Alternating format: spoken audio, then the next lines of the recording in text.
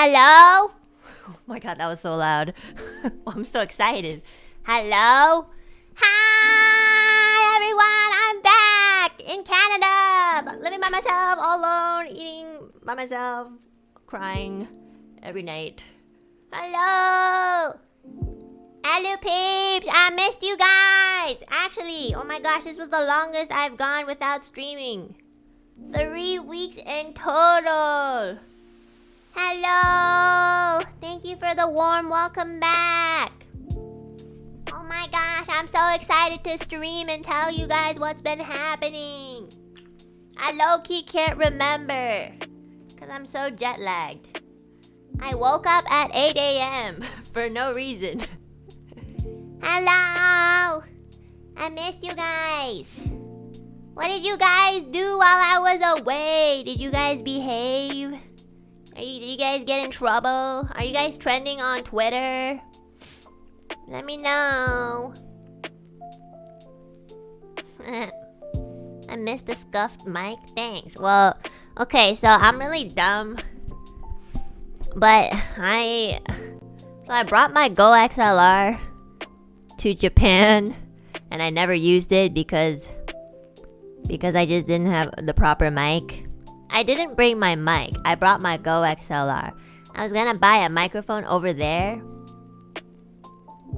but then they didn't have they didn't have like a, for example, like a good microphone, so I bought a cheap one in the meantime, and that cheap one was so bad. Oh my god. I think some of you guys know, like it kept cutting out every time I spoke too high or too loud.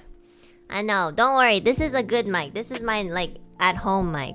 But then when I came back to Canada, I forgot to pack the power cable for the Go XLR. So I'm using my interface. I don't think the quality of the audio is that bad. But I ordered another cable on Amazon and it should come here in like, I don't know, 2 weeks. Oh, a long time. So yeah, you're gonna have, if I yell very loud, I'm probably gonna peak, but you know, yeah. Thank you guys so much. Oh my god, thank you so much for the warm welcome back. Thank you. Holy shit, Choing, thank you for the 50 gifted. Oh my god. Welcome, welcome. I actually missed you guys so much. I sound like a parasocial motherfucker.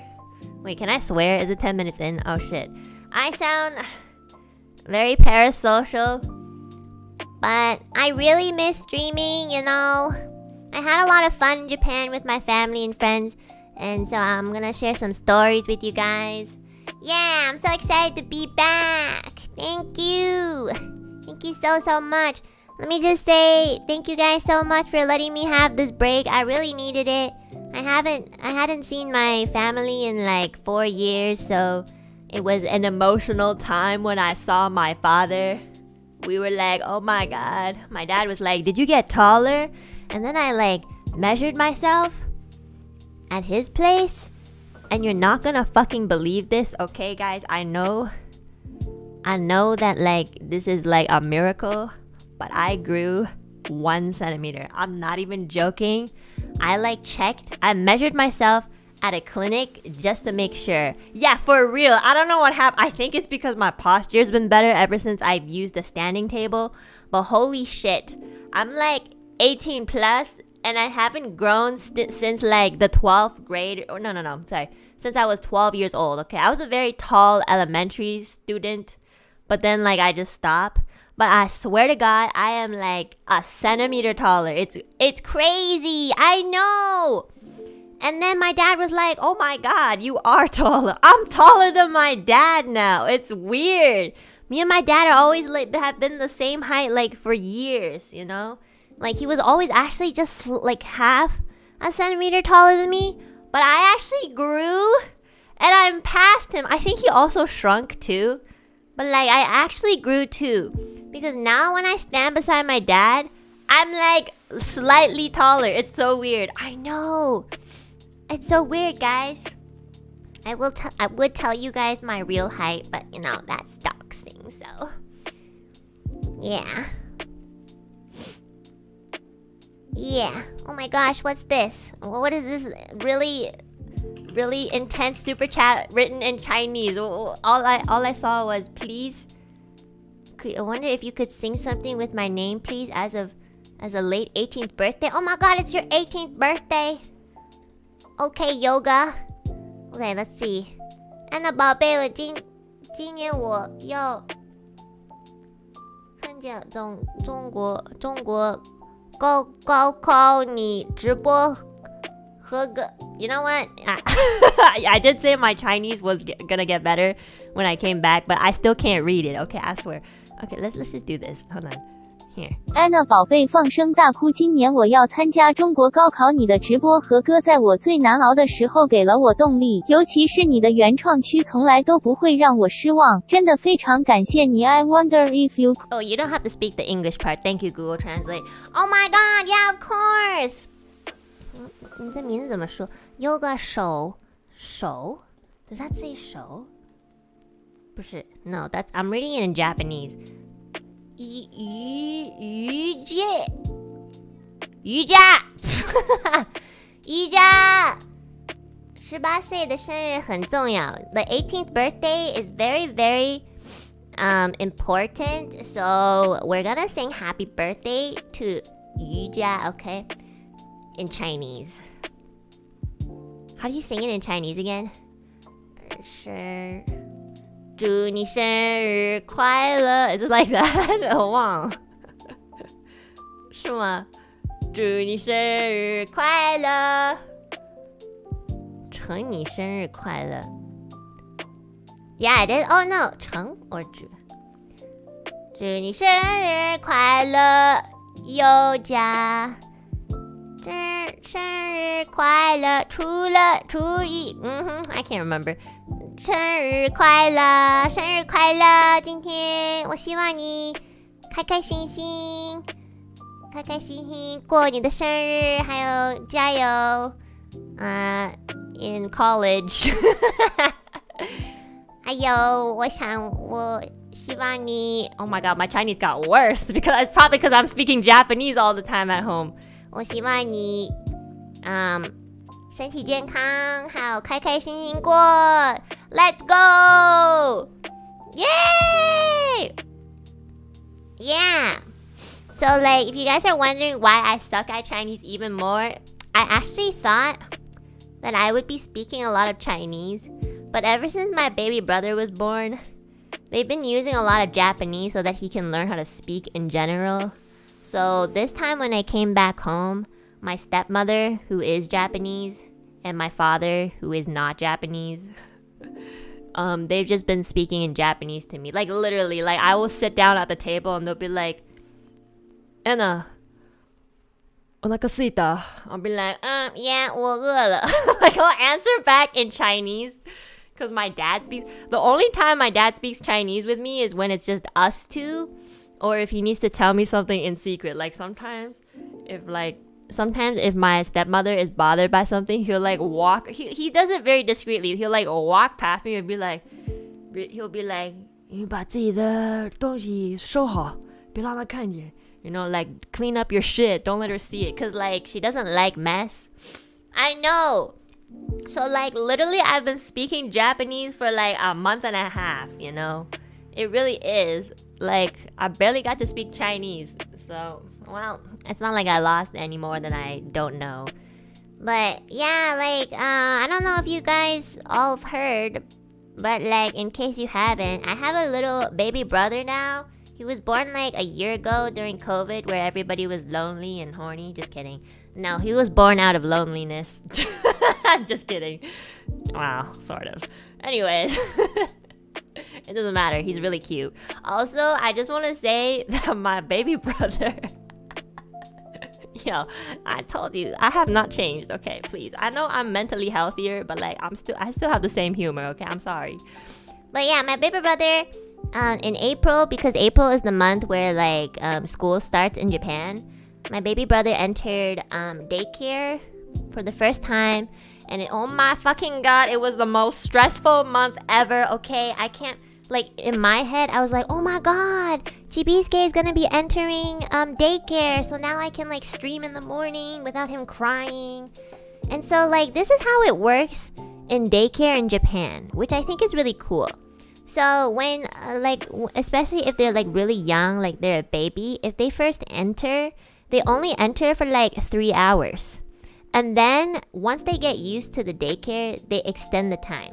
So, like, if he gets used to it, they'll extend it for like 4 hours and then 5 hours and then 6 and then when they get used to it completely, like they're basically there for like the whole day. Welcome back for real. Thank you, Taka. Thank you so much. Taka, we need to do a collab. I'm gonna like talk to you about that afterwards. Thank you for dropping by, Taka senpai. Yeah. Also, Taka like sent me his reference to his like model. And oh my god, there's like this part in his reference where he's like half naked. And I was like, oh my god, Taka, this is my first time seeing a man half naked. And Taka was like, what? That's just my reference. It was so funny. Anyways, I'm just calling him out because it's funny. Just embarrass my senpais. That's my hobby. But yeah. Anyway, let's go back to the other man in my life, Chibisuke. Also, thank you guys so much for all the cute Chibisuke art. Oh my god, it's really, really cute. I have some to show you. I'm gonna show some of the artists off afterwards. But yeah, so for the first day that he entered daycare, my little brother was risen.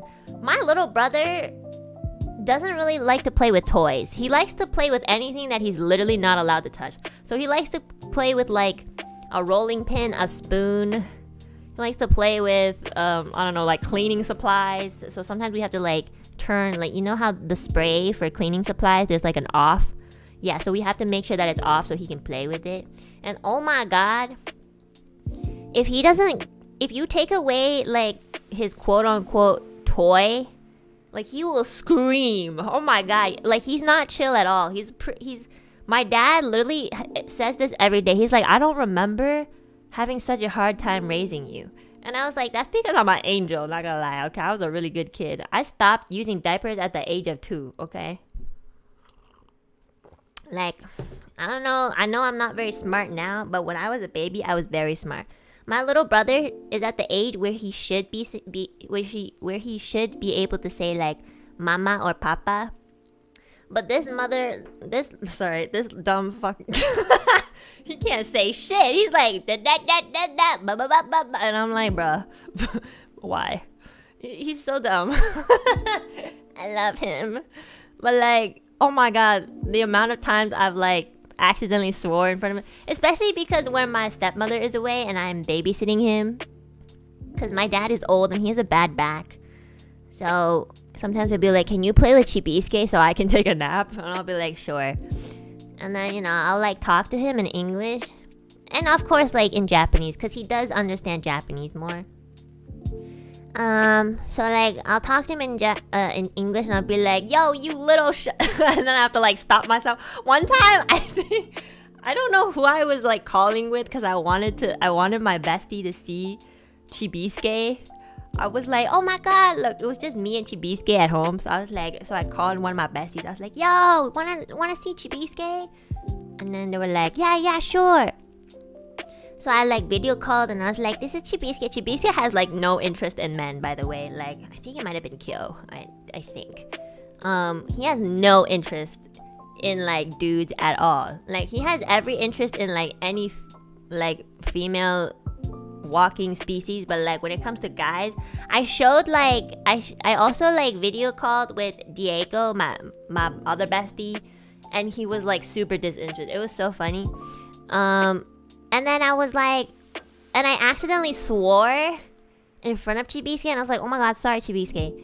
And then I think it's either like Diego or Kyo was like, it's okay, it's in English, he doesn't understand. And I'm like, it's not okay, he's a baby, the kids absorb everything. So I thought it was really funny. But like yeah, so like the funniest thing is that, you know, he loves women, but he loves like specifically young women.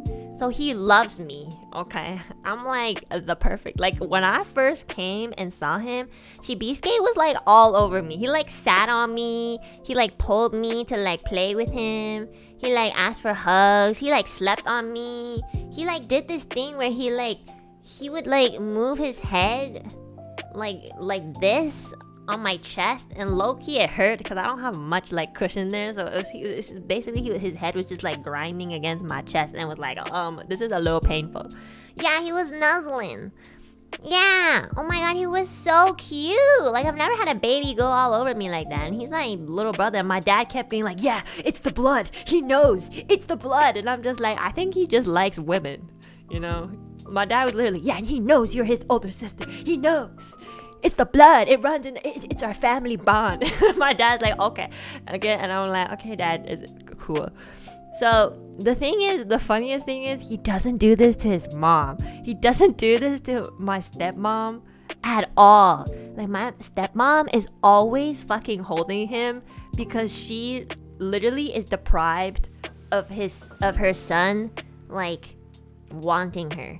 Like, I'm not joking, every morning and every time I come home from like hanging out with friends, I see her like holding onto Chibisuke, and like sometimes he doesn't even want to be held because he gets really like agitated. He'll be like, ah! And my dad will be like, why don't you just let him go, like he wants to play.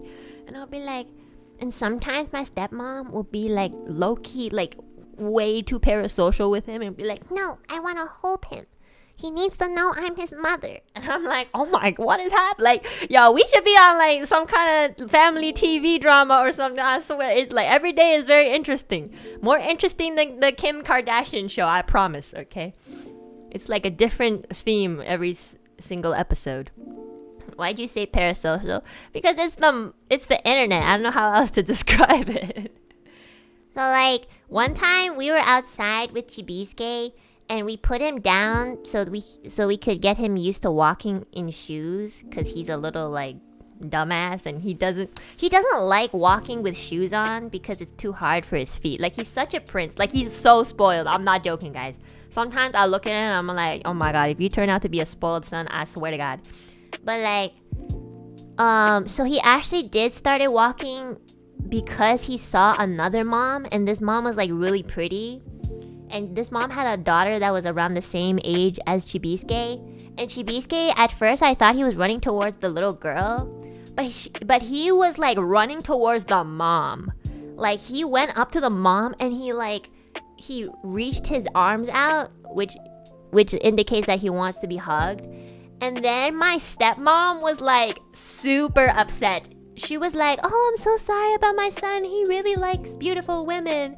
And then after, when the lady left, my stepmother was like, you know, I'm your mother, right? And I'm just like, ha ha ha, don't worry, he knows. He's just playing around. And she's like, it's not funny anymore. I'm your mother. You don't do that to me. Why don't you go hug another mom. Like she's saying this to a 1-year. He can barely speak Japanese. I can barely understand what she's saying. And I'm just like, this is a lot for a 1-year-old. I mean, like, this is a lot for me. My dad will, and I, for the longest time, I thought this was just like a joke between like my stepmom and the baby. Like role playing, like, like bantering, like, fine, go hug someone. But my dad, this is when I know that it's serious. When my stepmother is present and my dad speaks Chinese to me, it means that I need to understand something. My dad in Chinese was like, 不是，他真的不开心, which means like, no, she's actually really upset. And I was like, because I was just very like happy-go-lucky. I was like, Lamau, that's so funny, ha ha ha. So my dad was like spoken Chinese to me, and he was basically like, no, she's upset. And I was like, oh, whoops.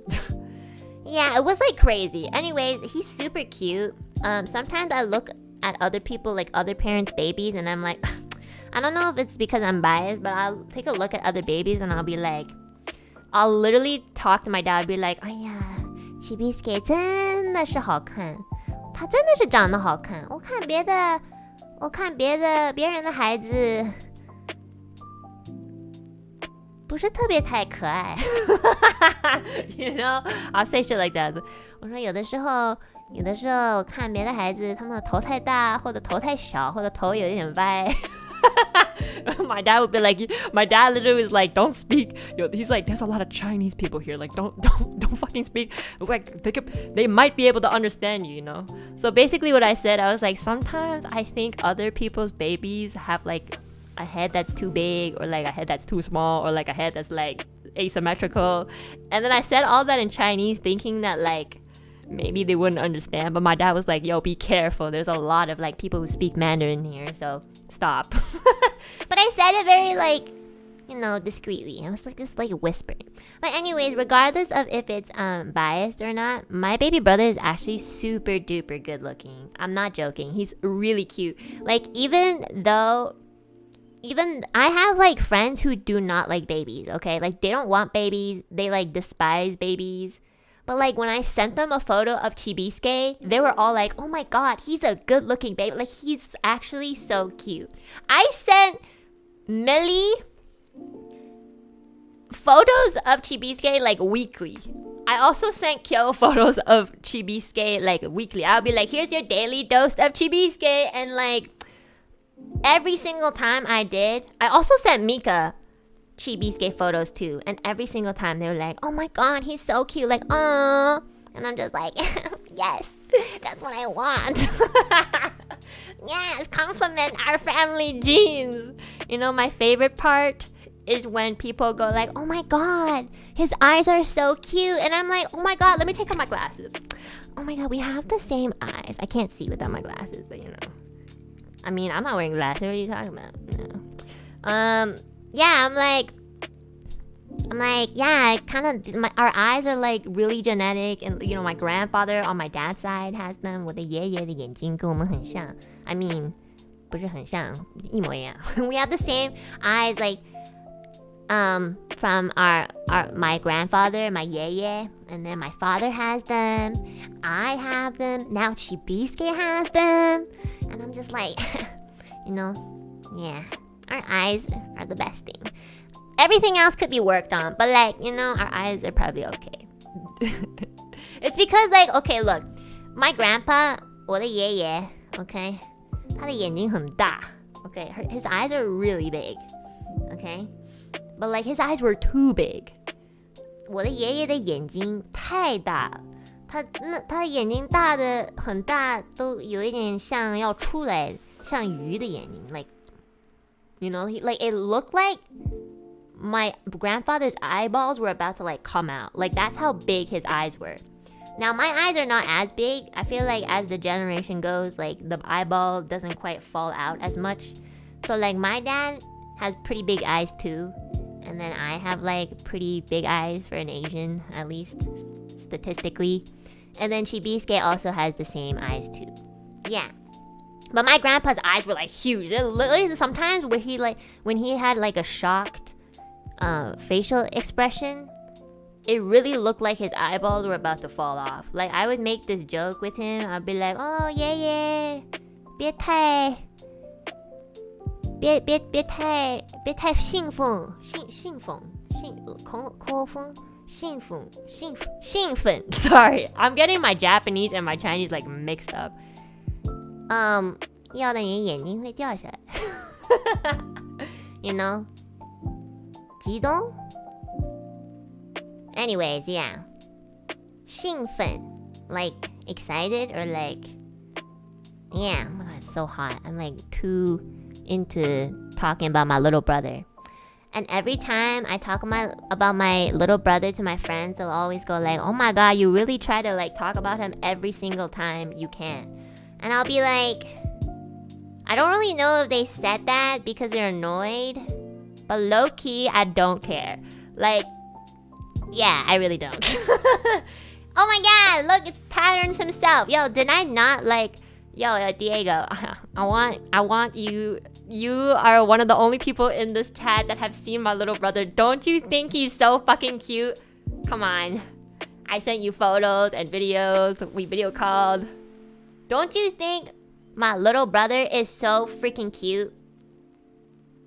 Hello? Okay, he is cute. I gotta give that to you. I know! Thank you! He's so cute! Oh my god. But you know, he's cute now, but let's see what happens when he turns like 15. Honestly, I feel like he is gonna be a really cute boy. Oh my god, I can't wait until he's 20 years old and I'm like this old 40-year-old who's like rooting for him, like, you know, like the older sister simp, like, oh my god, you can find like a beautiful girlfriend.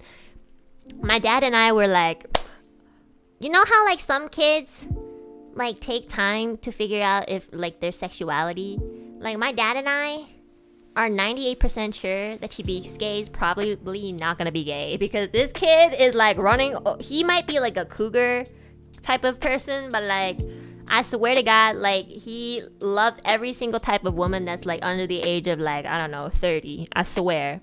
Like, even the teacher, the first day he went into daycare, they had a lot of young teachers, and he was just like, he did not cry once, okay? Like, this was the first day.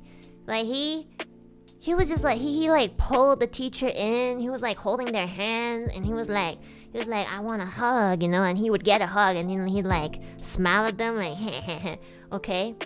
And then we thought he was gonna be fine in daycare, but then the second day, I think like he realized that we were gonna like put him there every day, and he started crying like so much. Like he cried the most in daycare. And yeah, so like when he came home, he would be very stressed and fussy. Like, oh my god, we would like play with him, and then he would be okay for like 10 minutes, but then the next 20 minutes he'd be like, no. He'd be like, anything you did for him that he usually liked, he would be like, no, you know, he was just so stressful. He was like crying every night. He would cry, but he was fucking crying at like 3 a.m., 6 a.m. There was this one time, oh yeah, I had this sponsor with Ethyria. And like that night, he cried the entire night, and I only got 2 hours of sleep. And there were like 3 doors between us, so his fucking voice was like really, really loud. It was insane. Yeah. And then as he entered daycare, I think because he's like, well, a baby, so like when you're new to germs, you get sick easily. But yeah, Chibiske is a little bit more, his immune system is a little bit more weaker than other babies, because I think it's because my stepmother had him very late.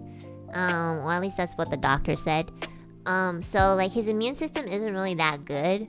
So he had like a fever like twice, and it were pretty high. It was like 39 degrees, which is a really bad fever for babies. The kid couldn't bathe or shower because when they have a high fever, they're not allowed to like take baths, because that could really that could warm them up and even more. So he didn't fucking bathe for like 4 or 5 days, and when I hugged him, like because he was like sweaty all the time, oh my god, like it was like so stinky, you know. I was like hugging him and I was like, oh my god, you're so cute, but you're so fucking stinky. Like I would look at him and I'd be like, you smell. Like, you know, I'd be like putting on Ike Evelyn's glasses and being like, you smell. Like, you smell bad. He was so stinky, but he was so cute. And honestly, every time I insulted him, he would just laugh at me. Or he just like smile back like, heh heh heh. You know, it's really weird because every time I call him the devil, he'll like look at me and just like laugh. It's almost as if he actually understands English. It's weird. Babies kind of creep me out. But yeah, he's really cute. And then on the day that I had to leave, he got really, really sick again. Like his fever was 39 and my dad was like, I'm so sorry. I want to like drop you off at the airport, but I can't because Chibisuke's really sick and your stepmom's at work. And I'm like, that's okay. But it was so bad that like my dad had to rush to the pharmacy to get medication. And then I still hadn't finished packing in the morning, but my dad was like, I need you to look after him for like 40 minutes. Tops. And I was like, okay. My dad like ran to the pharmacy. And then I was like, okay, Chibisuke, you're not gonna make this difficult for me. I need to pack, so you're gonna be a good boy, and you're not gonna cry, okay? I know you don't, I know you feel like shit, but like, you're a big boy. Well, not really, but you're a good boy, so don't cry. And then he looked at me with his beautiful, beautiful eyes that he has inherited from my father, who has inherited from his father. And he reached his hands towards me, and I was like, oh no. So I hugged him, and he put his head on my shoulder because he wasn't feeling well. He didn't cry at all, actually. He was a really good boy. Like, I told him not to cry because I was really, like, tired. And he didn't cry once. And, like, he put his head on my shoulders when I was hugging him. And then he fell asleep. And then I was like, oh no. How am I gonna pack? But he was not feeling well, so I just like, oh my god, he was so fucking hot. Like 38 or 38.7, I think. And like I was hugging him for like half an hour straight. And oh my god, I could feel his body heat. And it was like making me sweat. I was like, oh my god. And then he like kept coughing. Oh my god, my heart broke, you know. I never held a baby. Like, well, I've held babies before, but not this long and not like a sick baby, I guess. And also, he's my little brother, so like, you know, I feel a lot of empathy towards him. But he was so sick. And like, he had like non-stop runny nose that I had to like wipe off every like 3 minutes. Like, he didn't know how to blow his nose. Like, he doesn't know how to blow his nose, so we have to use this like nasal suction thing to like suck his mucus out. It was so nasty. But like, I recorded my dad doing this because I thought it was so cute that he, every time like he got mucus, that my dad got mucus out of this baby's like nose, my little brother would be like and he coughed so cute, and my dad's like, what the fuck is wrong with you? I was like recording my dad sucking mucus with this like device thingy out of his nose, and my dad looked at me, he's like, are you recording this? I'm like, mm-hmm. And my dad's like, well, you're sick. But he was so cute. I know, the way that he coughed was so adorable. But anyways, he was really sick. And then but like even then, when I asked him not to cry, he didn't cry one time. Yeah. But then when my dad came back, it was already like 40 minutes gone past, so I had to really rush my packing. Yeah. So then, well, I was a little bit worried that I was gonna get sick, because if I get sick, then I can't leave the country, you know? So, but then my dad was like, oh, it's okay if you can't leave the country. So I was like, okay, Dad, but I have to do my taxes, you know? I gotta go back and do my taxes, and I got some work to do. He's like, my dad never... Every time I leave my dad, we do get really emotional. But this time, I think because we haven't seen each other for like years, my dad was more like emotional than usual. At the end, I actually extended my trip because he asked me to. And even after I extended my trip, he was like, could you not stay for another week? Maybe until like the 1st of May. And I was like, I'm sorry, I really can't. And my dad like cried. Well, he tried not to cry in front of me, but I could see that he was crying. He was like, he does this thing where he like looks away and tries not to cry, but he's not really good at it. And then like I pretend not to like see him cry because I know that embarrasses him. Yeah, and then when I see him cry, I like start getting teary too. So yeah, it's like we're like kind of, it's almost as if it's a routine at this point. Yeah, I miss him a lot. But I'm definitely gonna go back again this year. I promised him I would because I didn't see him for so long. So I feel like this year I should go back twice. So I'll do a lot of my work here and then prep for it. And then when I go back, now I have like a PC set up. So yeah, I don't have to worry about like... Now, you know, the day that I left, the good microphone came in. So next time I go back to Japan, I'm gonna have a better microphone. But I just thought it was really funny that like the day I left, the microphone came, and I'm just like looking at this microphone like, bro, why didn't you come like literally 3 weeks before? I ordered this microphone like so long ago. I know, it was so annoying. But anyways, yeah, I really miss my dad. My dad feeds me every day. He was like, you know, it really is a privilege. I live by myself for so long that like I sometimes like, I don't want to say I forget to take care of myself. I know that I should do certain things like eat more and exercise. But when you're by yourself, it's so demotivating to like, you know, be so on top of your game. You know what I mean? Like make food every day, you know, clean every day. It's just so lonely. So then when I went back, and then, you know, my stepmother is very she's a clean freak, so she does all of the cleaning. I didn't even do the dishes once. I tried to, but she would be like, no, don't do the dishes. Let me do them. You know, so I was like, okay. And then like every morning I wake up, I don't ever have to like, you know, make myself tea. Like tea is just on the table. So it's really nice. I don't want to cry. I just want to be fed.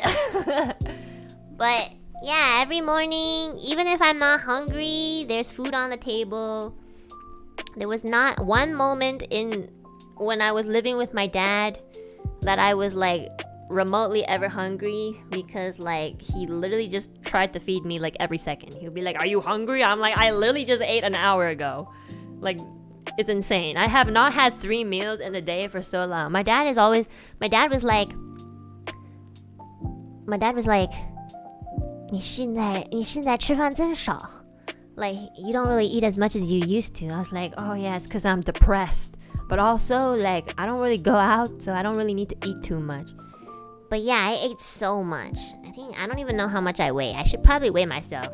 I'm probably at a very healthy weight though, I'm pretty sure. But like, yeah, every morning he'd like, you know, my dad's routine is every morning we drink zhou, like kanji or okayu. Just like plain, you know, it gets the stomach kind of like going, which is very true. Like after I drink kanji, in about like half an hour, I start getting really hungry. It's weird. I don't know what kind of magic it is, but like, you know, it's carbs, but like it works. I think it's like the syrup. It's not syrup, but like it's the rice that's like broken down in the water. It makes it kind of like sticky. That thing like gives, like, I don't know, it like starts your metabolism pretty well. And then he'll always give me like 粥和榨菜. And 榨菜 is like, I don't know how to say 榨菜是什么? 榨菜英文怎么说? It's like how do you say that in English? Yeah, like pickles. It's like pickled vegetables, like preserved veggies. Yeah, you usually have preserved or pickled vegetables with like kanji. Yeah. Sauerkraut. It's like similar, but there's like different types. So like he literally always eats like kanji and jacai like every morning. And I ate that literally every single morning. Sometimes I'll be like, I don't want to eat this anymore. We've been eating this for the whole month. And I'll be like, yeah, but it's good for you. It gets your metabolism going. And I'll be like, okay. Oh my gosh. My favorite breakfast though was like, so like usually you eat it with like mantou, which is like this mantou I don't know how to say these things in English. It's like this, it's basically like a Chinese bread, okay? Yeah, it's like a bun, but like there's nothing in this bun. It's like plain bun. Yeah. But like you usually have this with the steamed buns. But my dad likes to put like 叫什么来着？豆腐酱，like tofu jam, I guess. It's really good. It's like super duper good. It's super salty, so you only put a little bit, and then you spread it on the plain bun, and then you eat it. Yeah, it's so cool. It's like, I don't know why I said so cool. It's so good. It's so good. Preserved bean curd? Yeah, that one. 什么? Is it preserved bean curd? Is that one? It's like fermented. Is it this one? Yeah, it is. It's so good. It's so good. You're not supposed to eat too much of it. Like, you just like get a little slice and then you spread it all over. Oh my god, I haven't had that in like years. When I had it, I was like obsessed over it. I'd be like, Dad, can I have like tofu-chan? Dad, can we have tofu-chan today? I'm like, Dad. And my dad's like, you're gonna start smelling like fermented tofu. And I'm like, I don't care. I don't have a boyfriend. I don't have anything to lose. I'm hungry. So yeah, it's really, really good. So I really missed eating like, you know, Chinese food. But like homemade, you know. My dad would make like葱油饼叫什么? Like green onion pancake? Yeah. Green onion, yeah. Green onion pancake. Oh my god, it was like so good. It was so good. We keep translating for Enna. Yeah, thanks guys. I don't really... Well, I kind of know what it's called in English, but I'm not sure. So sometimes I'm like confused. But yeah, so scallion pancake. Yeah, that one. It's so good. Your dad can make that? Yeah. He's like a master chef. But yeah, I really miss my dad making food for me. Like this morning I woke up and I was like, 我想吃豆腐酱. I mean, I could definitely go and buy it and then just steam some buns and spread it. But like, I don't really live close by to an Asian grocery store. So I should probably... But next time I go to one, I'll definitely go and find it. Yeah. The feeling won't be the same. I know. I think it tastes yummier when you're eating with people. Things don't really taste as good when you eat by yourself. Sometimes it just feels a little boring. I don't know. But anyways, my dad told me that like I reignited his motivation to cook because like, well, Chibisuke can't really eat too much like of like flavorful foods. Not yet, at least. My stepmom is actually not a foodie. She's very like, she loves sweets. And like sweets is something my dad and I don't really do too much. Like, we don't really know how to bake very well, but she's so good at baking. Like, my stepmom makes like the best desserts. They're like top notch. Like, every time she like follows a recipe, like step by step, it just turns out like really good. Yeah, she's made like donuts, but like not fried donuts, so it's like healthier, I think. And then she's made like a cake, and it was so good, yeah. But I do really like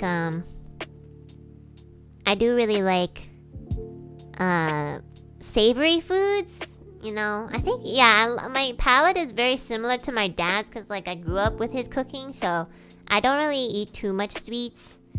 I really do just like miss like tofu-chan. That's all I've been thinking about every morning. But yeah, so that's kind of been what's happening. It's pretty like, that's kind of just like our daily routine in our family in Japan. I want to show you guys some of the images that some artists drew of Chibisuke. So hold on. Oh wait, okay. So this is the first image. This on top, it says like Aburi Engawa. Tabetayo. So like, okay, do you guys remember Oh, sorry. I wanted to show that after. Do you guys remember, like, Sunny's birthday? It was so awkward, by the way. Oh my god. I'm so awkward with Sunny. I don't know why. I have no idea. At this point, I'm just trying to figure out why.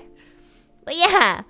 So, like, one of the only topics that we finally kind of was having a natural conversation in was about sushi, because Sunny loves sushi, and you know, like real sushi, not like California rolls and shit. So Sunny recommended me that next time that I go to a sushi place, I should ask for aburi engawa. Usually they don't, well, I don't know, at least the ones I've been to, they don't usually sear it, but like aburi engawa is like, it's like seared, like torched, I think. Yeah. So like I told Petra, because Petra's my tour guide, I guess, and also she's just better at Japanese and everything else than me. I was like, Petra, I want to try aburi engawa. So like Petra went out of her way to like look for like a sushi place, but it was kind of last minute. It was like a Friday night or something. And in Japan, especially in busy cities, if you don't reserve restaurants on Friday, Saturday, and Sunday nights, like you literally cannot get into any restaurant. I'm not even joking. There's so many people in Japan that like, if you do not reserve beforehand, you will not find a place to get into. I think like even like karaoke's will fill up, like anywhere, like cafes, there's just no seating. Sometimes like restaurants will deny you because they just don't have enough space, like really. So like Petra went out of her way to like find a sushi restaurant. It was one that probably was like a newer one, but there was like seating. So we went to eat at that sushi restaurant. And when the sushi came, Petra and I love food, okay? So like before the food is even in our mouths, we just see it. Like you can see it. Honestly, sushi is very, very easy to like figure out if it's good or not. As soon as the sushi was placed between us, we both looked at each other. We didn't say anything, but I swear to God, in our heads, we were like, this is probably not a good sushi place. Like the fish, you know how like fish is supposed to kind of look like bright? Yeah, this fish looked like it was left there for 2 days. Like this fish looked bad. It looked bad, and it looked like it was forgotten. It looked like nobody wanted. Like you know what? Now that I think about it, it makes sense that there was seating here because it probably wasn't really a good sushi place, which is why they had seating. But like actually, the only good thing at this sushi restaurant was the aburi engawa. That was the first thing that we ate. So like Petra and I like ate aburi engawa first. So then we were like, oh, actually it's not too bad. So then I was like, okay, maybe I'm just like, you know, maybe it just doesn't look good, but like, and then we had the other sushi. Like we had like, you know, the very like basic sushis like maguro, blah blah blah, you know, saba. Oh my god, it was like bad. Oh my god, we had uni sushi. Uni is like sea urchin, the yellow one. I have never in my life had like uni sushi and not enjoy it. I don't really eat it often, but even in Canada, like there was this one sushi place that served uni sushi and it was so good. But this one, when you put the uni sushi into your mouth, it's not fresh at all. And what made it even worse was that the aftertaste was bitter. It was so bad. I've never in my life had such bad sushi in Japan. I was like, is this possible?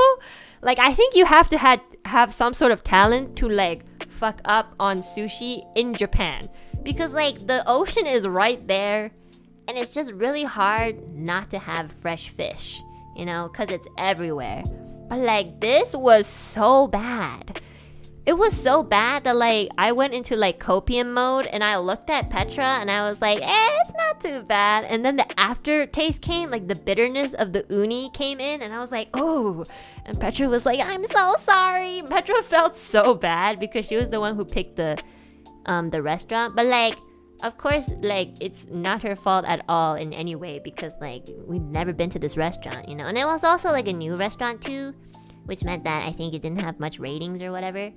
But, like, she just kept saying, like, I'm so sorry. And I was like, yo, Petra, just know that this is good content, okay?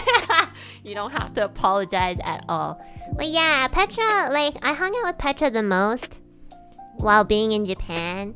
And I felt like when I hung out with Petra, when I met Petra for the first time, like, you know, of course I was very nervous. Like, I always feel really nervous when I meet up with, like, you know, a NIJI member for the first time.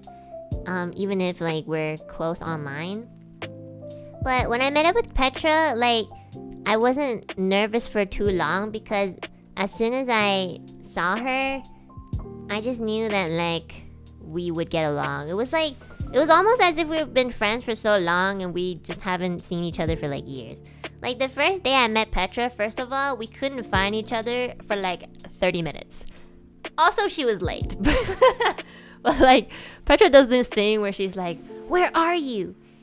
And usually when you say, like, where are you to someone, it kind of means that you're already there. But Petra likes to say that when she's not there. She'll be like, where are you, Enna? And I'm like, oh, I'm behind, like, this statue, like, beside this bus. And then I'll be like, where are you? She's like, oh, I haven't even gotten off the train yet. I'm just asking so I can know where you, like, which exit to take. And I'm like, girl, you're not even, like, here yet. She's like, yeah, I'm, like, 15 minutes away. I'm like, okay. It was so funny. But yeah, we had, like, so much trouble finding each other because, like, we just blend in with the crowd. We had trouble finding each other, like, pretty much every station because, like, there's just so many people in Japan. Like, Japan is such a populated place, you know? It was just so many people. And, you know, us, we look like, you know, humans blend in, you know? So, like, yeah. But the first day that I met Petra, like, I hadn't, like, that was, like, when it was the first week that I arrived in Japan, I think. And I was super duper not wearing the right clothes. Like, I wore, like, my thick Canadian clothes because I thought, like, it would be cold here. Or in Japan, I mean. But in Japan, like, it doesn't really get as cold as Canada. So, like, I was, like, dying. I was like, oh my god, I'm so hot. And I told Petra that, and Petra's like, yeah, let's go buy some clothes. So, like, Petra, like, styled me on day one. She was like, oh my god, why don't you try wearing this? And I was like, no, I'm too shy.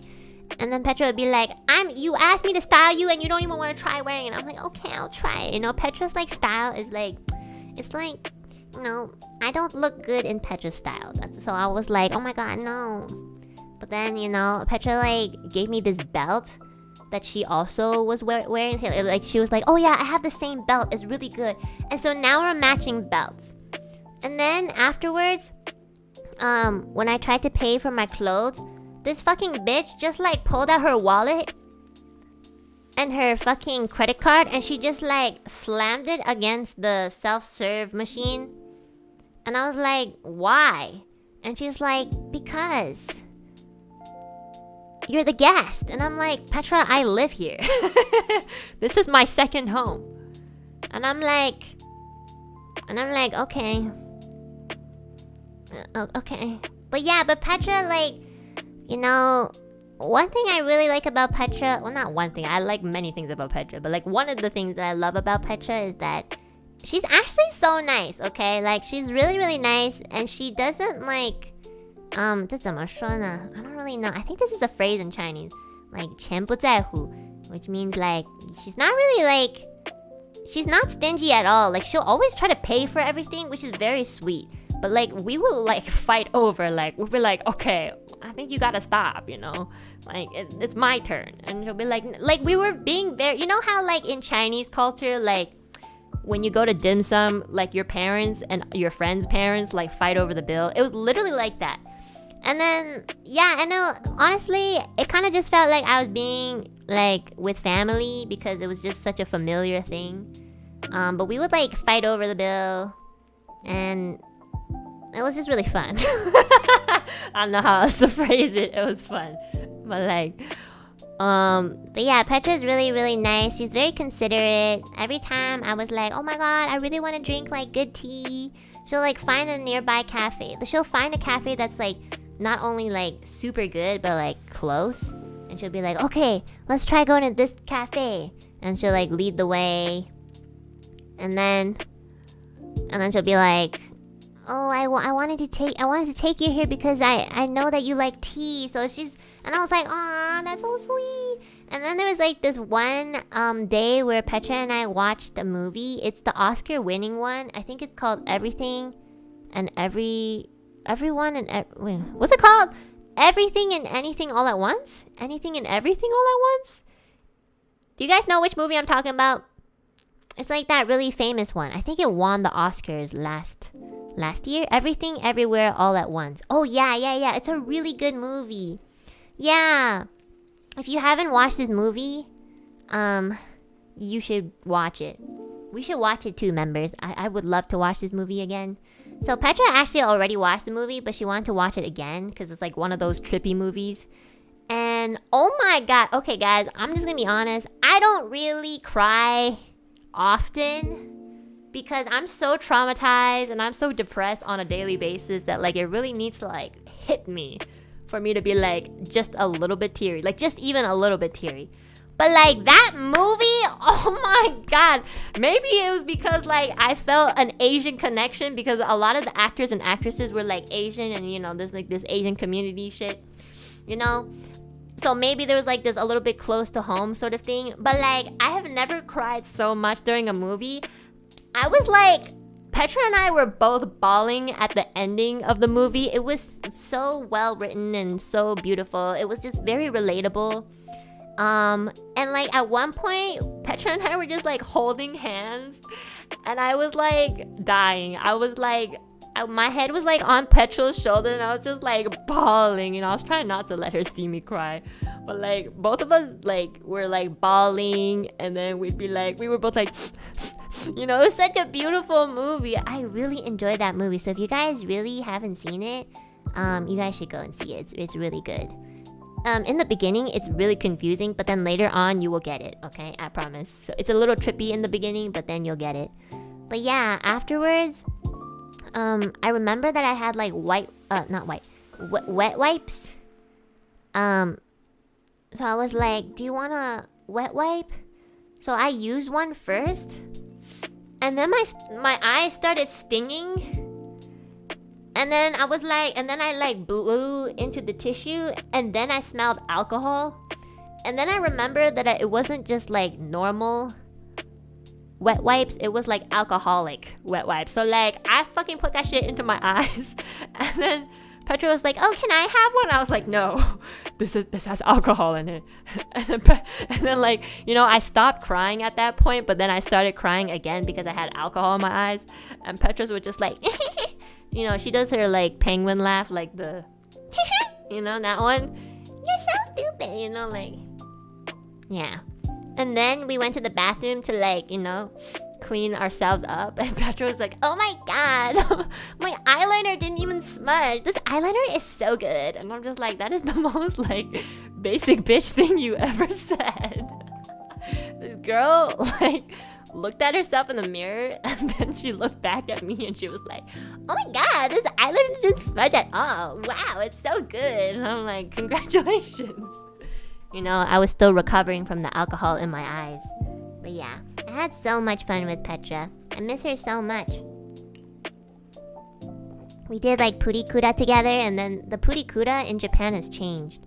You used to be able to like, you know, control the levels of like how much they change your face, but now every Purikura just like makes you look like a fucking alien. I swear to, like you cannot change it. Like before you can just like, you know, before you can put it on like just like the bare minimum amount so it doesn't look like your face is heavily edited. But now, oh my god, like they make your eyes bigger than your fucking head. And I have a picture of Petra and I Purikura form, but it's not like, it's really cute, but it's also just really creepy, and it's just like on my table right here. And you know, it's a cute like border and everything, but like we just do not look like us. Like Petra and I just look like fucking like, we look like whatever creature lives on Ren's planet. That's like whatever aliens are on Ren's where Ren is from, that's what we look like. We just do not look normal. But yeah, we did Purikura. We went to eat a lot. There was like this one day where we went to like 4 restaurants. It was crazy. Well, it was like restaurant and cafe, I guess. And then, what else did we do? Oh yeah, every time I met one of the other members, I would always ask if Petra could come because she was like my anchor, you know. I get really like anxious. I think I'm really good at not showing it though. I noticed that like, you know, I get anxious, but like I don't think like people can realize it, which is cool. But yeah, I met Kotoka-chan. I met Meliko.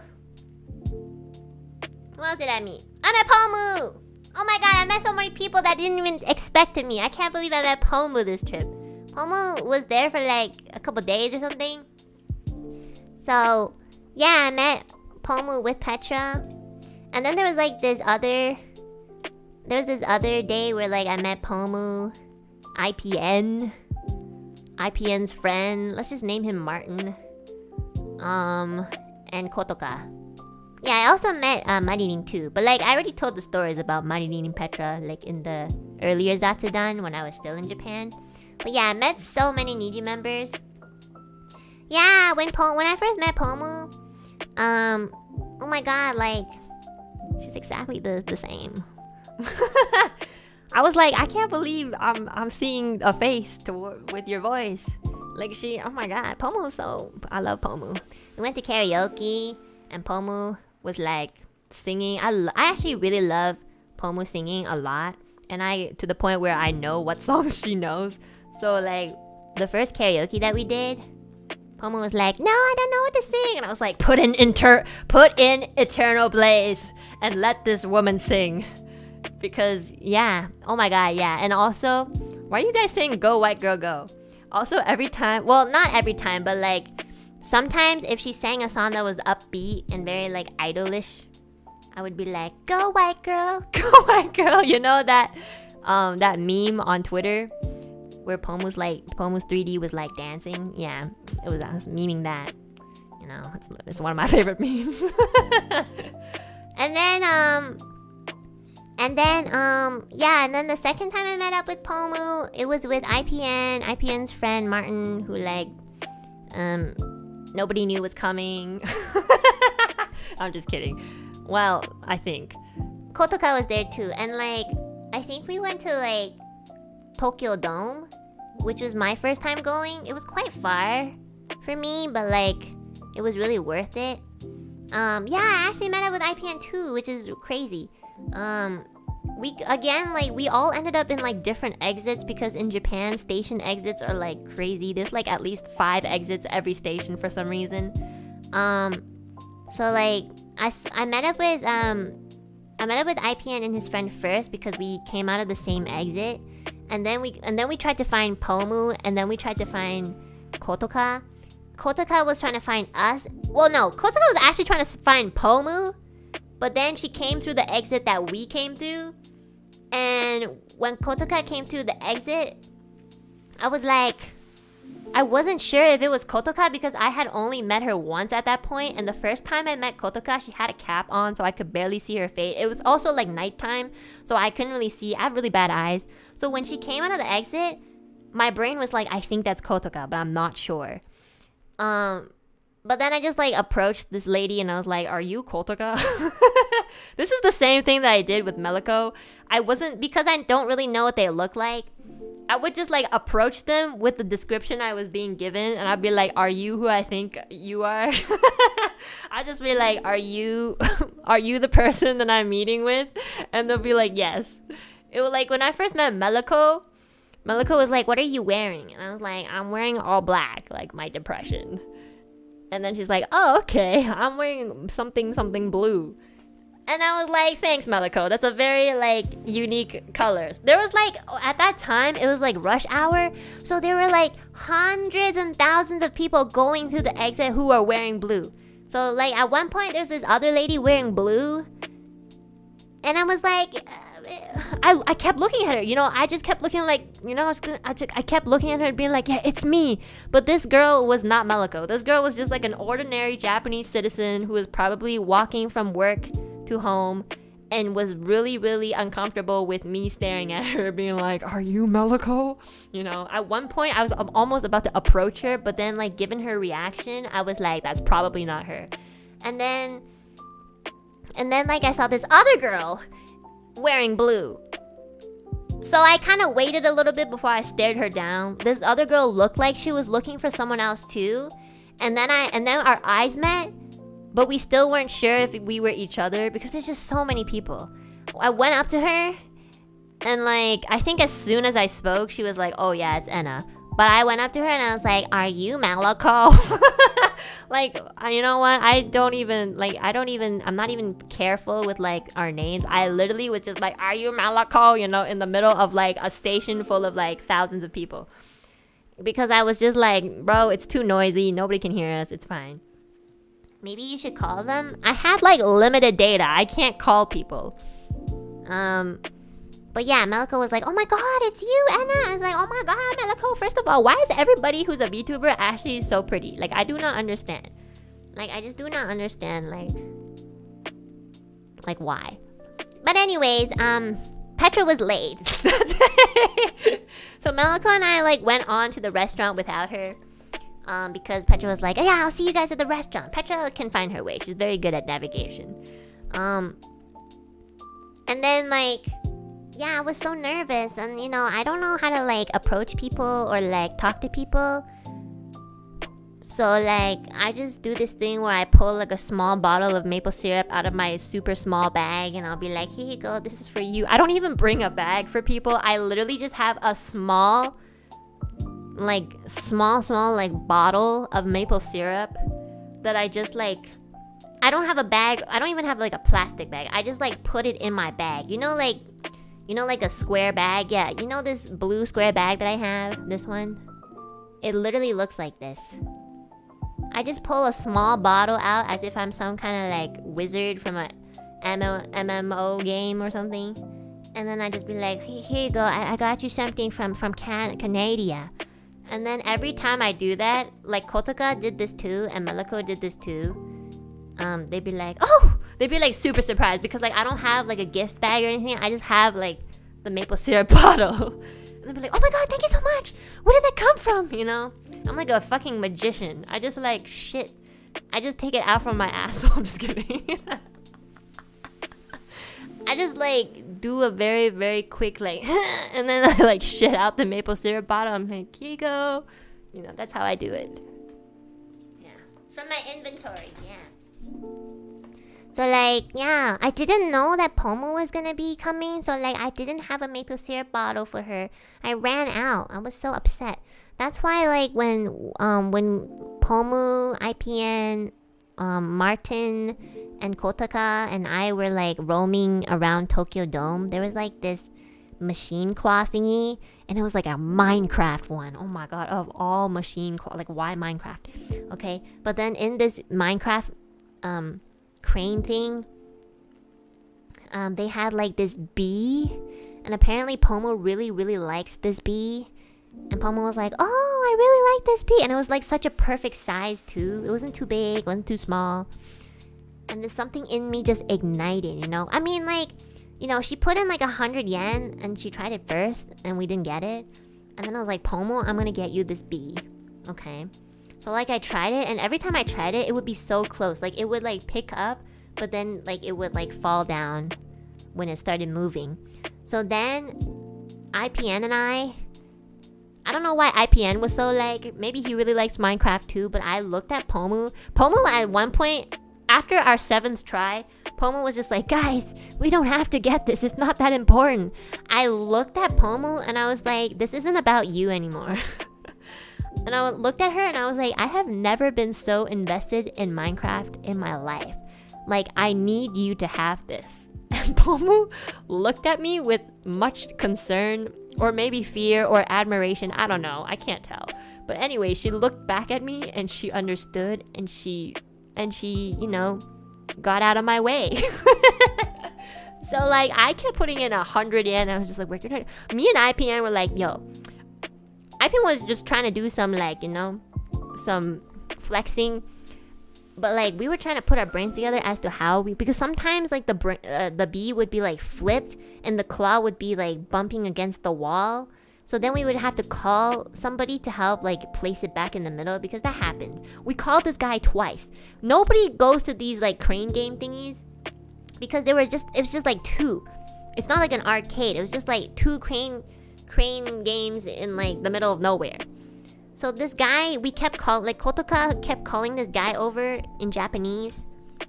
And then this guy would just be like, damn, I swear to God, this guy came over and he'd be like, I fucking hate foreigners, like, I swear. But like, yeah, like, IP and I were just like fucking really trying hard to get this bee. At one point, IPN was like, maybe I can get the crane to like hook onto the tag and just like hook it up there. And I'm like, yo, that's way too hard. I think we should just do like, you know, the normal.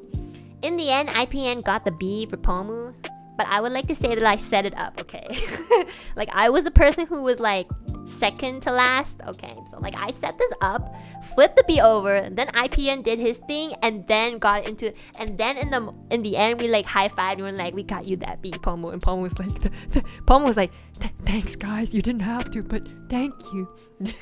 And like, she was like, I'll keep this bee with me for the rest of my life. And I was like, you better, because that bee's not just yours anymore. It's all of our children. Like, I literally have zero interest in Minecraft, but I just really, really wanted Pomu to have this bee. Okay, like I just really wanted her to have this bee, and I wanted her to be happy. Yeah. And I wanted her to just have this memory. Okay, I wanted her to have this bee to be happy and have a good memory. I was like, we need to make this happen. But honestly, it didn't actually cost that much. I think if we were to buy it, it would be around the same price. Like, I was actually keeping count. We did it like 16 times. So it was like 1,600 yen. So that'd be like equivalent to about like $15 USD. It was really not that bad. It wasn't like 40 bucks or anything. Yeah. Everybody was like, oh my God, did somebody keep count? Because like, I swear we've got into like, I swear we paid like $50. And I'm like, I was like, I didn't want to say that it was like only a couple of times, because I didn't want to demotivate them, you know, because if you say 16, they might be like, oh my God, that's too expensive. I don't know. Like, I just wanted to, I was keeping track though, you know, I keep track of shit like that. I'll be like, this is the 1 time, the 2 time, 3 time. Yeah, it was $16, which is honestly not bad at all. For like a little plushie is nothing. Could have been worse. Could have been 50 to 70. I know, yeah. I mean, usually like the very like expensive ones are in the 50s. So like it was really like not that much. This was like everyone got a turn to like try it, you know? So if you think about it, $16 between like 5 people, like that's nothing. It's like $3. I don't know. 3 times 5, 15, I don't know. Oh my God, that was the fastest math I've ever done. That's pretty good. 3.5 or something. 3.2. Yeah, it's not bad at all. So, something else and at Tokyo Dome, it's like a mini amusement park. So, you know, I didn't really know. This was my first time going to Tokyo Dome. So I didn't know that like it was an amusement park. So when we were like walking towards it, I looked at everyone and was like, this is an amusement park? And literally everybody looked at me and they're like, we said this in the chat. And I was like, oh shit, I don't know. I don't read Discord. I don't even know like half of you guys were coming. Like legit, this was one of the only times where I didn't have Petra, because Petra had like something else. So I was so nervous because Petra's my anchor, you know. I was like, oh my God, I'm nervous meeting all these people and I'm like by myself. But it was fine. So like I was like looking at it and I was like, oh my God, is that a roller coaster? And then as soon as I said that, there were like a bunch of people screaming and then riding the roller coaster. And I was just like, shit. I literally told every single person in that group, I'm like, I don't care if you pay me, if you pay my dad, and if you give me like $1 million, I will not go on that roller coaster. Nobody even forced me to like go on the roller coaster, which was very nice, because my first group of friends that I took the roller coaster with, they were like crazy. They were like, no, you have to. So I was afraid they were gonna be like that, but no, they were just like, oh yeah, if you don't want to go on it, then don't go on it. And I was like, thanks guys. But something else we did was like the haunted house. I don't know why. But like Pomu was very excited about the haunted house.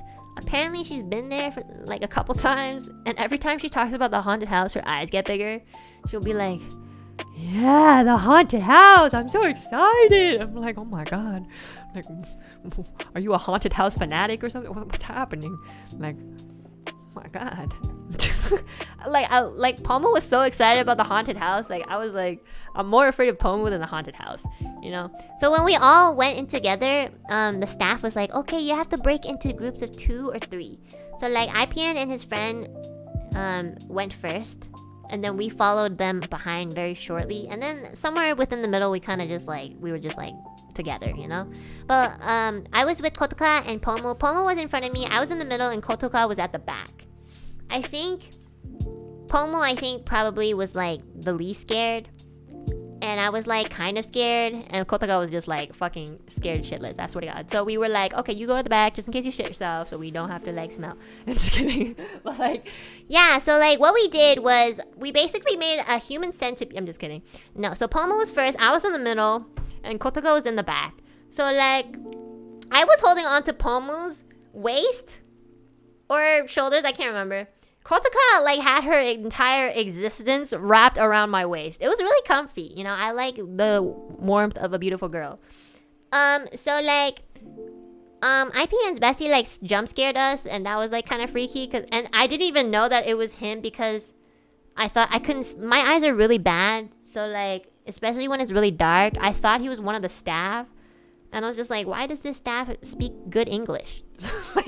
Like, wow, they must be very catering to the foreigners. I didn't even know it was him until the end. He was like, oh yeah, I'm sorry I jump scared you guys. I was like, what the fuck, that was you? Oh, whoops. But like, there were other jump scares that were like, from machines, and they were just like, it was just really creepy. And then at the very end of the haunted house was an actual staff, like by a real person. And like, first of all, throughout the entire haunted house, I was scared, and Pomu was scared too, but Pomu walks pretty fast, but I was like pulling her back. I was like, Pomu was like, I can't walk, and I was like, I know, I don't want you to, I want you to walk slower, you know. I was scared, I was holding on to her, and I was like, you know, really making it hard for her to walk forward, and she felt the weight of Kotoka and I pulling, you know, her back, and Kotoka was just like scared.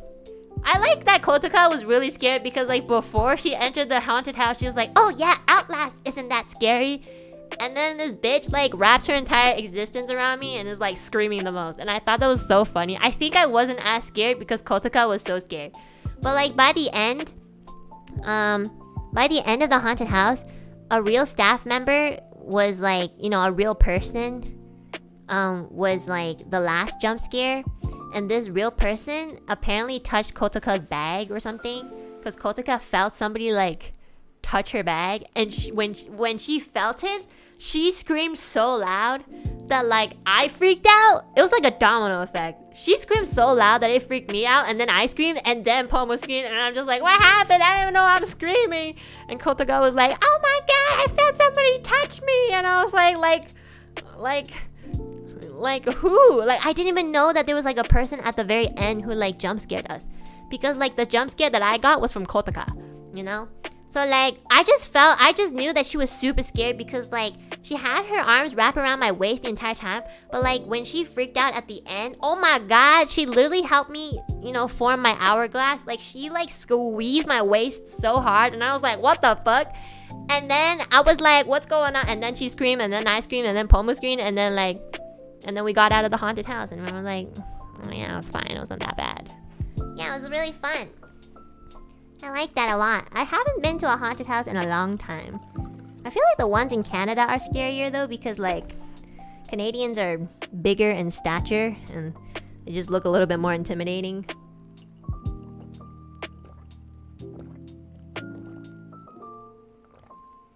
Gotta hydrate if I want to talk more.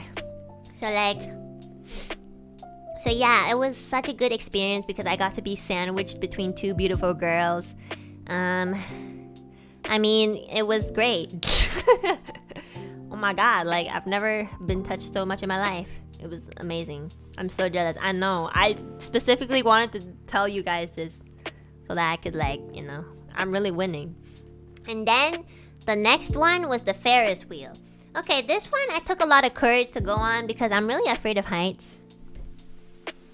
But like I did go on a Ferris wheel once before with Millie. That one was terrifying. That one was really high. That was my first time. So I was like, okay, if I went on a Ferris wheel with Millie, then I can go on a Ferris wheel again. So like, so this Ferris wheel was really interesting. This was my first time like knowing about this, but this Ferris wheel had karaoke on it. That was so insane. I was like, whoa, that's so cool. Maybe it'll help me like distract me. It didn't, but like, you know, it tried. So like we broke off into like groups of 2 and 3. So I was with Kotoka and Pomu again. Like fuck boys, man. I swear to God. I'm sorry, IPN. I'm like, it was nice meeting you, but like, you know, I'm talking about I was with cute girls. Okay, maybe next time. But like, yeah. So Kotoka, Pomu, and I were in one cart, and IPN and his bestie was in another. I think they were just like IPN and his bestie were like, you know, they were chilling in the cart before us. And then when we got on, I didn't realize this, but like the Ferris wheel goes so fucking slow. Like I thought it would be like faster and then we'd be done in like, I don't know, 5 minutes. But we went on it and the staff member was like, enjoy your ride. It's going to be about 15 to 20 minutes. And I was like, what? I mean, like 15 minutes doesn't sound like a long time. That was not fucking 15 minutes. It was like 50 minutes. Like we were on that for so long. We sang like 10 songs. That's not 15 minutes. That's like 50 minutes, okay? Like, oh my God. I feel bad because like I was freaking out. So this time, instead of Kotoka being scared, it was me. It's like she passed the torch. Kotoka was like laughing at me the entire time. Cause she's a bitch. Just kidding. I love you, Kotoka. And Pomu was the one sitting beside me. And so like, you know, just by instinct, like whoever the fuck is beside me, when I'm in a Ferris wheel, I'm just gonna like, I just become a leech, you know? I just like start like grasping onto the arm of whoever is closest to me. You know, I don't care if you're a criminal. I don't care if you've killed people, if you have bodies in your basement, you know, like Pomu does. But like, I like held on to Pomu for dear life. Pomu was wearing like this really like fluffy sweater. And it was a very hot day. And I remember like before this ride, I even asked her, I was like, are you not hot in the sweater? And Pomu was like, I'm okay. I'm not wearing anything out inside. And then she looked at me, she's like, I'm not wearing anything inside. I was like, oh, okay. I mean, you don't have to tell me that, but just, okay. I mean, you can't take it off, so I get it. But like, you know, when you're on a Ferris wheel, you know how it goes really high up? So like, you know, the sun was kind of like shining on her, and she had this big ass sweater, and on top of that, she had another layer of like a human body on her arm, which was me. And so I'm pretty sure she was like dying. But I don't care. I really don't fucking care. I don't care if you're melting or if you're about to have a fucking heat stroke. I will grab onto you. I don't care. Okay? So like we were all trying to do karaoke, and then Kotago would be like, here, Enna, sing something so it distracts you. You know, I'm trying to like, the first song that they put in was like Demon Slayer, like, what's it called? That really iconic opening by Lisa. She's like, oh my God, here, sing this so you won't be afraid. And so I was like, okay, yeah, I'll try. Like, I'm holding onto this microphone and my hand is shaking, you know? I'm not even like actually, like, yeah, gurenge. I'm not even actually like faking it. Like, my hands were shaking. I was like,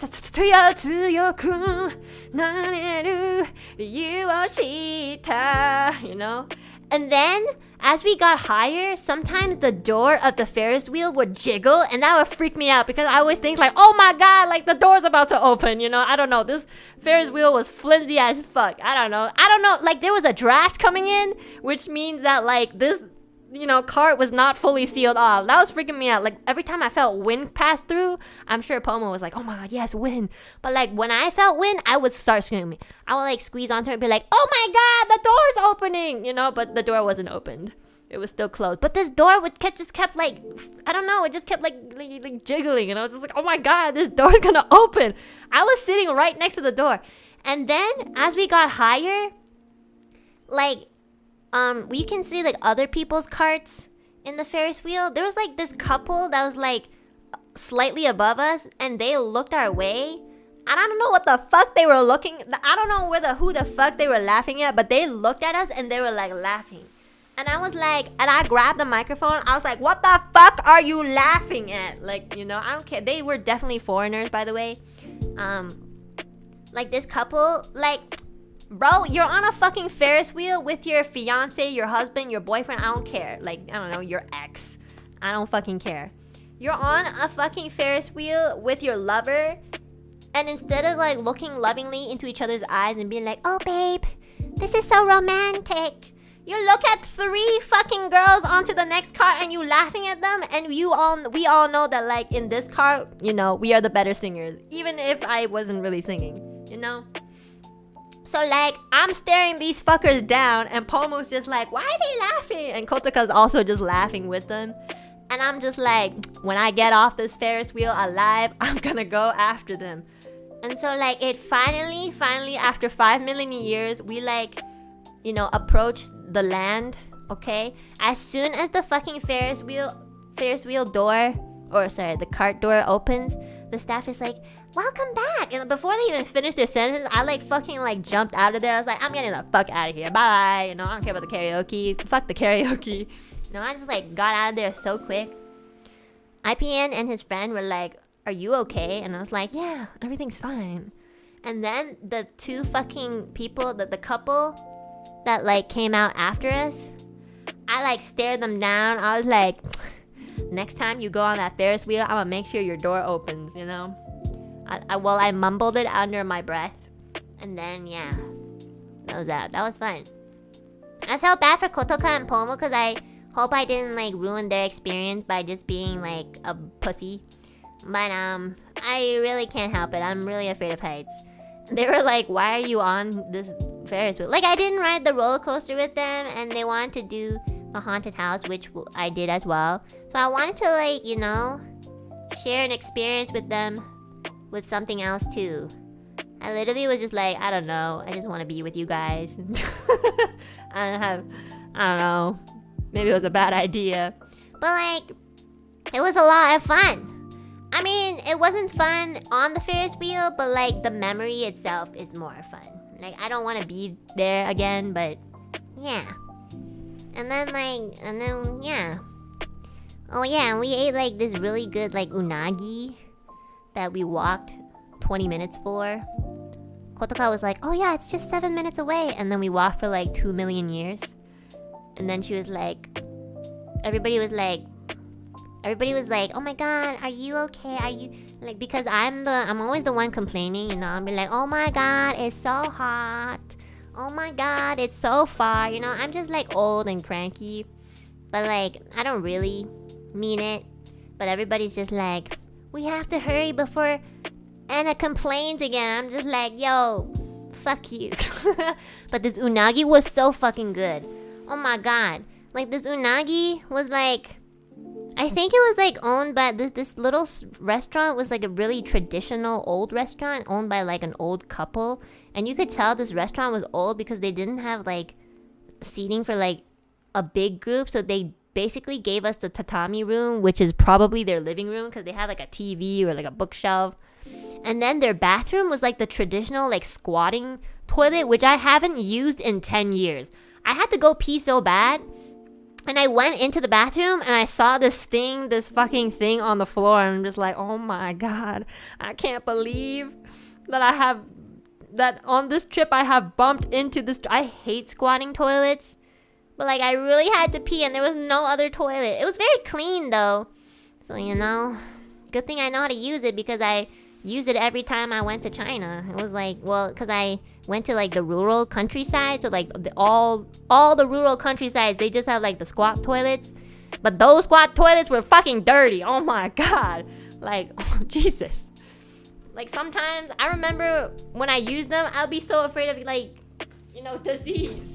It was so nasty. But this one was really clean. Well, like, I just really don't like squat toilets. It's really uncomfortable, you know? But yeah, you can really tell when, like, a place is really old. If they have, like, or, like, at least very traditional. But it looked, like, renovated, you know? Squatting is natural. I know, it's supposed to be healthier for you, but it's just like, you know, I'm not used to it. I'm like Canadians. Squat toilets are not actually nasty. I mean, like, you know, if you don't clean anything, it's nasty. But I mean, like, the concept of a squat toilet is, like, it's actually supposed to be better for you or something. It's just when, if you're not used to it, it just doesn't feel very good to use. I'm super not used to it, so. But yeah, Kotoka brought us to, like, the best unagi place I've ever had in my life. Like, actually, the unagi was so good. So thanks, Kotoka, even though we walked for 20 minutes. But it was worth it. I really enjoyed my time hanging out with a lot of the Niji members that I met for the first time. I didn't really expect to meet so many people. And every time I met them, I would be like, do you think I'm the same? And they'll be like, yeah, you're exactly the same. And I'd be a little bit disappointed because I'll be like, well, thought I was better in real life, but I guess not, you know. But, you know, at least my dad loves me. Yeah, and like, there's this other day where, like, Petra and I and Meliko went to, like, a cute Maid Cafe. It was like, I think it was like our first time for all of us. And it was so cute. They'd be like, oh, well, yeah, let's talk about this first. Oh my god, I'm just remembering as I go. But like, every time you go to a maid cafe, you have to bless the food. So like, when the food comes, the maid will tell you like, okay, let's all do the moi moi kyun spell chant to make sure that your food is tasty. So repeat after me. Moi moi kyun. And I'll be like, moi moi kyun. And then the food would taste like meh. But actually, the maid cafe that I went to with Meliko and Petra, the food was actually really good. Like, oh my god. Like, I've been to like 2 other maid cafes before and the food was meh. But like, this one was really good. And then afterwards, you can like take a picture with like the maid that you select. I selected this one maid that was really cute. It said that she spoke English. And yeah, so like, we took a picture. And then Meliko, Petra and I don't know, we were just eating and like having a lot of fun, you know, girl talk. We were watching other people like, you know, get pampered by maids and stuff. I also went to another maid cafe with Pomu, Kotoka, IPN, and his friends, so like that friend group. And this was like cat themed, I think. So like the maids were like maids but also cat maids. And so like they'll be like, okay, you're about to enter the cat world, so please close your eyes. And when you open them, something's going to happen to you. And so we close our eyes and I can feel like this maid like putting cat ears on me. And they'll be like, okay, everybody, open your eyes. And I'll open my eyes and the color of my cat ears does not match my outfit. So I'm like, bro, please. But like, so going to a maid cafe with Pomu specifically was a completely different experience. First of all, if you're like a maid cafe fanatic, it's a completely different experience than if you were to just go with like normal people. So like, Pomu got this set where she wanted to, I think she bought like this, I don't know, it was like this thing where she could like choose a chant.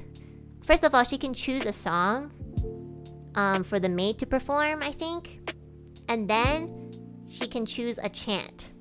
So I didn't know this, but apparently like the ta ta ta ta ta ta ta ta taiga is an actual chant. It wasn't something that Pomu made up. I thought this entire time Pomu Rainpuff made up that Diamond City Lights chant. It already exists. And she just like integrated it into the song like a pro. And I was just like, what? I don't know these things, okay?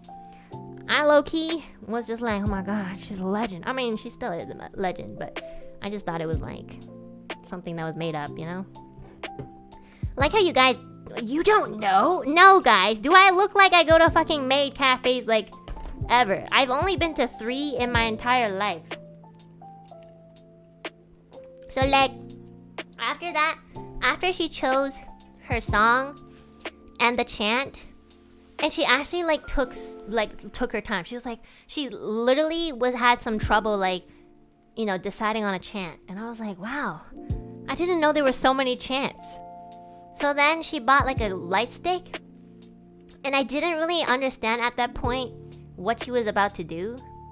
I kind of just thought she was gonna sit there and be like, let's go, you know? But and then before the maid performed, Pomu mumbled under her breath. I was sitting next to Pomu, okay? I don't know if anybody else heard, but she kind of like said very softly, she was like, well, it's time to embarrass myself. And I was like, I didn't know what she meant. I went to the bathroom, and while I went to the bathroom, they were about to start the performance. So like I got back just in time, and Pomu was like, when I got back from the bathroom, the seating arrangements were like different. Like there was like, we made like space, and Pomu was standing up, and then like I was sitting on a chair next to where Pomu was like standing, and I was just like, I was still confused at that point. I was like, what's going on? Pomu was the only person in that Maid Cafe who was standing up with like these like shiny glow sticks in her hands, waiting for this maid to perform. Okay? And I sat down.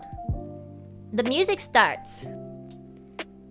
The maid is not even singing. She's like lip singing. So I'm like, oh, okay. But she's actually dancing. And she's very, very cute. So the maid starts like lip singing and also dancing. And then it gets to like, we're like 10 seconds in, and Pomu, I don't even know how to explain it. Pomu like is in a different position. She's like, you know how people who run marathons or like races, it's like ready, set, go.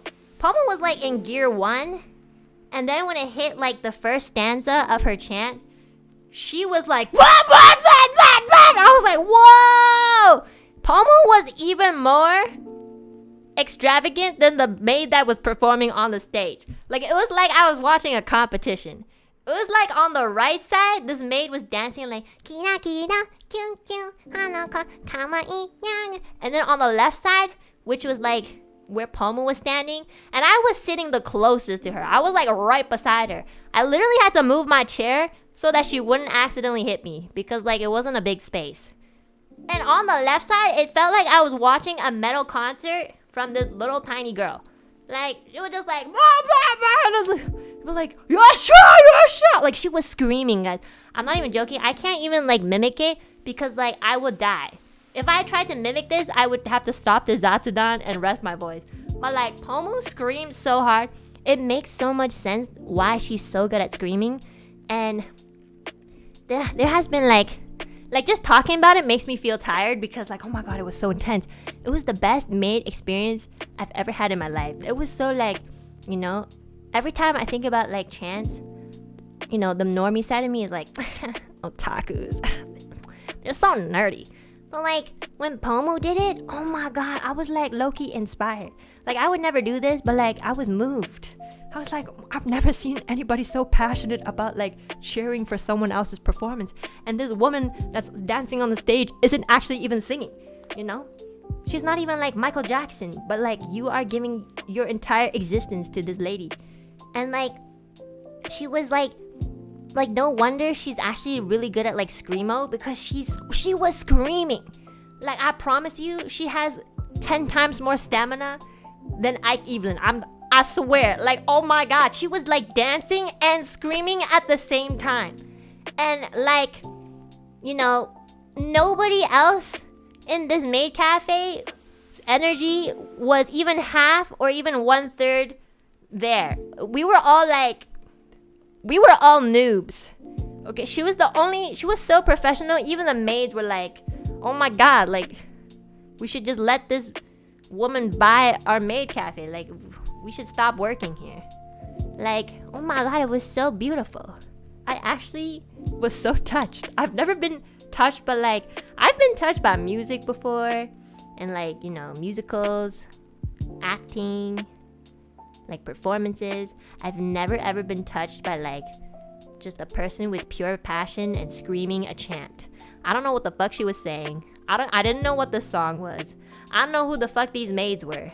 I just know that Pomu Rain Puff was standing beside me, giving her entire existence to this one lady who was performing. And honestly, quite frankly, Pomu was like outshining her. I'm sorry, this is probably a biased thing, but I was looking at Pomu the whole time. I know the maid was like dancing and singing, but I don't remember her dancing and singing. I remember looking at Pomu like chanting, and that's all I watched. I was just like looking at her the entire time. And Pomu was so energetic that like the room full of like dead people started to come alive. Like by the end of the last chorus, during the last chorus, some of the other guys in the mid, like people who I didn't know, like strangers, they started getting like hyped up too, you know? Pomu would be like, watcha, watcha! The other people would be like, yeah, you know, they weren't, you know, as energetic, but they were getting into it, and we were all getting into it, you know?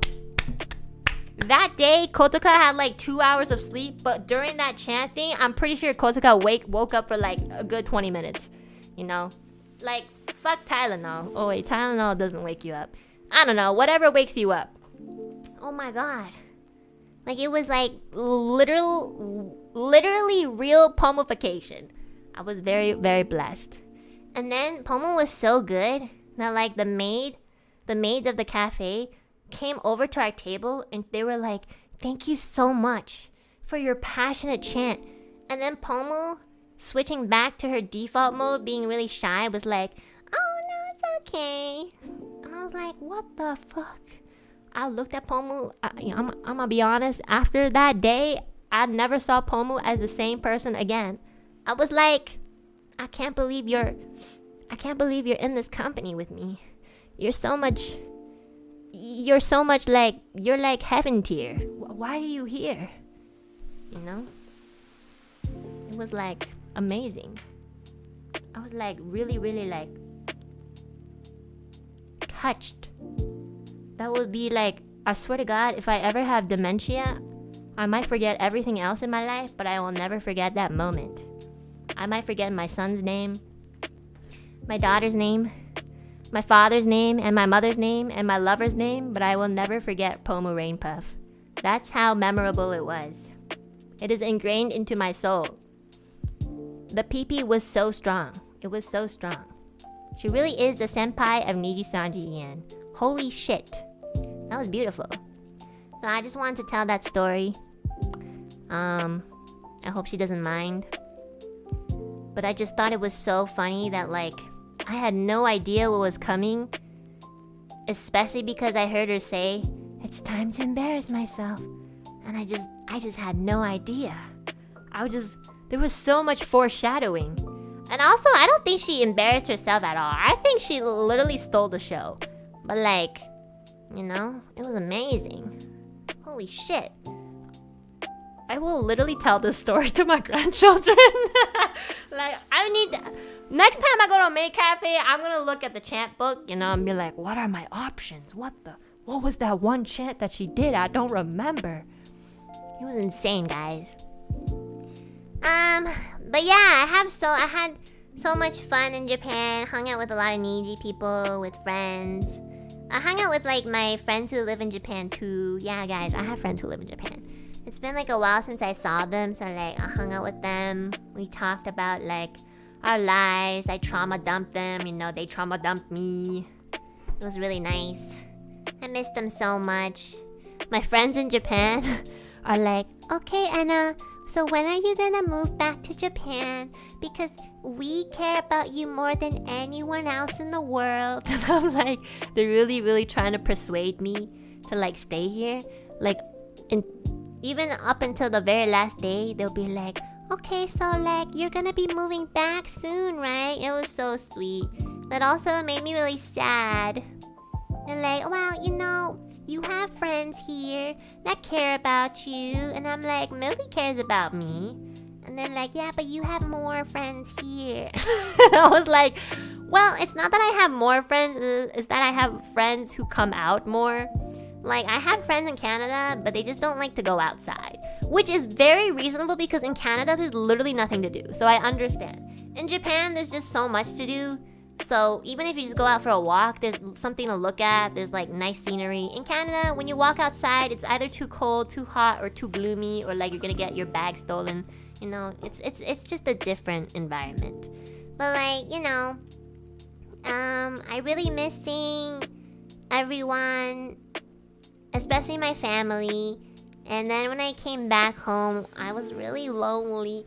Like the day that I came back to my really depressing home, I was like, oh my god, it's so quiet. It was like eerily quiet.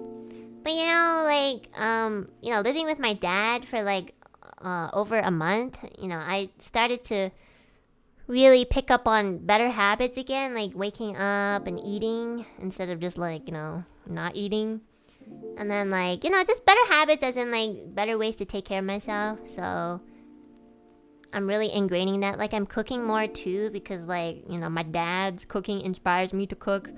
I used to cook every day, but then somewhere I kind of stopped and I Uber Eats a lot. But you know, I've been going, for the past like couple days that I've been back, every morning I take a walk to the grocery store, buy some stuff, and then like cook when I went to the grocery store this morning. And I never do this, but I went to like this coffee shop to get like tea. I don't usually get like coffee or tea, but it's kind of just like, you know, the act of like, you know, going out and just like getting a good fresh air and being under the sun before you like sit at home for like 5 hours on a stream. I know your model's freezing a lot. It's because I'm looking outside the window. I'm looking outside the window like reminiscing like, yeah. I'm like, yeah. Yeah, so, you know, I've been cooking more, been cleaning, I've been like gradually unpacking my things. It's just a little bit lonely, you know.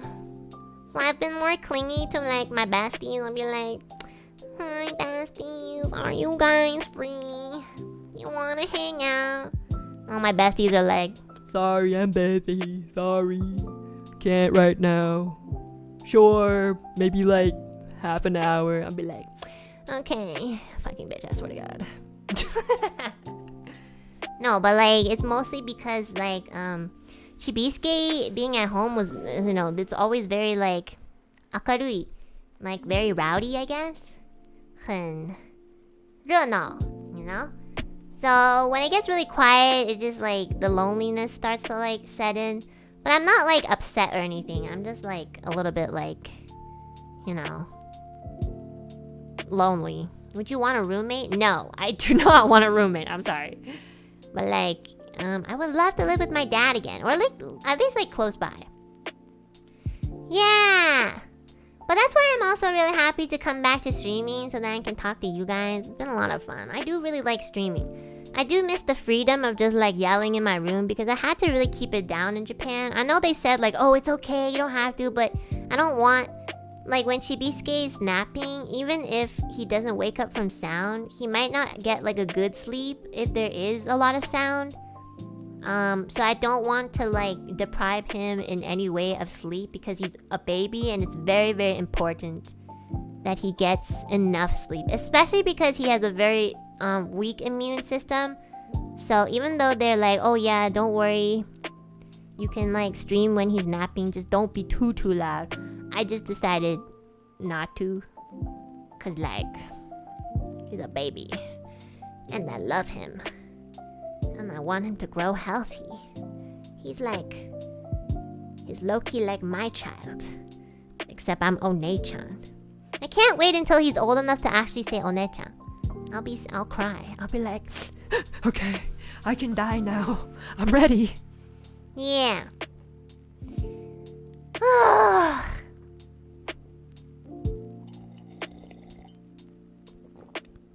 Speaking too much, I'm so thirsty.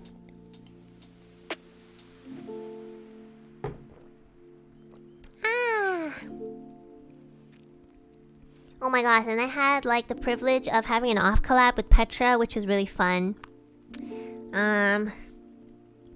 Yeah, Petra and I got along so well. We're like, I was like, oh my god, we're like dragon sisters. And Petra was like, why dragons? And I was like, I don't know. because it sounds cool. And she was like, we're birds. And I was like, oh, okay. I don't like birds. But yeah, Petra's like, I miss her so much. I miss the other members too, but you know, Petra, I hung out with her the most, so I miss her just a little bit more. But above all, I miss my father the most. You know, I talked about this during my memberships yesterday, but like, I know for this sort of job, it's very daunting to stop streaming even for like 3 days straight, because everything on the internet, especially if you're a streamer, it moves so fast.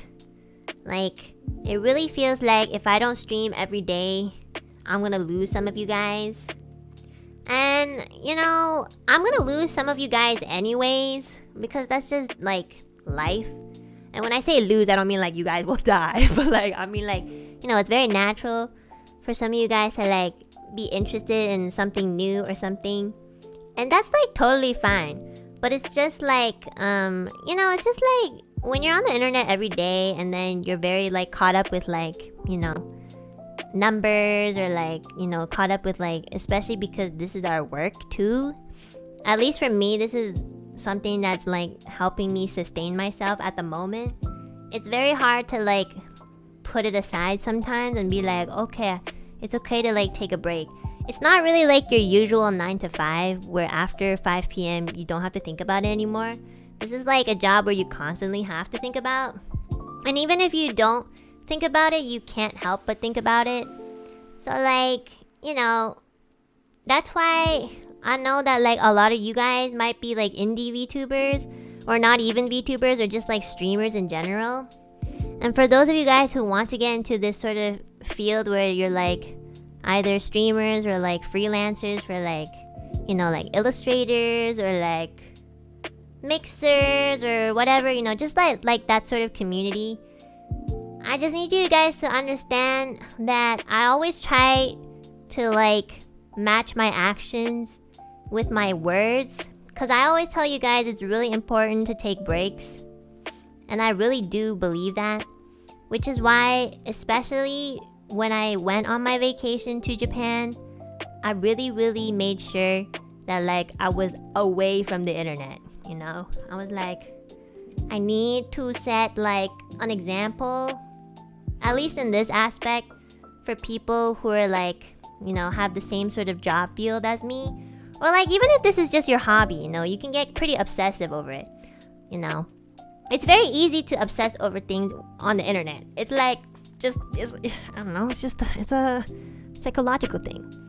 So like, I wish that you guys will like also give yourself time off, but proper time off.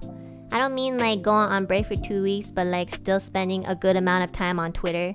I mean like really like shutting off technology, you know? I know it's very hard because we live basically in technology, but it's still very possible, and it's super duper important to spend time with your loved ones, okay? Like, I'm not gonna lie, I spent like a month and a half with my family, and there were definitely some days where I'm like, oh my god, you're so annoying. But that is very natural, you know?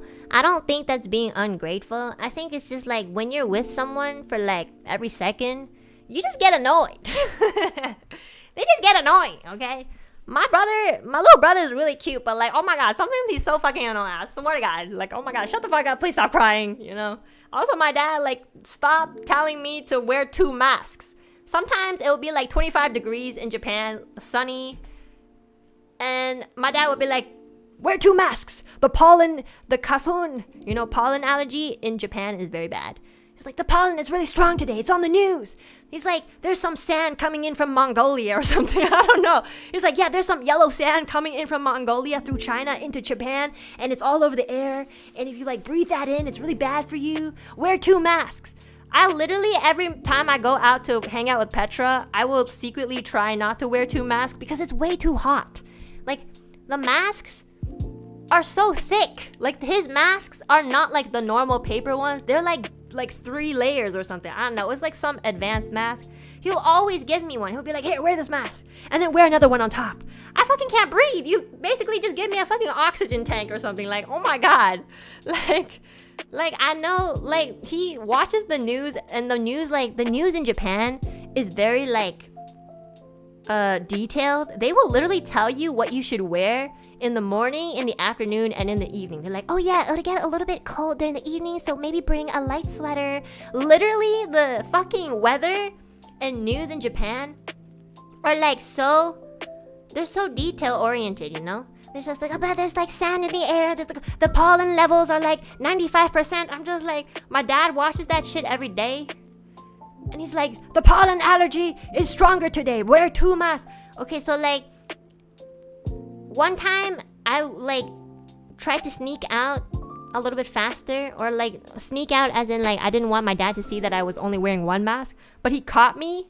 My dad saw, and I was like, bye, and I'm gonna go now. I'm gonna go see Petra. And he was like, wear 2 masks! Wear 2 masks! I fucking shut the door. Okay, and as I was walking to my station, my dad, like, you know, they have a balcony. My dad, like, opens the balcony, and he, he cuffs both of his hands around his mouth. And he's like, Enna! Wear 2 masks! I'm like, bro, you're gonna dox me. Like, stop! Nobody does this. Also, this is a Japanese neighborhood. Like, Japanese culture, they're very quiet. Shut the fuck up. Stop being super, like... Yo, I'm not gonna lie, Chinese people are loud, okay? So, like, you know, he was being really Chinese. He was, like, really, really, like, loud, okay? He was, like, yelling from... It was not, like, just a couple meters away. It was, like, far away. I don't know why the fuck he wanted to do that. He was, like, low-key embarrassing me.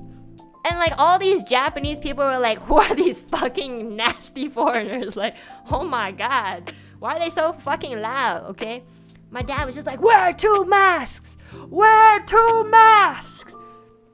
And I was like, okay. I low-key, like, pretended that he wasn't talking to me, but, like, you know. I swear he did that on purpose. But, like...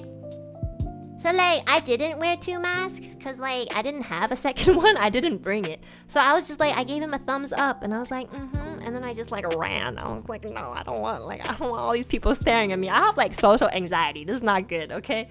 So, like, I sprinted to the station. I was like, this man's crazy. Like, I'm not gonna fucking wear 2 masks at, like, 27 degrees weather. Holy shit. Like, what the fuck do you want? I'm gonna get a heat stroke. I don't care if I have pollen into my lungs. I'd rather have that than a fucking heat stroke, okay? Like, oh my god. He was crazy. But yeah. So, like, anyways, back to my point. There were definitely some times where I'd be like, shut the fuck up, please. And, like, you will always, like, have fights. You know, there were some days where, like, my stepmother and my dad were arguing. And then there were some days where, like, Chibisuke was being really annoying and my dad was, like, not happy. And then there were some days that Chibisuke was being really annoying and I was not happy. And I was like, oh my god, shut the fuck up. I will choke you. You know? But, like, you know, that's all normal. I mean, you know, just exaggerated. But, like, that's all normal. My point is, if you have time, I mean, like, not if you have time, you should make time for your family and loved ones, friends, family, loved ones, whatever. Make sure you do, because one thing that I realized after not seeing my father for like 4 years is that he grew so much older than I thought he did. Like, his hair is super white. He's shrunk a bit. And I realized I missed out on the years that I missed out on the years where I got to watch him like grow old. And, you know, as much as it is important to watch somebody like grow up, because, you know, parent-child, it's also very important to do the opposite, which is, you know, when I'm their child, I need to be there when he's older. So, yeah, please make sure, you know, we all get caught up with like our passions and work and stuff. But I super duper realized it's really important to put these things aside for just like a week or 2, which is super duper doable. And then like look at, you know, your parents and like spend time with them. It's very, very important. And I promise that I'm gonna do more of that, you know? I mean, you guys were super duper nice about me being away for so long. And I really, really appreciate that. because I feel like from my community, you guys are so chill. Like every time I go on Twitter, I'm like, I'm so sorry I haven't streamed for like 2-3 weeks. You guys will be like, please just spend time with your family. We're so happy to hear all the stories from you, or the little snippets of what's going on. Like there were some days where I just didn't go on the internet at all. Also, there were some days where I didn't have internet.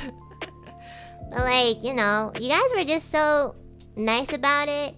And I just want to say thank you so much for giving me this opportunity to reconnect with my family and friends, and also like for me to like meet people, because I really needed it. Last year I had so much trouble with a lot of things. Many people passed away, and then, you know, trauma. But like I really needed this, and it was only really just a month, and if you think about it, it's not that long, but it was enough for me to really like, you know, I guess you could say like dramatically to find myself again. I hate saying these things, you know, it's like cringe, but like, you know, I really feel more at peace. So yeah, thank you Alu peeps, thank you chat, thank you my wonderful viewers that come once every 10 streams. I don't care, you guys are awesome. Thank you for letting me, you know, live my life and not giving me shit for it. I know not all communities are like that. I'm very lucky. I'm very privileged. I'm very privileged that I even have a family to go back to. And I'm also very privileged about this job and opportunity at NIJISANJI. You know, with every job there comes many flaws. But at the end of the day, I'm very happy to be here. And I'm gonna, you know, hold back on like doing things that will get me in trouble. I know my humor is like not everybody's cup of tea. And yeah, so I will just do my best to stay as long as I can, okay? And you know what? Because my dad really likes music, we talked a lot about it, and I do want to do more music stuff. I actually have I have an original that's coming out soon, hopefully. So yeah, thanks guys. I get awkward when I talk about stuff like this, but yeah, I want to do many things with you guys. I have a lot of things that I want to stream. It's just gonna take some time to like put together. But yeah, oh, I'm so thirsty. Talking about like Pomu and her chant made me so thirsty.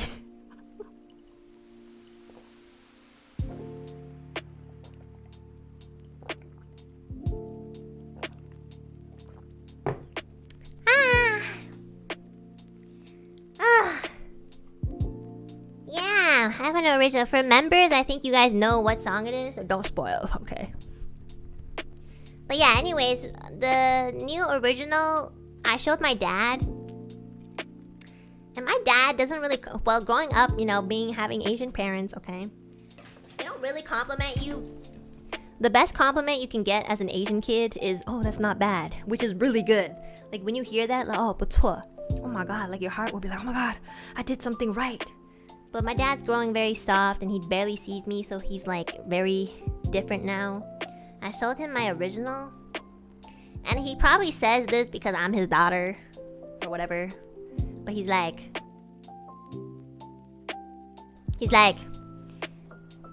you have something to share with the world. It's like very like, you know, like anime protagonist sort of thing. And like, you know, I do believe it, but you know, I'm obviously not like the main character of like everybody's story or whatever. But like, he said something that really like struck me. He said that like, well, my dad is also a musician, so for him, he makes originals too. And like throughout his entire music career, oh, Mika, thank you so much for the raid. Hi, bestie. Oh my god. Thank you. Welcome, everybody who came from Mika's stream. Thank you. I was just about to open up another topic about my dad complex. Thanks for joining us. Oh my god, I'm gonna sneeze. Hold on. Thank you, Mika. Yeah, hold on. Okay, never mind. I don't have the sneeze. It went away. Thanks for the welcome back. Welcome, bestie. This is my stream, Mika. Why are you saying welcome?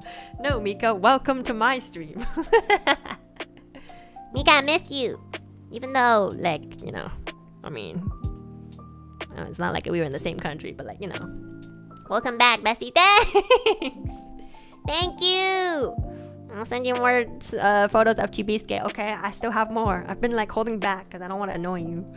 But yeah, so I was talking about my dad being a musician, and so like throughout his entire music career, he's been like, you know, we've gone through a lot as a family. And when I say a family, I mean like me, my father, and my mother, like my biological mom. You guys know kind of like a summary of it. Like my mom had like very bad mental illness, and it's like impacted quite a bit of both of our lives, even until today. It's obviously a lot better now, like today, but like a couple years back, like it was pretty like rough. It was like bumpy. So like my dad has always told me that like when other people hear his music, they always like describe it as very sad. And even when he's like covering like a pre-existing song, like a cover, for example, like he'll do it in a way. Every time he covers a song, like even though he didn't make the song himself, he does it in his own style. And when the people who listen to his music describe his style, they think that like it's more like melancholic or very like sad. And then he told me that, and he was like, I'm gonna be honest, I feel like you also make music that tend to be on the sad side. And then I was like thinking back on my music. I was like, okay, let me think. Wish of the Songbird, yeah, I guess it was like kind of sad, but you know, that was because of my lore. But like Birds of Time, yeah, that was kind of sad. That was a sad song. That was like not sad, but like it's like sad, but also like hopeful, you know. And then it was like Ethyria. I know it was about Ethyria, but like the vibe of it was pretty like melancholic. And then like this upcoming song is like pretty sad too. So okay, but like, roll that dough, guys. That's different. Okay, that was like when I was like, you know, I was at my best. Okay, when I was at my healthiest, I was making roll that dough. Also, guys, okay, sorry, I'm gonna switch up the topic just real quick. For those of you guys who are clipping roll that dough, I don't know what the fuck you guys are putting like Kyo's name first. Okay, first of all, my name starts with the letter E. Okay, so alphabetically, I should be first. Number 2, Kyo came in after roll that dough. Okay, roll that dough came before this fucking baby even debuted. And then my Oshi, hi Mister, hi Mister. I can't wait to do the collab with you, the Manga's one. I'm really excited. Are you excited to speak Japanese? Thanks for visiting. Yeah, I was like, low-key, every time somebody clips roll that dough, you're in it? Yo, bitch, I'm like literally in the same category as you. You, me, and Kill are in the category where we're all speaking Japanese. Yo, mister, stop being a shower golden boy. You gotta notice the little people too, okay? But yeah, like every time roll that dough is clipped, I don't know why Kyo's name is first too. Like, I made that song, I'm sorry. Like, me and Diego made that song, like, please. It's like more like Roll That Dough by Enna, Alouette, and Pretty Patterns featuring Kyo. Okay, it's like, I just want you guys to like, you know, understand where, you know, like this song was like born like before this fucking like Zoomer. Okay, so I just want to like, you know, put that out in the open, you know, like anybody who like has clipped Roll That Dough, maybe change the title. I'm just kidding. Like, I'm obviously joking, but like, not really. So guys, please, it's like my best song. But anyways, back to like my sad songs.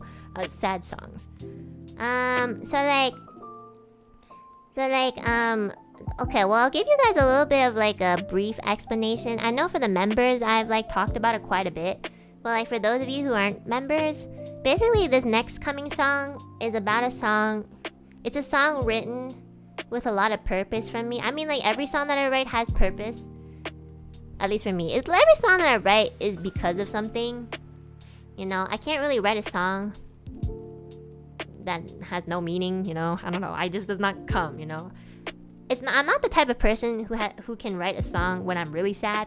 It's like in between. I can't be very sad. If I'm very sad, I just like do not function. And if I'm not sad enough, I can't really. I'm just like playing games or like, you know, fucking around and being like, you know.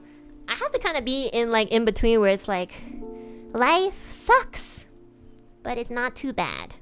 And then like that'll like fuel something, you know, sometimes. But like this next coming song is really important to me because I have lived with many people who have suffered from mental illness. And then you know, sometimes actually I'm not even gonna like sugarcoat it. A lot of the times, even when I'm not living with them, when I think back on it, I'm like, holy shit, like why am I like cursed? Like the amount of times I've had to deal with people who just like live in a different world. It's kind of insane. Like I'm not gonna lie, it's like very overwhelming. But like, you know, for some reason, I always pretty much get out of it okay.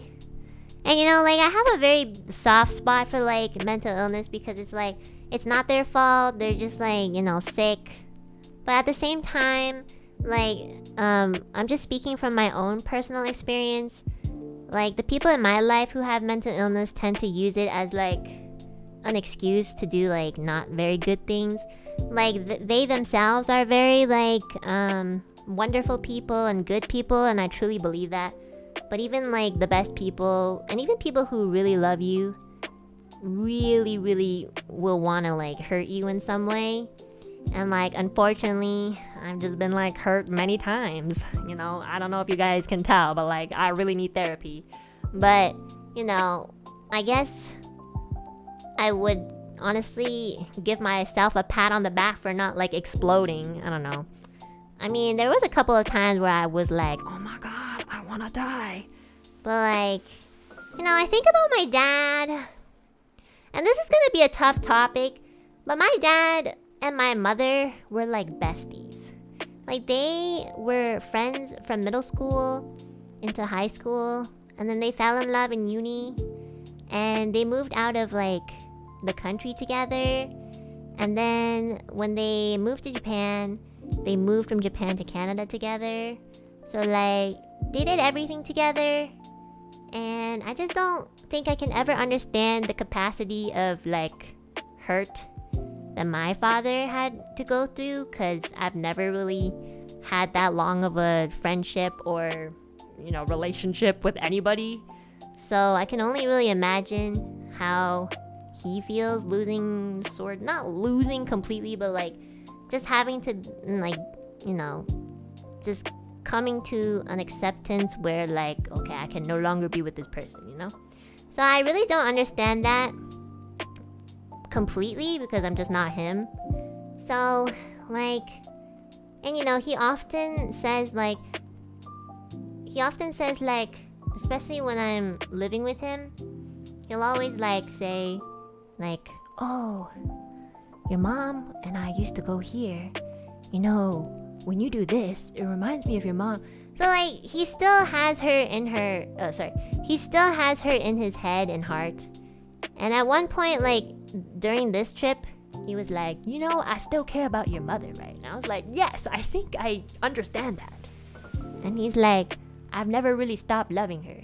And I was like, well, don't say that in front of your, don't say that in front of your wife. You know, this was just like between us. But I know it's not like he like loves her like the same way. It's like a different love, you know? It's not like, oh my god, I love her, I want to be back with her.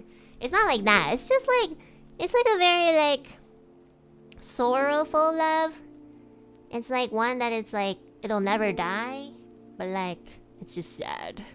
So I can understand like why he's so sad sometimes. And also I think I'm a little sad because of that too. Because I can't really like understand it, but I can imagine it. And I'm sure it's the same for my mom. Because my mom and dad will always ask about each other like, oh, how's your mom doing? How's your dad doing? And I'll be like, yeah, they're doing good. Mom's doing better. One time I told my dad my mom was doing a lot better and he started crying. And I was like, stop, please. Makes it very hard on me. I'm an only child. Like, please don't do this. You know, sometimes my dad gets so emotional. It makes me like, you know, I don't like to like cry or like break down. But like when I see my dad cry, I like cannot help it. Okay, I like to be like strong.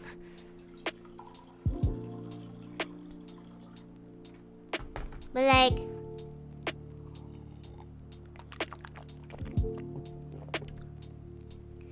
but anyways, so, well, I want to talk about this because it kind of relates to my new song that's coming up.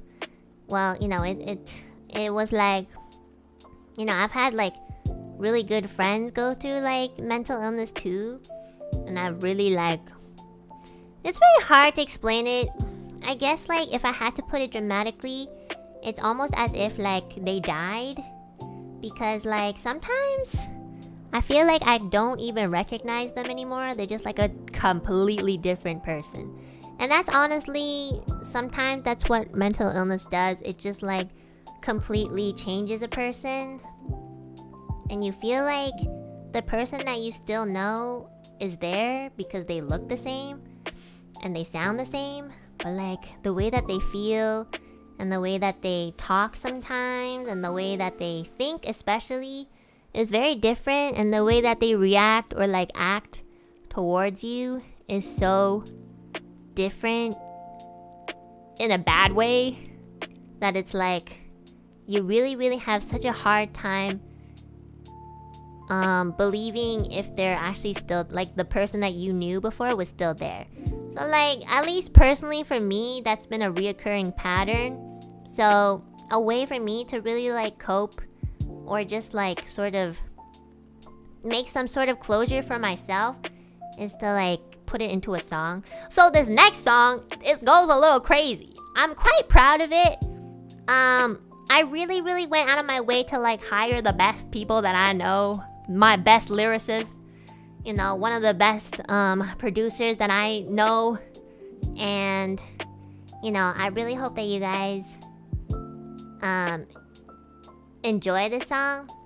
And maybe like, it's not as like, it's like folky, I guess. I don't know how to describe the genre. But anyways, I wanted to like put it all in that song. And then I was trying to figure out maybe I would like when the song comes out, I really wanted to like, I had this plan for a while, I just don't really know how to execute it because I'm dumb.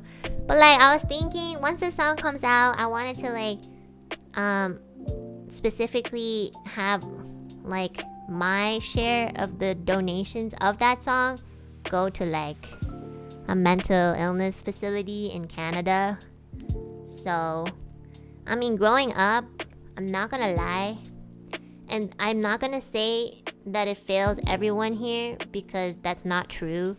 I know many people who live in Canada who has very good experiences with like, you know, having the right doctors and just having the right opportunities.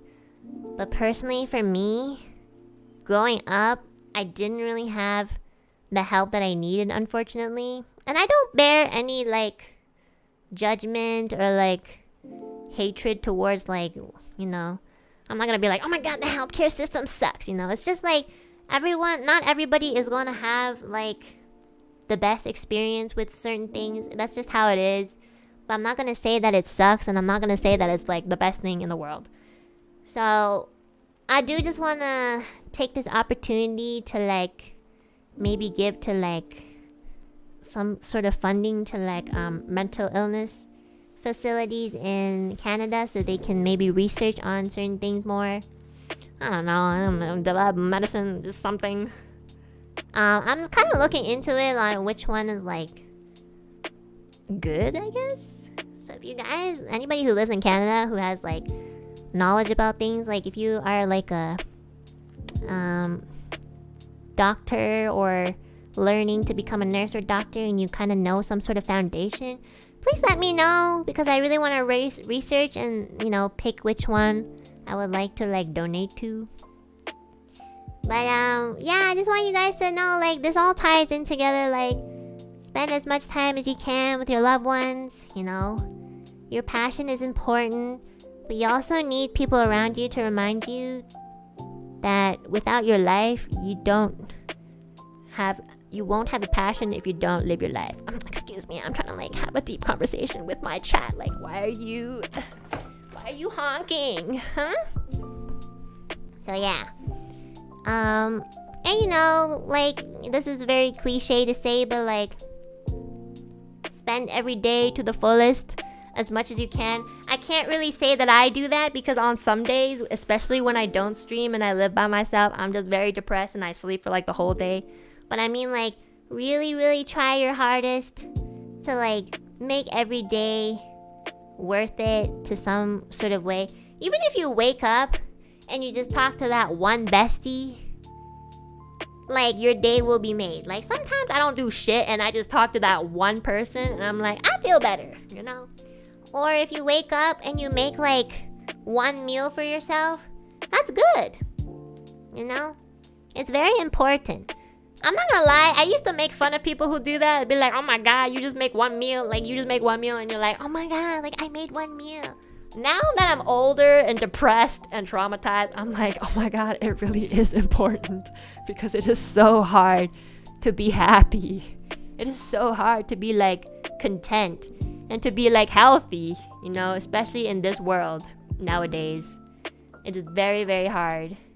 So yeah, do things for yourself.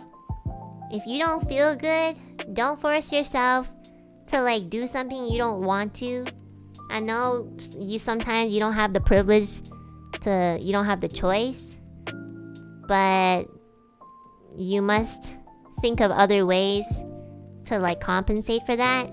And you can't just like continue doing something you can't just continue doing something that makes you unhappy, is what I mean. So there's definitely a lot more options than you think.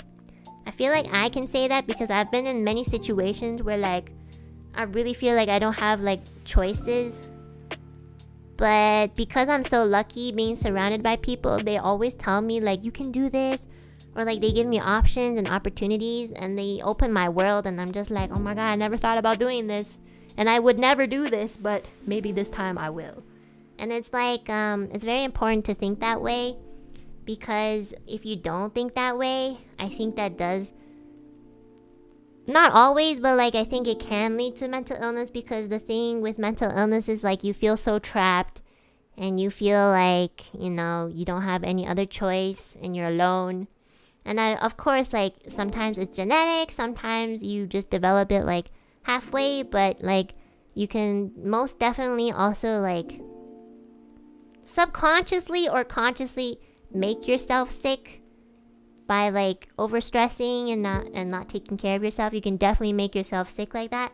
So in that aspect, I think it's important to, you know, understand how important it is to like live yourself by taking care of yourself and like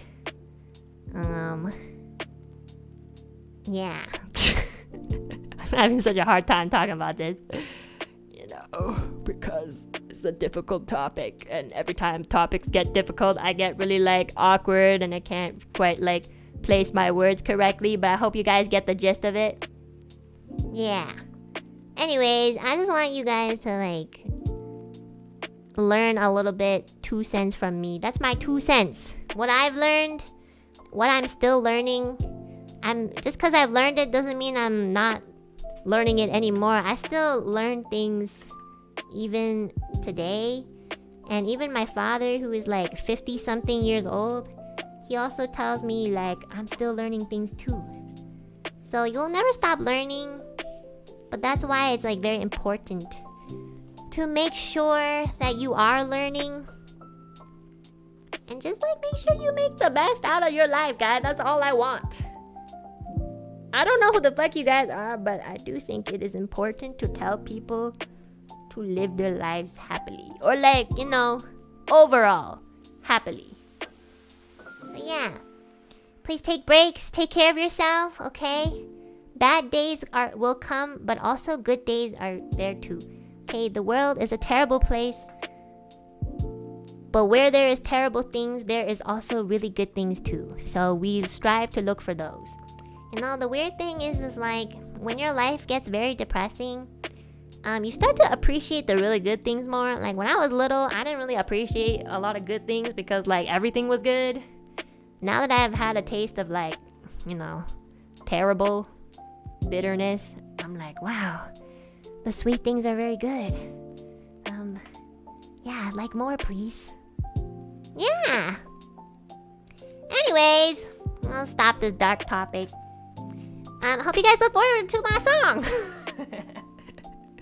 And I can't wait to show you guys who's my team, because I'm very proud of them. They've all been like, every single member who has worked on the song, they have all gone through like some, like, you know, someone is getting married, somebody is like going through like a law exam, somebody else is like going to school while doing this. You know, everybody has been like, they all have been like living their lives, you know, their daily obstacles, but also giving a huge part of themselves into the song. And it really shows. So it's not just my song. And I'm really, really, really excited to show you guys. Hopefully it's gonna come out next month. So I'll keep members updated if I get anything soon.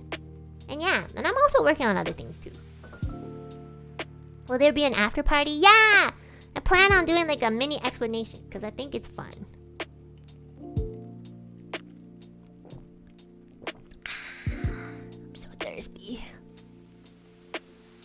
Anyways, what else did I want to talk about? I can't remember. Oh my god, okay, let's talk about my trip home. Okay, I swear to god. Oh my god. I don't know, every time I take an airplane, I feel like it is the worst airplane ride of my life. Okay? Wait. I want to show you guys fan art too.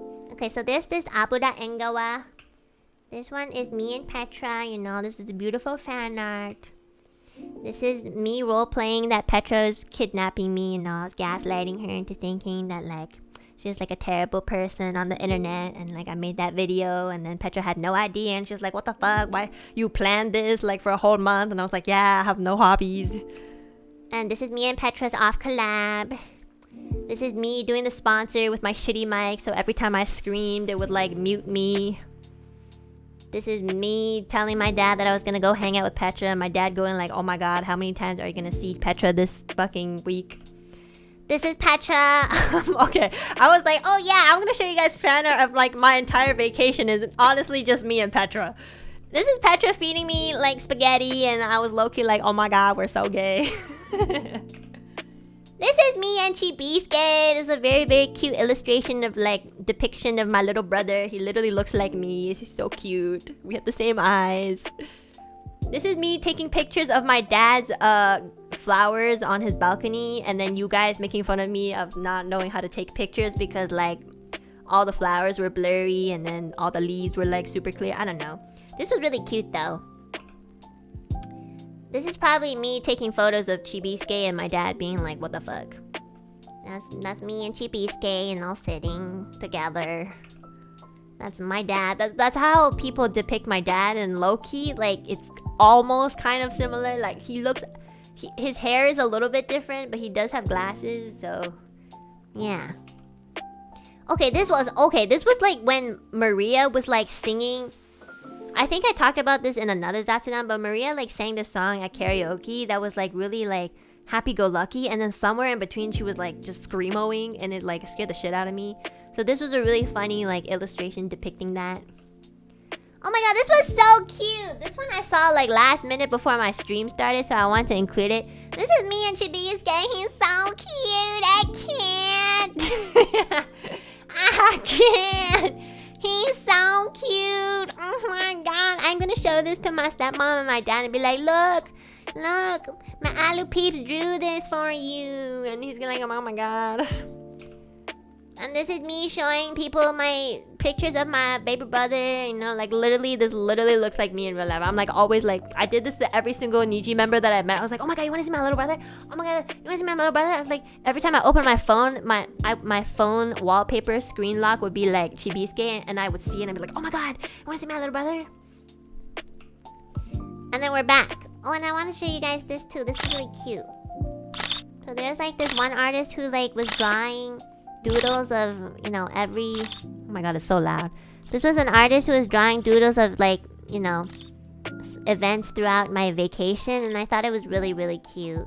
So thank you so much. Arigatou gozaimasu. Tottemo kawaii desu. And to all the other artists too. And this one was like an animated voice tweet between Petra and I thought it was really cute too. This one. Hi guys, this is just a normal voice tweet. Help! Really normal. Help! I'm getting held hostage. Help! Shut up, Help! I've been here for 7 days. Help! Yeah, it was so cute. So I just wanted to feature some people's arts because, like, you know, here and there I was given snippets of like what was happening during my vacation, and a lot of the wonderful artists like drew it or animated it. So I just really want to say thank you so much.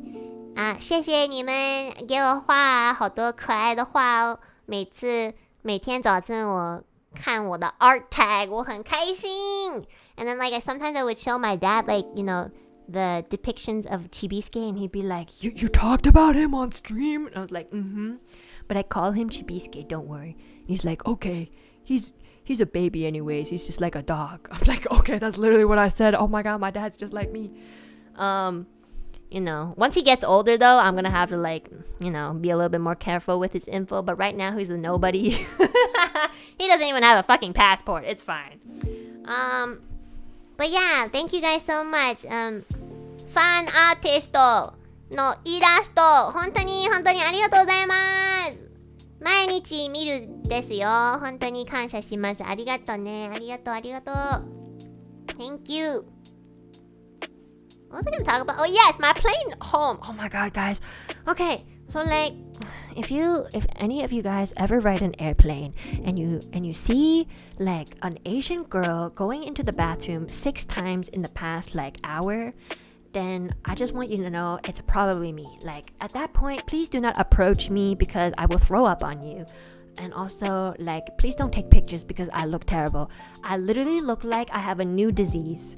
And like nobody wants to talk to me, and even the fucking airplane staff were like scared that I had COVID or something. I just felt so nauseous. Before I went on this airplane, I had a friend who also gets really motion sick. I met up with them in Japan, and actually they took me to a Final Fantasy cafe. I know. I don't even play Final Fantasy. Yeah, I was like, why the fuck am I here? You know, I think like, you know, it's just like fun to hang out with them.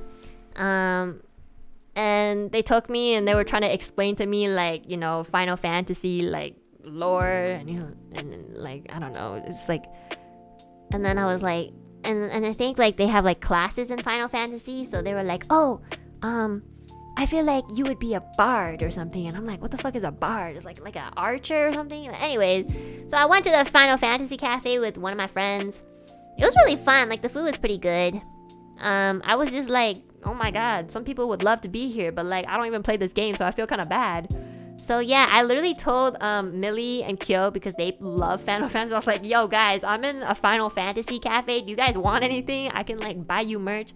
I got Millie some like Final Fantasy merch.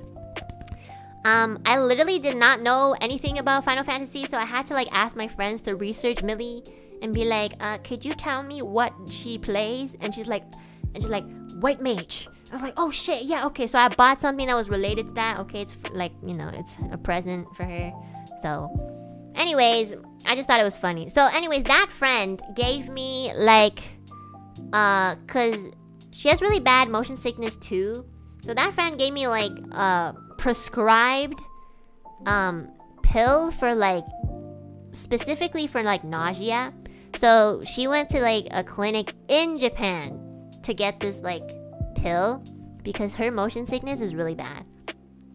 And so you're not really supposed to do this, like, because it's like prescribed specifically for you. But she was like, I know you have really, really bad motion sickness too. So like, if you really, really feel bad, take this on the plane. So I just like, you know, I took it just in case. I really, really did not want to use it because, like, you know, it's not really like prescribed to me. But like during the last 4 hours, oh my gosh, just thinking about it makes me nauseous, not gonna lie. During the last 4 hours of this plane ride, I was fine. I was fine up until the last 4 hours. Okay? I don't know. It's always like that. During the last 4 hours, I was just like, I don't feel so good. I didn't even eat too much. I did eat a little bit because sometimes if you're starving, that can like add to nausea. So I ate a little bit before I went onto the airplane. But like the last 4 hours, I start feeling bad. And low key, I'm like, I swear to God, I only feel bad on airplanes because psychologically, I psych myself into like this, like, I don't know, I psych myself into thinking that I'm going to be nauseous and hence it happens. Like, I swear to God it is like that. Because I'm probably okay, but like, I'm just so like traumatized, like PTSD'd by like being so nauseous on airplanes every single time that like before I even get on an airplane, I already start feeling sick. Like before I even went on this airplane, I was feeling sick. But then when I was on it and watching movies, I was fine. But then the last 4 hours, I started feeling sick again. So then I tried like meditating, or I tried like pretending to meditate. I would like do deep breaths, you know, like I was a fucking pregnant woman or something. Like I was like, because I was like not feeling good, and I was like psychologically, I was like, okay, I gotta psych myself out of this. I was like talking to myself. I was like, okay, just psych yourself out, Enna. Just like psych it out. Just like, this is not happening. You're just thinking that you're like nauseous, but like honestly, you know, you were fine the entire ride. Like it really isn't like anything too bad. Like just psych yourself out. I was like, this is psychological. This is like, I'm telling you guys, the brain is a very powerful fucking muscle. Oh my God, I tried to psych myself out of it, and you know what happened? Oh my God, I literally would chant, like it was my mantra. I was like, I'm psyching myself out of it. I'm psyching myself out of it. And then I felt it. I was like, I have to throw up. I fucking grabbed the barf bag, run to the bathroom. Good thing nobody was in the bathroom. I fucking ran in there and I just threw up. I don't know what the fuck I threw up. There were some things, I don't know. I ate a little bit beforehand. It wasn't just stomach acid this time, but I threw up and I was like, oh shit, okay, well, after throwing up, you usually feel better, right? Wrong! I felt terrible. I was like, okay, well, you know, I just threw up, so there's nothing else to throw up, so like, you know, it's fine. Just drink some water. You know, I asked the staff for some hot water. The staff was so dumb. I asked this dude, I think he was young. He was very young to be like a flight attendant. I asked him for hot water and he was like, yeah, sure, I'm gonna go get it. He like went through the entire aisle and he was like, were you the one who wanted hot water? I saw him like talking to like 4 people before me, and he was like, and he like, I could see his gestures, like he did not remember my face. He was like, were you the one who wanted hot water? Were you the one who wanted hot water? I'm like, it's me. it's me. It's the one who looks fucking nauseous. And I'm like, thank you. So I drink the hot water, and then I threw up again. Good thing I threw up in the barf bag. The lady next to me was like asleep, thank God. Because like if she was awake, I was like, oh my God, I'd be very self-conscious. Like this time I didn't make it to the bathroom, but I did throw up into the barf bag. So that was the first barf bag. I was like, oh, please take this away. There was a second one. I got a new one. I got a clean one. The staff were like, oh God, she's like, she's one of those passengers. They gave me like 5 barf bags just in case. I was like, you really think I'm gonna throw up that much? So then I take out the pill. I'm not even joking, guys. I am not really a medicine person. Like if I don't have to take medicine, I won't. Especially because like this one was prescribed to somebody else, so I was scared. But this was the only thing that I didn't try that maybe could have worked. I've tried so many other like over-the-counter medication, and it just does not work. I even tried the gravel ginger. Okay, it doesn't do shit. So like I looked at this pill. I legit was looking at this pill like my life depended on it, and I put it away. I was like, no, I can do it. There's 3 more hours left. Like there was 3 more hours until I landed in Canada. I was like, I can do it. I can like endure it. Even if I like throw up like 3 more times, it's fine. Oh my god, I like literally threw up 3 more times. I was like in the bathroom like, oh my god, it was terrible. Oh my god, I was gonna get like a stomach ulcer or something. Like, oh my, I felt so bad, chat. Like, holy shit, I was like so nauseous. Like, I couldn't believe that, like, you know, I didn't even throw up on my clothes. I was like throwing up all over the bag. I used like 3 more bags. Like, I mean, like, it wasn't filled up, but like, you know, like, I just threw up so much and I didn't know what to do. I was really nauseous and I don't know why. You know, it's just, sometimes it just happens. Like, this isn't the first time, but like, you know, it was the most recent, so it's the most recently traumatizing time. Oh my god. Okay, and then I go back to my seat. I look at this pill. I fucking down that pill like a fucking, like, I was like, nope, I'm taking it. I don't care if it's prescribed to someone else. I don't care if I die. I already feel like I'm dying. I'm gonna take my chance. I'm gonna take it. I don't care if there's like 3 more hours of this flight. I literally, like, looked at the clock. I thought there was 2 more hours, and then I looked at it again. And I was like, oh shit, I misread it. It's actually 3 more hours, and I was like crying. I was like, please let it just be like 1 hour left. I was seriously like in so much pain. I went to the bathroom like 6 times, and like people like recognized me, and they were like, low-key, like, what's wrong with her? You know, I hate this. I really hate this so much. I get so much attention on a fucking airplane every single time, like I'm a fucking celebrity, because I can't stop like being nauseous. I'm like literally the only one who ever suffers. Everyone else is watching movies. They're fucking like sitting 90 degrees up asleep.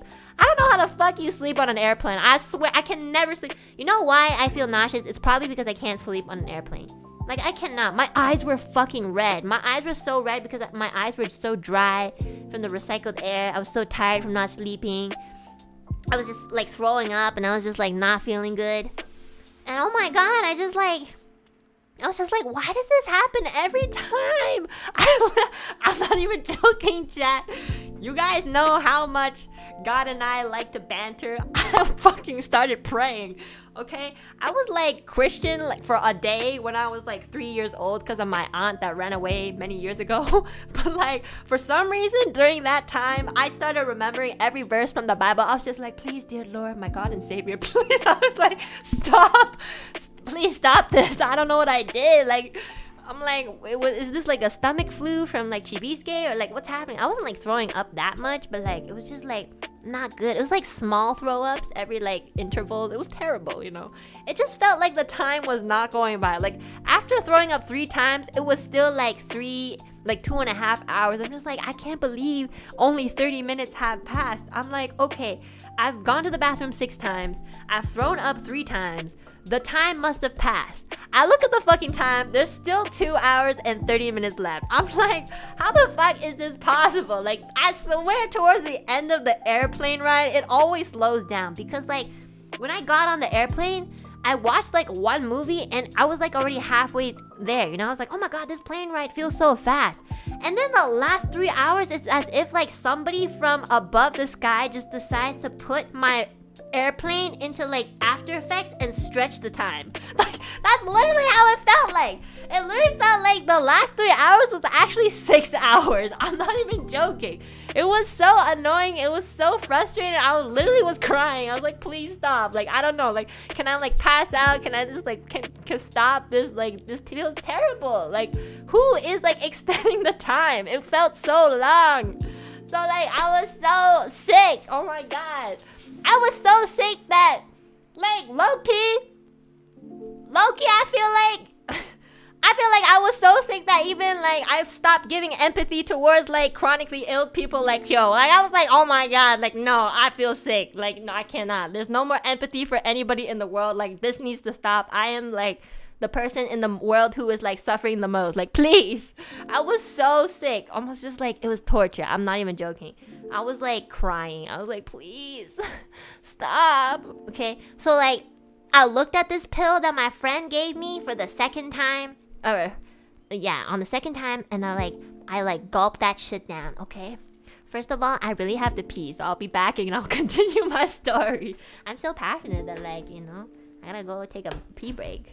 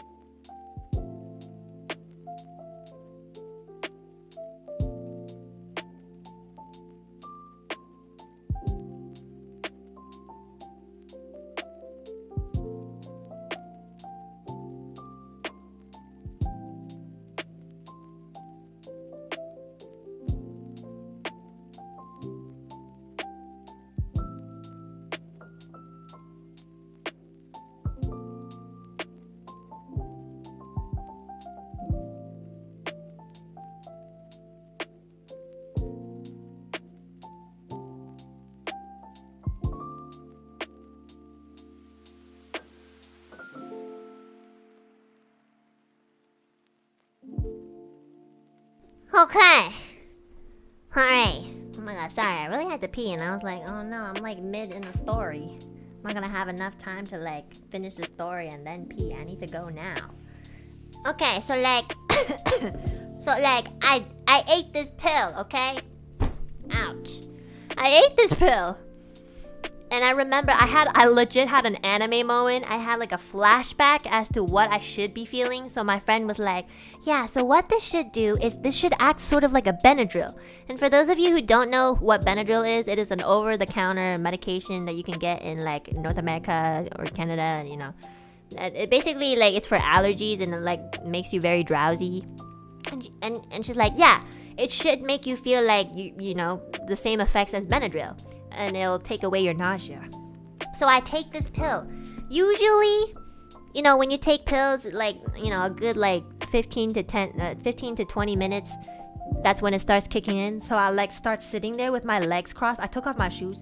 Okay, I sat there with my legs crossed and I tried so hard to meditate. I don't know what the fuck to do when you meditate, but like I was praying to every god that I knew the name of. I was like, Jesus, Buddha, Allah, I don't know. Like, please, somebody up there who cares, just like make the suffering stop, please. I was really desperate. I'm not even joking. This isn't even a joke. I was feeling terrible.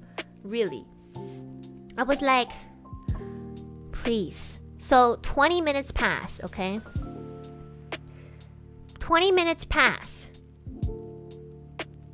And guess what I feel? I start feeling really drowsy, okay? I'm like, it hits me. I'm like fucking sleepy as fuck. And guess what? I'm like nauseated sleepy. It didn't even take away the nausea. It just made me really, really tired. So now, not only am I fucking nauseous still, I'm like passing out. So like I have to throw up for like, I don't know, the 4th time. I go to the bathroom, you know, I'm waiting for me to throw up. I don't really know. At this point, I have nothing else to throw up. I'm just throwing up stomach acid. But like as I'm throwing up stomach acid, I'm like really sleepy and like almost like pass out for like a second because I'm so fucking sleepy. So like, you know, I'm almost passing out into like, you know, my fucking barf bag, you know, okay? Finally, I don't know, like, I don't really remember the in-between because I think my brain just like is traumatized and cut that scene out. But like finally the last 30 minutes of the plane ride approaches and we are about to land. So everybody, like when it comes to like the last 30 minutes of the plane ride, everybody has to be in their seats, okay? So I have like 2 barf bags, one in my left pocket, one in my right pocket. Okay, so like if I gotta throw up, I can just pull out from any pocket and I can just like unfold it and blah, you know? I have prepared. And I swear to God, it's a psychological thing because like as soon as I know I'm landing, the nausea gets a little bit better. So like, you know, there's a little bit of turbulence and then like we land, okay? And then as soon as I start walking off into the plane, I feel out of the plane, I feel so much better. And then you know, I have to get through customs, you know, people, I know the custom people are like, why did you go to Japan? I'm like, oh, family. Oh, how long did you stay? Oh, a month. Like, did you bring any like alcohol or raw foods back? And I'm like, no, you know, I'm just like really on autopilot at this entire time. And you know, the customs part went through so fast. Like this was the fastest I've ever gone through customs. And I was like, oh, that's great because now I can like go home faster and like, you know, rest. And then I have to wait for my baggage to like come out. And oh my God, the customs took literally, like, I'm not even joking, customs took like less than like 10 minutes, which is really fast. But then like during the bag part, you know where you have to wait for your like checked in luggage to like spin around? Oh my God, it took like 45 minutes. Like, I don't know who the fuck. Okay, so this was weird. So like, you know how on the score, I don't know what's it called, like the screen, it'll tell you like, oh, if you're coming from Japan, this is where your luggage is gonna be. Okay, so I'm standing there with like a bunch of other people coming from Japan for like 30 minutes and everybody's like, you know, trying to figure out why the fuck their luggage hasn't come back yet, okay? Like everybody that I reckon, like I went to the bathroom 6 times. I saw a lot of people's faces, so I know who was coming. Like I know who was on the fucking airplane ride with me. So I saw these people and I was like, yeah, this is the right one. This is like, you know, from Japan to Canada. And like we were all standing there for like half an hour and we're just like, where the fuck is our luggage? I literally only had one luggage and I'm just like, why is it taking like 500 years? And then this, not even a staff person, but like one of the passengers came around and she was like, by the way, for anybody coming from like Japan, your baggages or your luggages might be coming from like the scoreboard over there that says London. And I'm just like, what the fuck? So like we all go over to like this other place where they're like, you know, where there's like, it says like from London to Canada. And there it is, that's my luggage. I'm just like, yo, what the fuck? Last time I checked, I was saying sayonara, not goodbye, queen. You know, like, please. Like, I don't understand. I was so pissed. I was like, how the fuck do you do shit like that? I was just not having a good day, okay? I was like, what the fuck? I was like super not having it. I just had the worst plane ride of my life. And then some fucker decided to put all of our luggages into the London category. Like, what? Are you okay? Like, oh my god, maybe, like, how many Benadryls did you take? So finally, after like almost an hour, I finally get my one luggage, okay? But then because that took so long, unfortunately, I got stuck in like rush hour. So like, you know, I had to like call an Uber home. But like, because it was rush hour, I was just praying that my Uber driver wasn't the type of driver that would like spam the fucking brakes. Because like, for anybody who has bad motion sickness, one of the worst things that you can do to torture somebody who has bad motion sickness is like spam the fucking brakes. You know, you go like, you know, it's terrible. And guess what? Oh my god, I hurt myself. Guess what, guys? I got the Uber driver who not only spammed the brakes, but also he's been on the phone with his like bestie, his lover, his grandfather, his like fucking ancestor. This man, I was in this Uber. Like, I don't really live that far away from the airport. You know, it's not like 4 hours, but like that ride felt like 4 hours. And this man was like calling every single fucking member of his like family or something.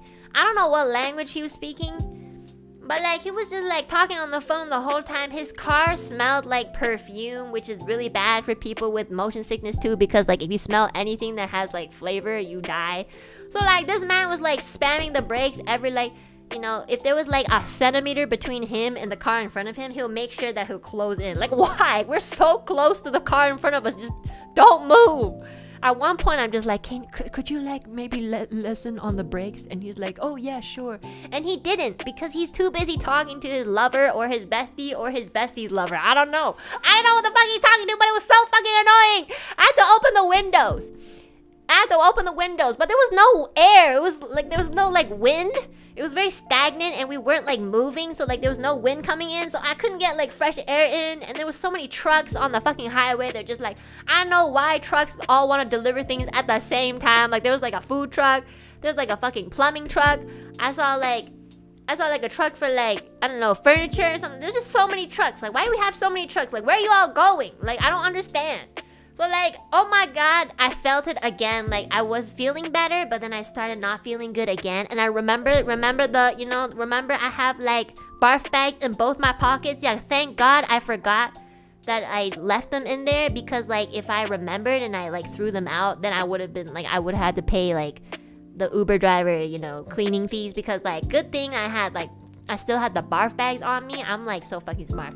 Oh my god, I felt it. I pulled out a barf bag. I threw up. The guy like notices and he's like, are you okay? I'm like, no, I'm not.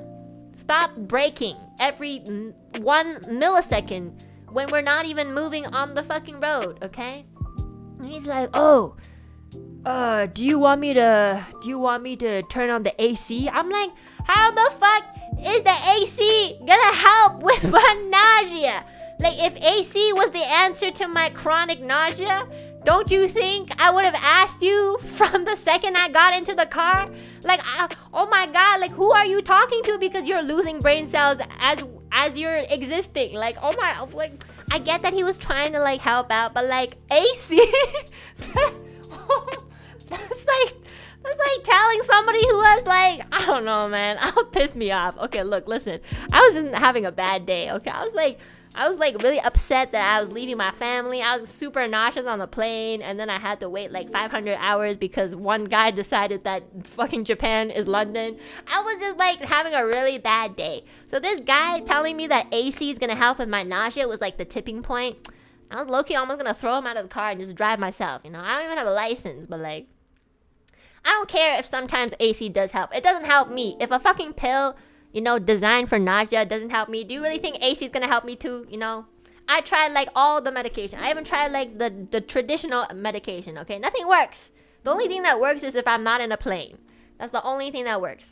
Anyways, I don't care. He was just really annoying. He wouldn't stop calling. He was like very loud too. You know, I'm really tired, sleep deprived, and this man is just like, you know, usually the very good Uber drivers, they'll like ask like, oh, is it okay if I pick up this phone call?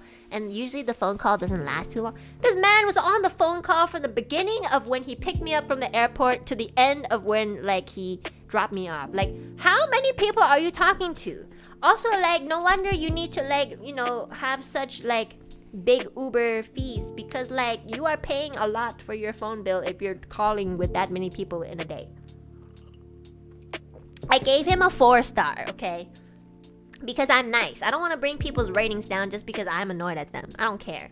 But like, but anyways, you know, I threw up a couple times in the Uber and I was just like, I fucking hate my life. And then to top it off, when I finally got home to my empty, depressing house, I was just like, oh my god, I hate my life. I went into the shower, and after I showered, I brushed my teeth. And I just passed out for like 4 hours. And I woke up and I was like, yep, I'm home alone with nobody to feed me, nobody to like bathe me, and nobody to love me. And you know, yeah. So like even during the next day, like the next morning I woke up, I still wasn't feeling like completely well. Like I felt better, but I still like my stomach still felt like, because I threw up so many times. So when you throw up too much, your stomach and your esophagus just doesn't feel like super good. So like I was just eating like congee. Like I wanted to like join Vox's birthday too, but I honestly just did not feel that good. Like, you know, the only way I could really like feel better was just to sleep and like drink lots of water. And then by the end of like yesterday, like towards the evening, I felt better again. So yeah. Oh my god, it was such a rough plane ride home. I hated it. It was terrible. And I wanted to like die. I wanted to die because I was dying, but I wasn't dead. That's the worst feeling. Like I was dying, but they wouldn't kill me. Oh my god. It was terrible. I hate airplanes. Every time I take an airplane, I just don't want to travel anymore. I just think about like staying in one country for the rest of my life, and I'm like, okay, next time I go to Japan, I'm not leaving forever. Like, oh my god, I can't. Holy shit. I hate airplanes so much. It's like so horrible. Ugh, please visit me in Canada, okay? Please, I don't want to go anywhere anymore for a long time, okay? Please. I don't even think it was that bad when I went to Japan. It was like worse when I came back. Ugh. Anyways, that's about all I remember. My trauma. Can you take a boat back? I don't know if that's worse. Boats are usually worse because they like wobble more. But yeah, I mean, like, I have to say that like it's quite rare that I throw up that much, because I don't even eat that much. I don't know, that's why I'm always like, every time I take a plane ride, it's a gotcha game, because I don't really know what I'm gonna suffer from. This time, I don't know why, both times that I was on a plane, I didn't really have any like ear problems. I usually have like really bad like ear aches, especially when I start to descend. This time, I think I was just like, my body was so like nauseated by other things that maybe I didn't even realize the pain in my ears. I don't know. I was just like, I didn't even think about my ears. Like, I was so nauseous. Maybe you ate something bad before? No, I don't think so. I can kind of tell the difference between when I'm nauseated from like external purposes or like, you know, food poisoning. It definitely wasn't food poisoning. I was just like really nauseous from like, The airplane. I don't know. Maybe it's something about the air too. Like the more I breathe in like the recycled air, the more I don't feel well. I don't know. I think I might be very sensitive to that or something. That there was a little bit of turbulence, but like not that much. Pregnant? Oh my god, you got me. You're right. It's definitely pregnancy. Yo, I'm just gonna say this. If I'm ever pregnant, I'm not taking an airplane ride. Like, no way in hell. I don't care. Like I throw up this much being a fucking virgin. Like, imagine being pregnant. Oh my god. I will throw up my child. Like, I will, like, die. I hate airplanes so much. Every time I think about it, I get, like, sad.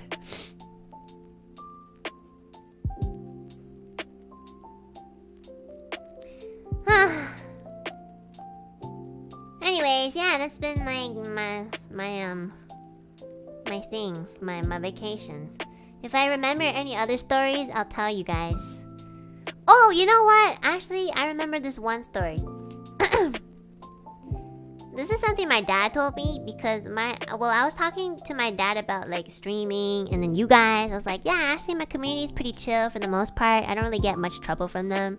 Like when like the very few amount of times that like I not really get trouble, but just like concerns and stuff, like it's not really like big. And he's like, that's great, yeah, keep them like keep them grounded. And I'm like, I don't think I can keep them grounded, but like, you know, I'll try. But my dad was like, no, you don't understand, I know, parasocial. And I was like what do you mean? So okay guys. So when my father was young, okay, when he was my age, and I have pictures of him when he was my age, okay, like when he was like 20s to like 30s-ish, he was like a pretty boy. Like, not gonna lie, like he has a very feminine looking face. Like, it's very, like, he has a small face, he's like pretty good looking.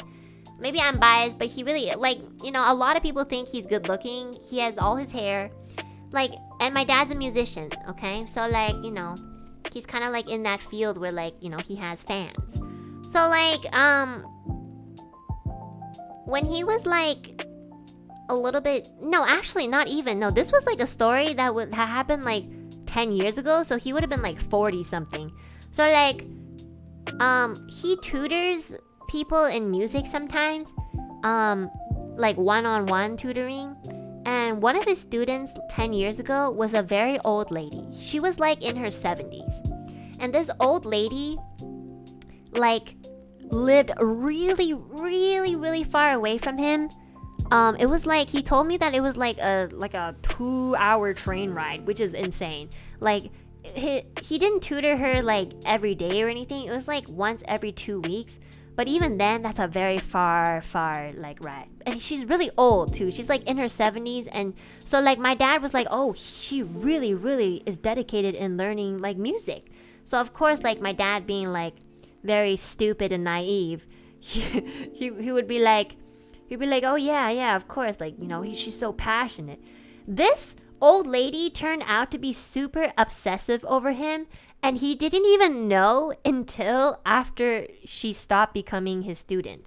So like during the times where she was his student, like, you know, my dad doesn't really treat people like, you know, like the way that he talks to people is sort of like the way I talk to you guys. Like, we're pretty open about things. We don't really have much to hide. Like, if something, like, obviously, like, he talks with like different words.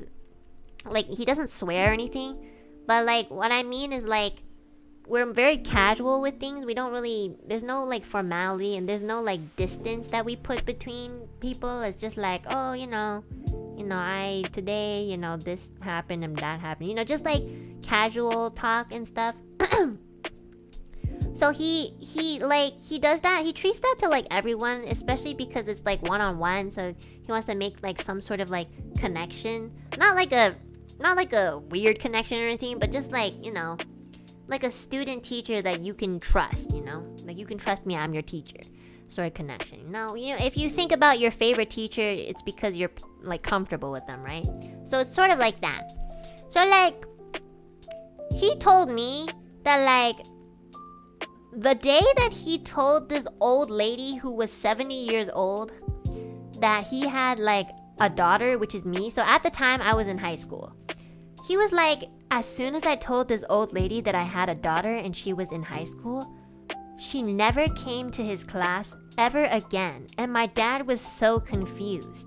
And he didn't even know that that was the reason until one of his friends, who also was acquainted with this old lady, she was like, this old lady is obsessed with you. Every single time you're brought into topic, she talks about you as if she's going to marry you. And my dad thought at first that, you know, this friend that is telling everything about this old lady to my dad was like joking. But then this friend was like, no. You know what I know is that this old lady, when her friend was sick, she went over to her friend's house, printed a photo of my dad, put it, like taped it on her bedside wall, and she said that like if you pray to my father, I know! I'm not even joking, this is what my dad told me. He's like, she told her friend that if the sick friend prayed to my dad's photo on the wall, she would like recover faster. And then this friend was so concerned that she like talked to the friend that my dad was talking to, and that friend was telling my dad like, it's a good thing that she stopped coming to your class because she was obsessed with you, like an unhealthy amount. And my dad had no idea. And then he realized that she only stopped coming to his class because he mentioned me. And she was so overwhelmed at the fact that he was so tainted already, that I was already like 16 at the time or something, that like she just stopped coming completely. And after that, he never saw her ever again. And all of their like mutual acquaintances, like they never heard from her again either. And I was like, oh my god, Dad, you are living the Oshinoko like life. What the fuck? I have to charge my phone. Oh my god, I literally saved his life. And I didn't even know. My dad didn't even know until like later on. He didn't know. He was like, I don't know if it was like a couple months or years, but he was like, I didn't even know this was a thing until like super later on.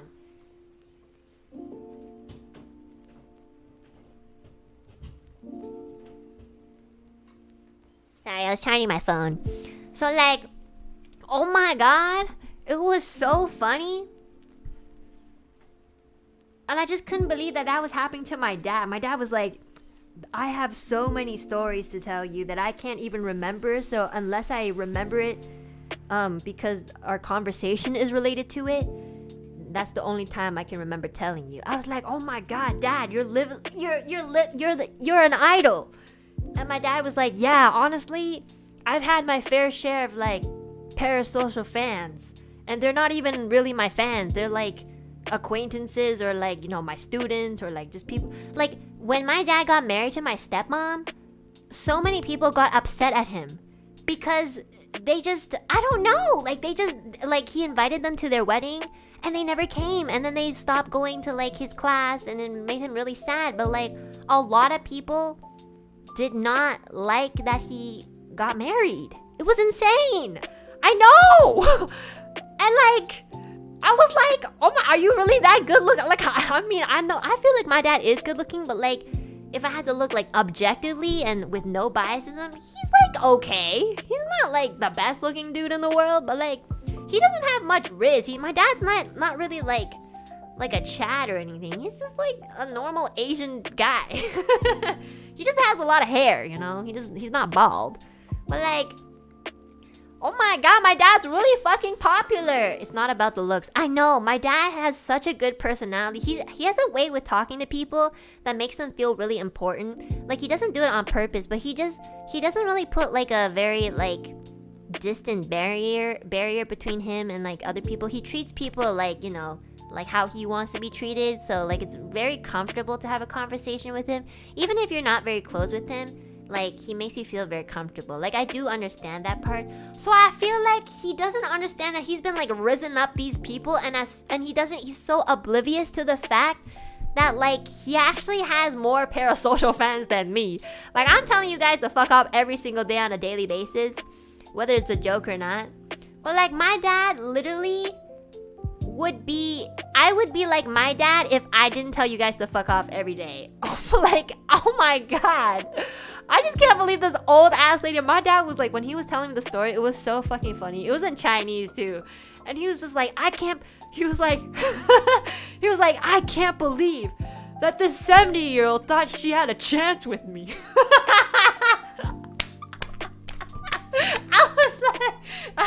He was like, okay, maybe if she was like 40 or 50, but 70? It's like, my grandma is 70 or 80. He's like, my grandma. I mean, not my grandma, my mom, like my grandma, so his mom is like 70 or 80. So she was like, was she married? No, she wasn't. Okay, this is the weird thing though. The other people who really liked my dad and got really upset when he got married to my stepmom, some of those people were married. It was so weird.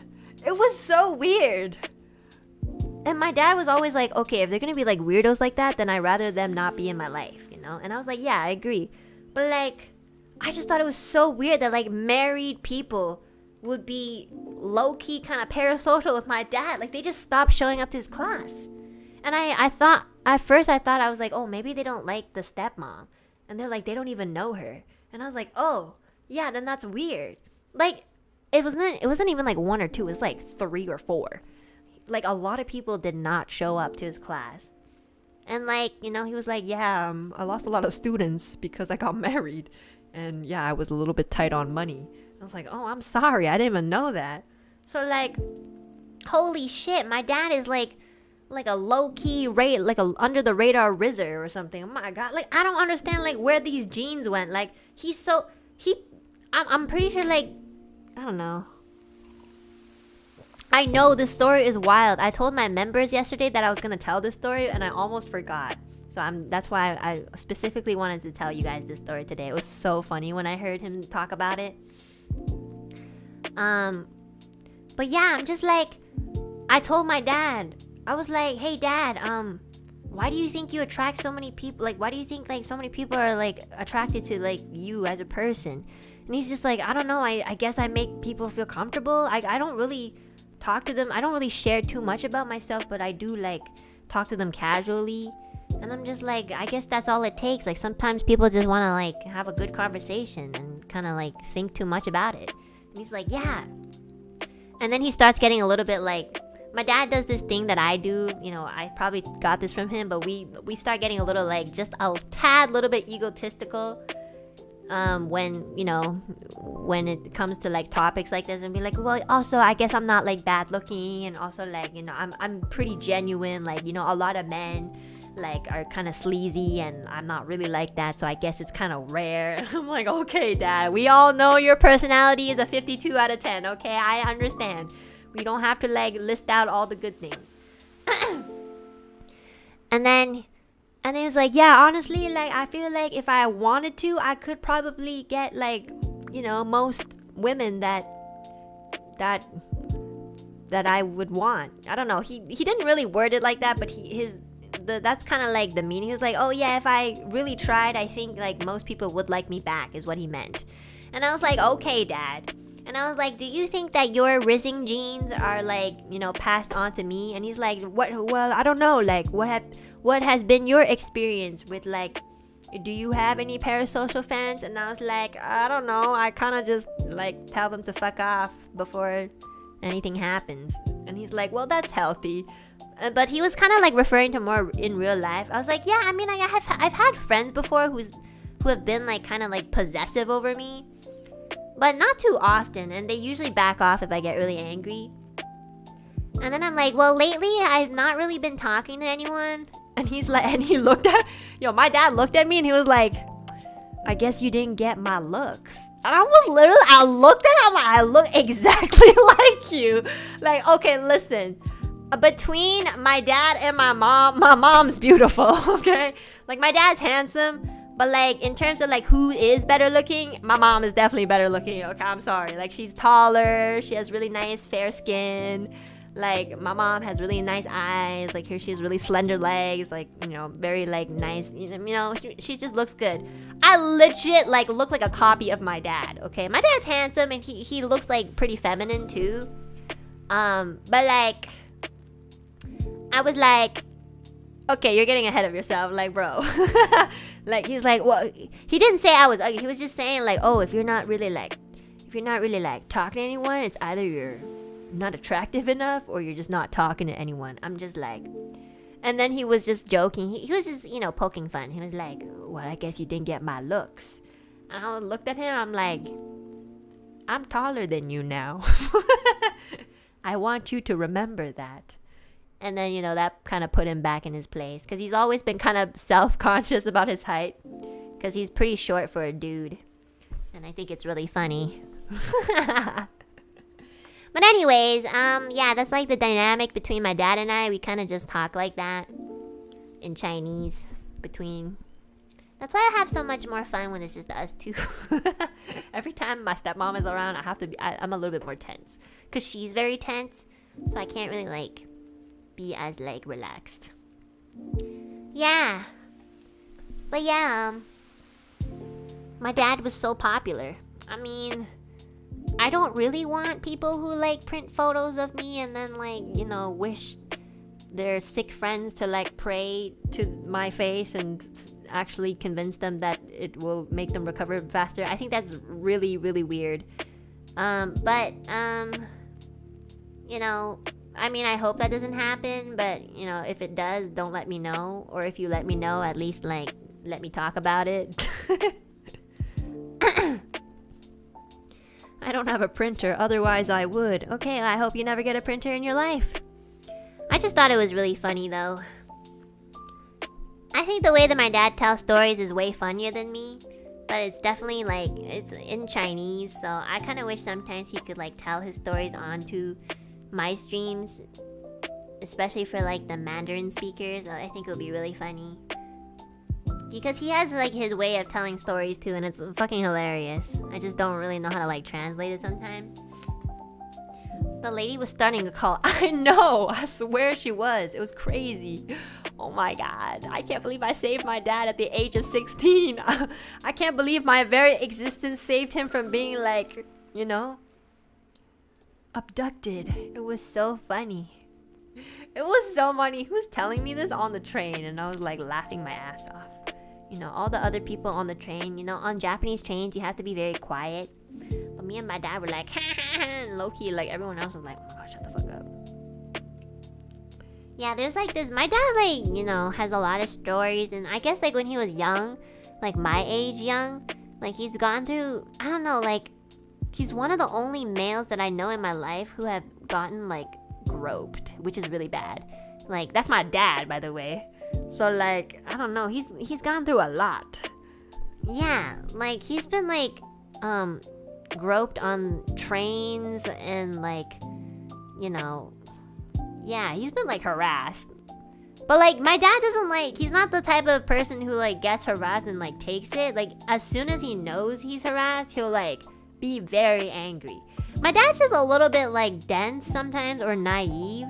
So he doesn't even realize it when it's happening. He only realizes these things, like, after. So maybe, like, I don't know. You mentioned this before. Yeah, I mentioned this before in another Zatsudan. Like, the story of where, like, when he was younger, like, some man on the train tried to, like, grope him. And, like, my dad was just like, oh, why is this man bumping into me so much? Like, that was my dad. Oh my god, you know what? That story reminds me of another story that happened to me on this trip. So, like, like, in Japan, I don't know if maybe some of you guys know, but, like, in Japanese stations, sometimes they have, like, not restaurants, but they have, like, ramen or udon places where you basically they serve you very quickly and you have to eat it while standing, or like there's like these tiny seats that you just eat and then you just go. It's like really, really fast. It's not really a place to like sit down and chill. You kind of just eat and then you go. So like my dad and I like went to like this udon place. This udon place was really good, which is why we went, but it wasn't like a restaurant udon place. It was just like one of those places where you sit down, eat, and then you get the fuck out.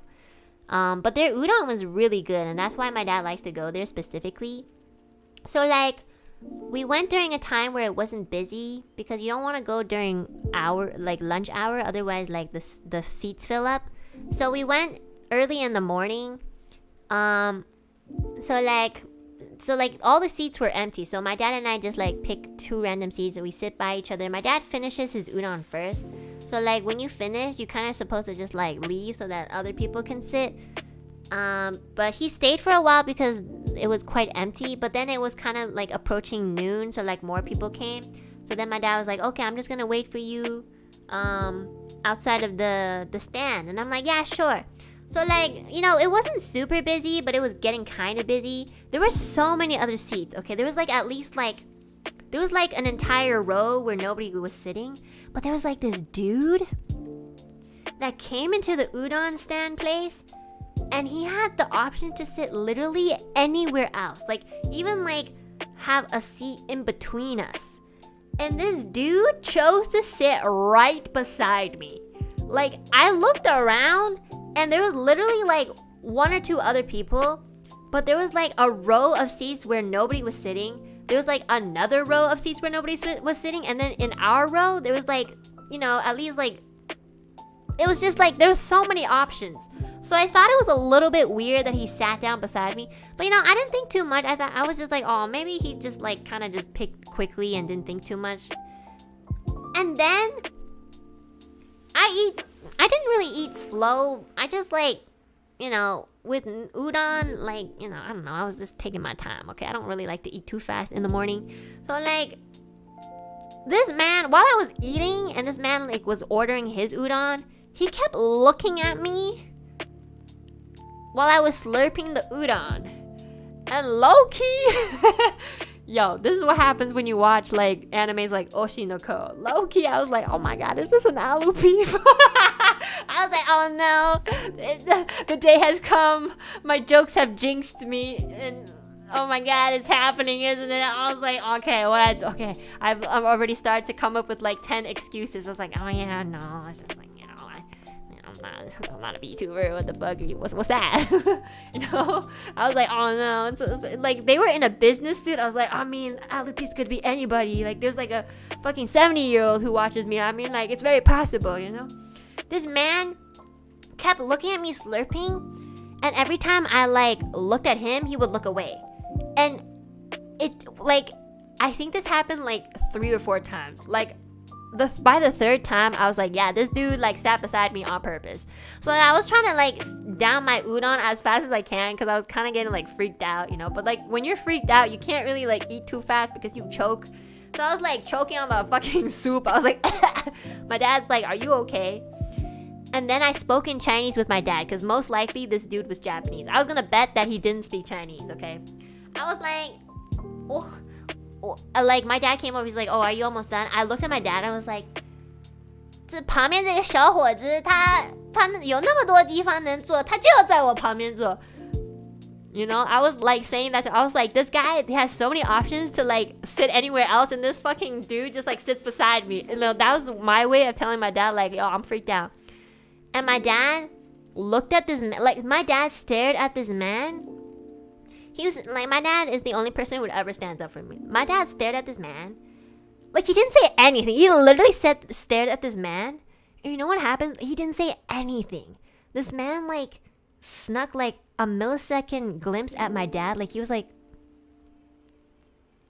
And then, he raises his hand towards, like, the staff. He was like, sumimasen, I'm gonna change my seat.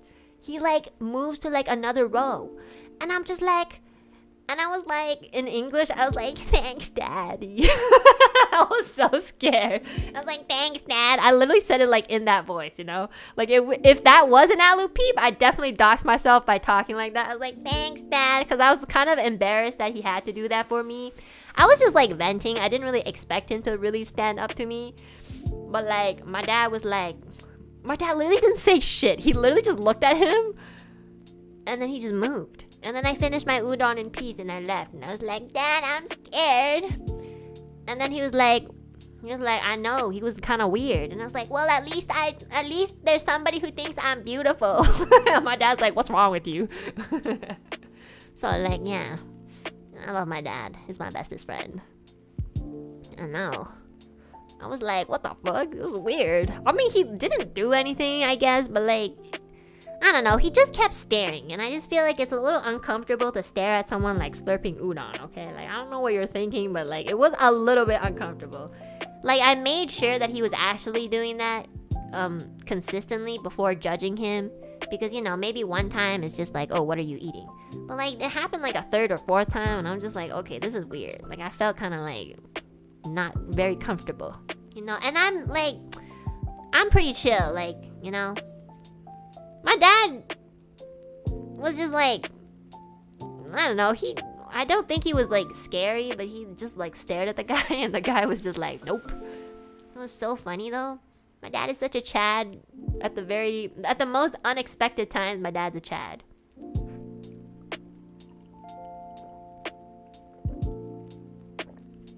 I mean, like, okay, if that guy was an Alu peep, like, hey, if you want to say hi, just do it. Just do it. Just say hi. Don't watch at me, like, don't look at me slurp noodles. You know, I'm just trying to, like, eat that shit in peace, you know. Maybe, like, have, like, at least a seat in between us, you know, because COVID, I don't know, like, you know, there were better ways. Yeah. But, yeah, oh my god, that was one of the only times where like finally I didn't have to really do anything and I could have somebody else step in and like stand up for me, because like, you know, I do, you know, as much as I do talk big, like when these things happen, I do kind of like freeze up a bit and I don't really know what to do. Like, of course, if they really went like and did something like way worse, like this wasn't even like bad, it was just like uncomfortable. But like, if it was something like really bad, of course I would do something, but like, you know, I still like feel scared, you know, I'm still like, oh no, what do I do? I'm a damsel in distress. I was like, maybe if I slurp, I literally in my brain was like, maybe if I slurp the noodles super disgustingly and like splash the fucking soup all over him, he'll stop staring at me. I was like, you know, like, slurp that shit, get that soup all over this man, get the oil from the soup all over this man's suit so he can like run away from me. I felt like the more I did that, the more he stared. So I'm like, nope, not working. I'm so glad my dad was like, are you finished? My dad literally came because I was eating too slow. And he was like, are you done?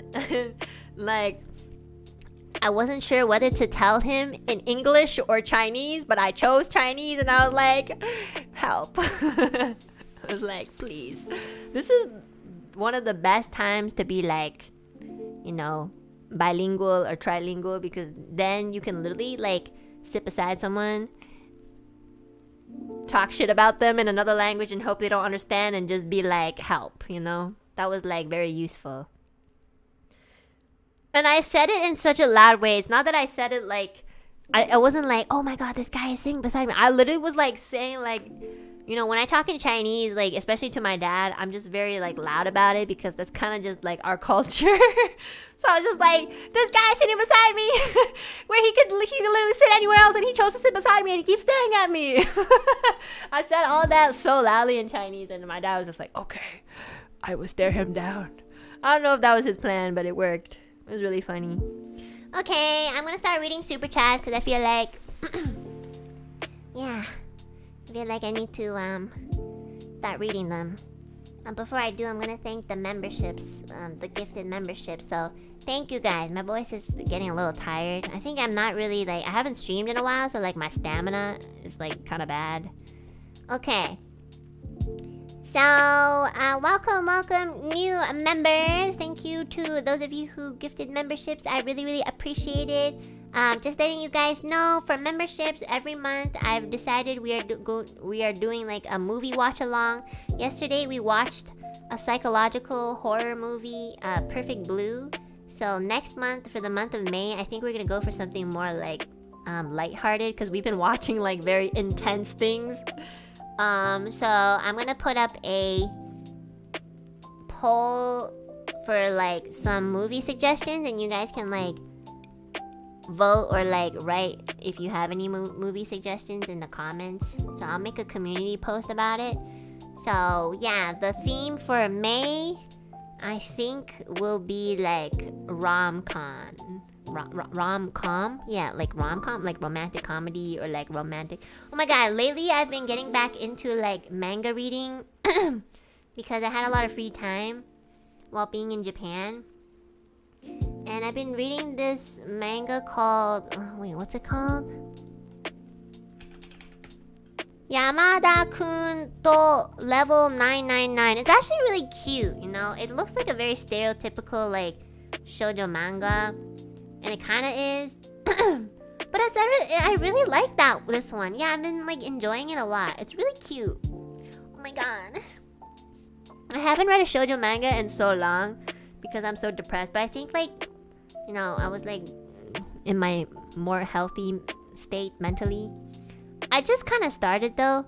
It's like, it has, like, a gamer spin on it, so it's really cool. And I feel like the protagonist isn't as stupid as, like, most shoujo manga protagonists. Like, oh, gomenasai! You know, she has personality.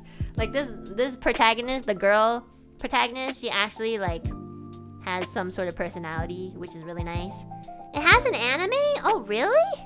Oh, I didn't know that. Oh shit, it just came out too. I didn't know that.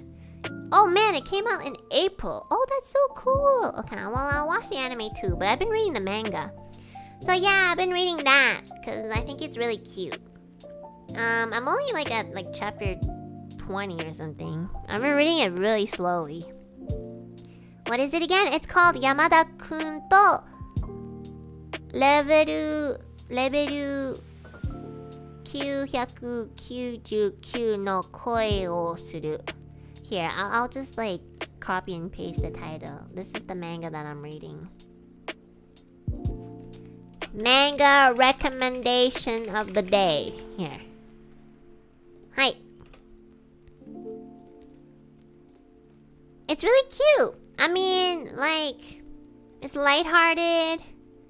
And I really like the art for it too. I think the guy is a little bit like... You know, I'm not really into guys like that. He's like the cold type that doesn't really like give much reaction. You know, I used to kind of... He's almost kind of like a Sasuke, but like a healthier version. Like, I was kind of into that like when I was younger, but now that I'm older and like... You know... Now that I'm older and like... understand more. Oh my god, like... If I ever meet a dude and he's like super cold, I'll be like, okay, guess you're not interested, bye. You know, I don't have time, you know. I'm losing time as we speak. Gotta react to something, you know. If I like make them food and they're just like, thanks, I'm like, that's not cool. Nah, that's low-key annoying. Like, come on. I spent like 30 minutes on this. Like, you can like, you know, smile or something. You know, that's just, you know, not too much to ask in my opinion. But yeah, but like this is a manga and anime, so it's like it's cuter, you know. In real life, it's obviously like different. But what if they're really tired? Well, obviously it depends on the situation. But I mean, like, you know, I'm talking about like not very realistic personalities in manga. Basically, like Reimu's type is not really my type. Because I know Reimu loves Sasanaru. Oh, sorry, not Sasanaru. Sasusaku. Like, you know how like Sakura always chases Sasuke and Sasuke is like always running away? She likes that shit. But like, I'm like, why? Why? Okay, low-key, I like Sasanaru, and it's kind of the same thing where like Naruto chases Sasuke and Sasuke runs away. But like then Sasuke like at least like comes back to Naruto. But he doesn't really come back to Sakura. Anyways, that's another topic. I just low-key judge her for that, and I think it's funny when I judge her for that. Oyasumi Pum Pum for rom-com. Oh my god, dude, I read that in the library, and I read that, like, I finished the entire thing, and that is not a rom-com. It's like, I want my Alu peeps to get, like, a break from, you know, the fucking trauma I've put on them the past, like, 2 movie watch-alongs. So let's go for something actually lighthearted. I've read Oyasumi Pum Pum. It's a really good manga, though. But, you know, it's a lot. It's a lot. Oh my god, maybe that's why I'm so messed up. I will always read these things. Okay, so let's read the super chats. Hiro, thank you so much for the first soup of today. Thank you. I like how all they said was yes. I'm assuming you're saying yes because you're the first super. I don't know what happened to Chiliax. I hope he's okay. Because, like, okay, for those of you who don't know, usually the first person to super chat is Chiliax. I don't know how. I don't know what the secret is. I don't know if they're a real human or not. But everybody's is always trying to beat this person. And they always somehow, like, do not do it. But lately, or at least, like, the past 2, like, streams or something, they've been, like, dead. So either they died, or they're not a fan anymore. Like, I hope it's the second one, because I don't want them to die. So, like, yeah, I think the next person, which is Kuwu, says first super, new Chiliax here. But you're not the first, you're the second. But you know what, you were really close, so thank you. And also shout out to you for, like, the wonderful clips you've been clipping of me. You know, I still sometimes ego search myself on YouTube even though I'm on vacation. And, you know, I really appreciate you clipping my older stuff. Even though, like, I don't know how you're digging them. Like, a lot of the clips that I've been seeing have been, like, from really old streams. And I'm like, oh my god, how are you guys, like, remembering this? But yeah, I really appreciate it. Thank you so much.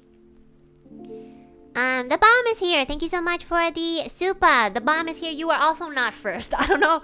I think all of you guys probably sent it around the same time. But, like, Hiro was just, like, slightly faster.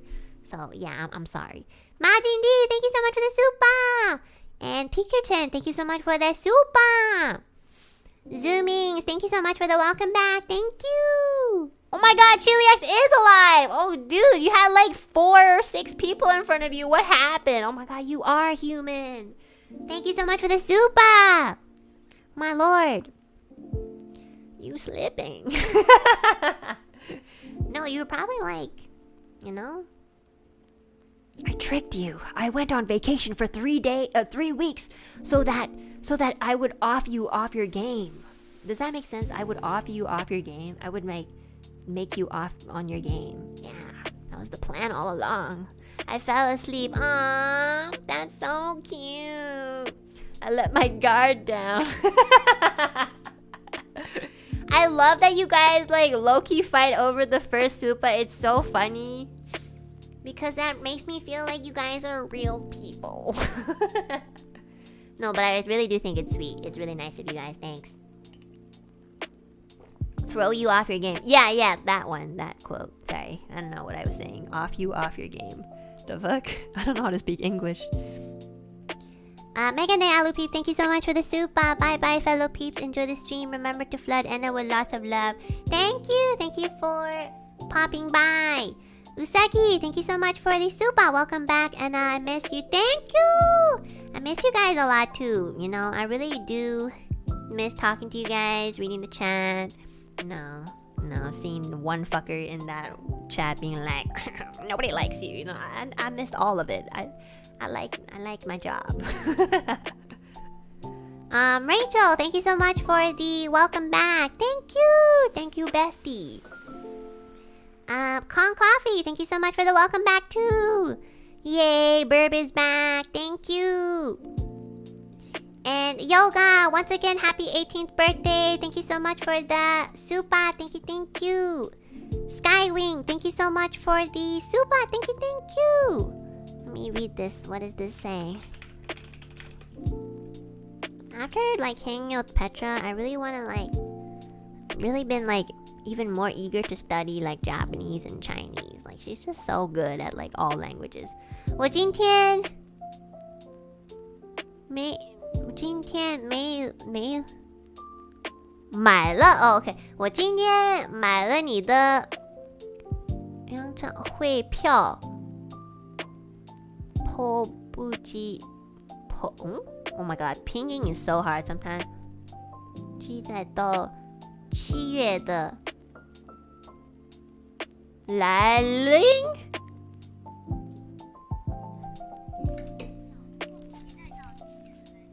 Oh, 来临。I bought your so they said I bought your concert tickets for July and I can't wait until it comes. Oh my god, yeah. So like so I was away on vacation for this, but like there was a cafe that opened up in like I think it was like Shanghai, Guangzhou, you know. And like and they featured like a lot of like the members there. Yeah, for those of you who have been like going to the cafe, thank you so much for supporting all of us, and thank you so much for taking pictures. Because I really would love to see like, you know, all the food and the merch, you know. I just want to see like what the atmosphere is like. So all of you guys who have been like taking photos of it, thank you so much for tagging me. I've been looking at it on Twitter and I showed my dad. My dad's like, oh my god, we should go. And I'm like, I can't. And then also for the concert that's coming in July, that's gonna be happening in Malaysia. I'm gonna be singing a concert with some of the NIJI members, Lazulite, Millie, who else? I don't know. I have to look after I need to look at my Slack messages, not gonna lie. Anyways, yeah, we're having a concert in July, and I really can't wait. I'm gonna be practicing really hard for it. So yeah, I'm gonna see like what we can, maybe I'll even ask you guys like what songs you might want to hear, and then maybe I can do a poll and then practice, but I'll have to see with my manager's son, so we'll see. Yeah, I got tickets for those. See you, Enna. Thank you so much for getting tickets. I really appreciate it. I really can't wait to see you guys and perform for you guys with my lovely girls. Really excited. I'm really so lucky to be performing, you know. And you know, for someone who has like severe social anxiety, I mean I have performed like with my real face out, but like, you know, being behind, you know, a VTuber model is easier for me. I can really like focus better. Like when I get really nervous, you know, even when I karaoke with some of the NIJI members, I get kind of nervous, you know. I can't exactly like put out my best performance. I know it's just karaoke and nobody really cares, but for me, like I'm a little bit more like sensitive about like, you know, performing well, because I guess maybe my parents are both like performers, so I feel like a little bit of pressure every time. So like I can't really get into the zone unless I really like just I can't get into the zone unless like I psych myself into thinking I'm alone. Like the best performance I give is literally when I'm alone.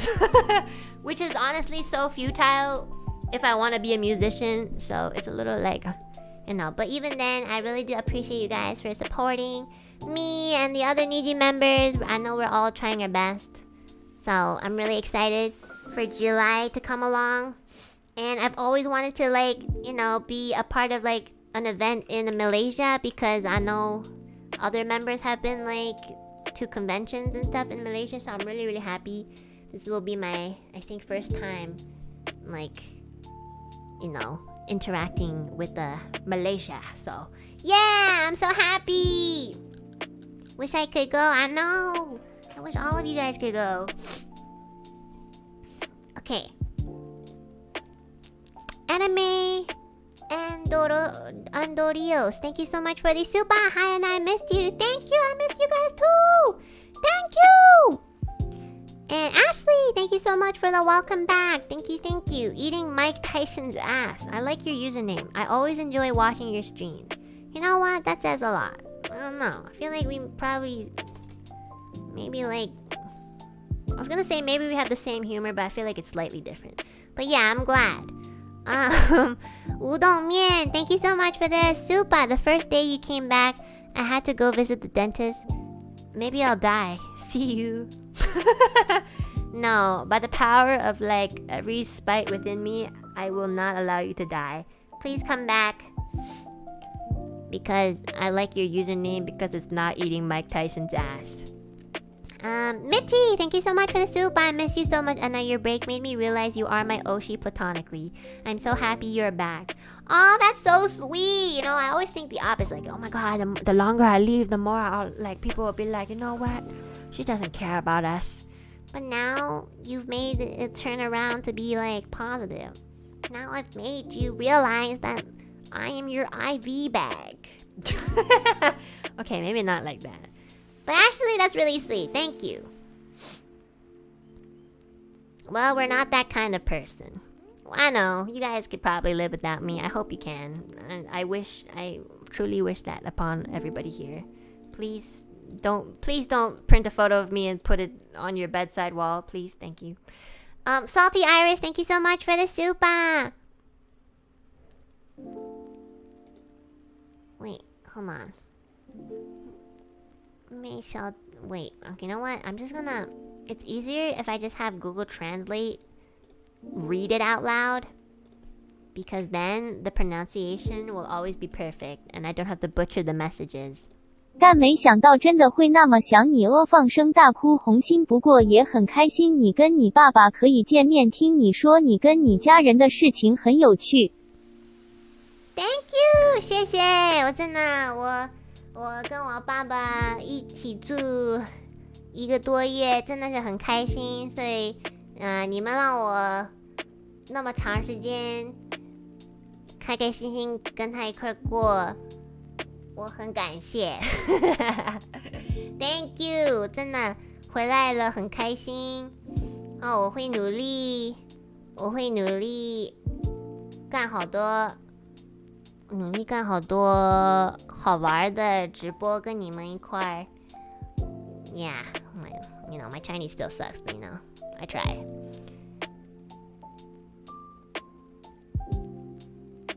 Where am I? Where did I leave off? I feel like all my Chinese-speaking fans are like asleep, and all the English fans are still awake because of the time zone. And I literally just spoke Chinese for no reason.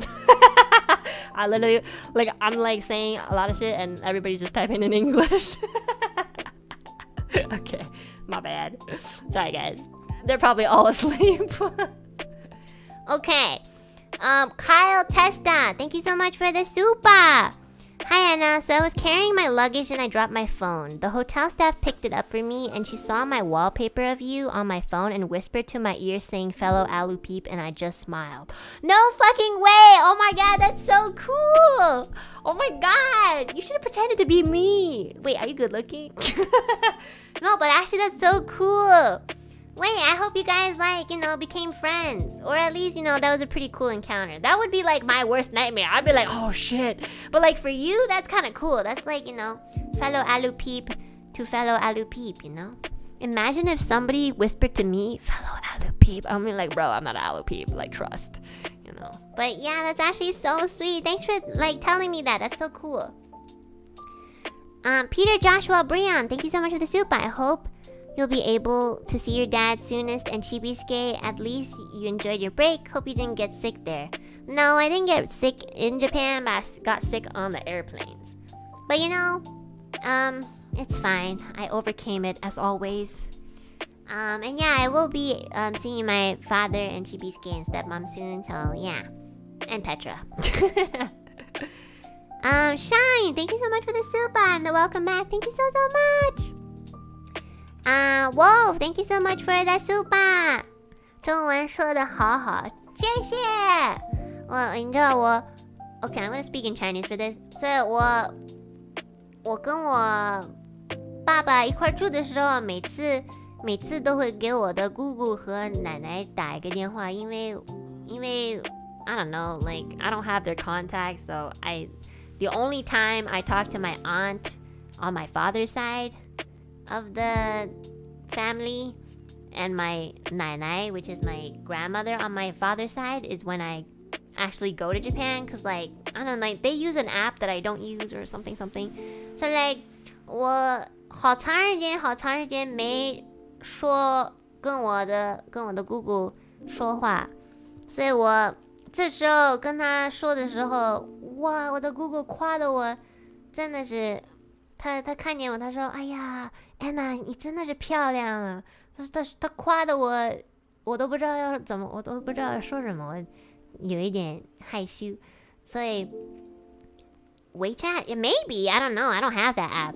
所以她说 Enna 你真她说 Enna 你真的长得好看，哎呀，你比我的女儿长得好看. You know, I have a little cousin and she's like I think like in high school or something.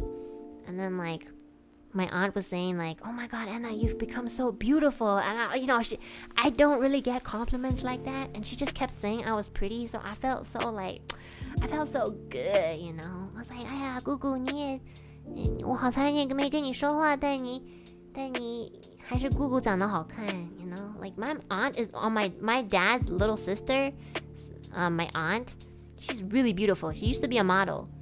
So like I was like really like, you know, if a model is telling me that I look good, I was like, oh my god. Like that day I went out to meet Petra, I was like, oh my god, I feel like Shakira. You know, she was like rizzing me up. I was like, oh, thanks for the confidence, auntie. You know? And then my dad's just like, you're complimenting Enna so much that she doesn't even know how to speak Chinese anymore. I literally was like sitting there and I didn't know how to say any, like I didn't know what to say because I was like too embarrassed. So, you know, whenever I have to like get in touch with my relatives and I have to speak in like full Chinese, I get low-key nervous. Also, 我的奶奶她说的中文好像不是像北京的中文. It's not like Beijing Mandarin. It's like a dialect. 所以她说的时候那个音有一点不一样，所以她会说 Enna. Okay, I'm trying to remember the tones of how she speaks. She's like Enna 长得太漂亮了, like 太漂亮了 or something, like, you know, the tones, like it's the same words but like the tones for it are different. So I can still understand her, but it takes me a little bit longer to like process. And she'll be like, 你奶奶说的话你听得懂吗? You know, like she like do you understand like grandma's dialect? And I'll be like, 听得懂 And like, you know, she like speaks in a very like different dialect, so like I just like process it a little bit like slower for me, but I still understand, you know. The intonation is very different, but like it's the word, it's the words themselves are like the same. What are you guys saying? Shan? I don't know. I might have to ask my dad. 山东话 I don't know. 可能是 I don't know. Sounds like northern accent. Oh yeah, I mean like yeah, it is like the north. I know that. I don't know where in the north, but somewhere up there. Yeah. It was like, it's like my grandpa also speaks like that too. He'll always be like, I can't really say my name in Chinese, but like they'll say it in a different dialect. So for example, my name is like Enna, right? So like their intonation would be like Enna, you know, something like that. It would be very like it's the same, but it's not the same, and it's really funny.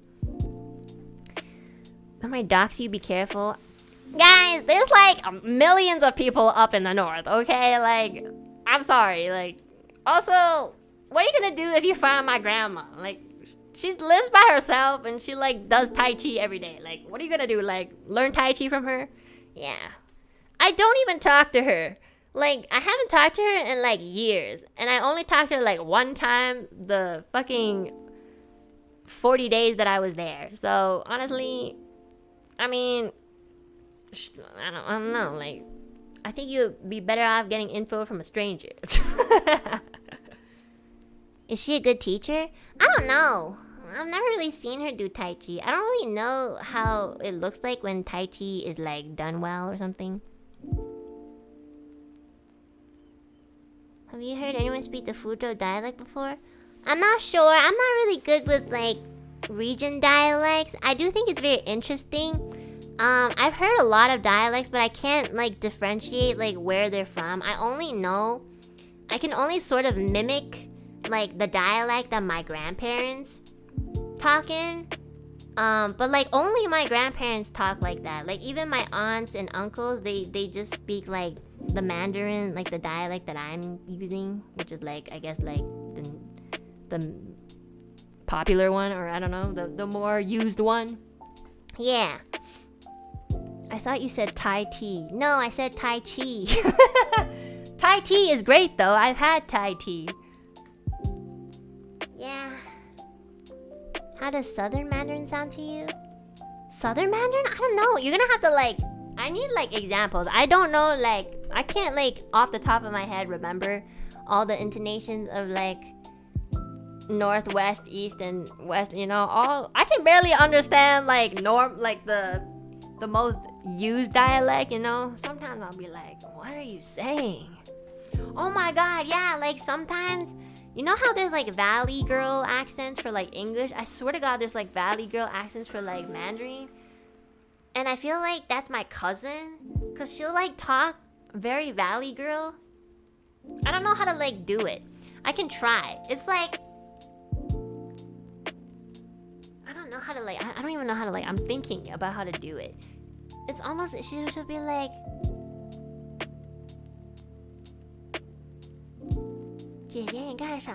Like she like slurs so much. I don't know if this is like a slang or like she'll be like... I'm trying to think. When I was like calling with her, what did she say? 姐姐你干啥? Like you know like 干什么? Like she'll be like 干啥?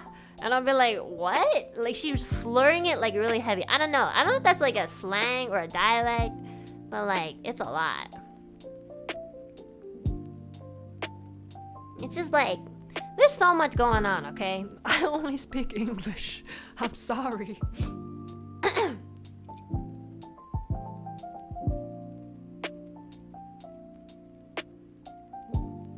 Just an alternative way? Do they know English? No, not really. Like,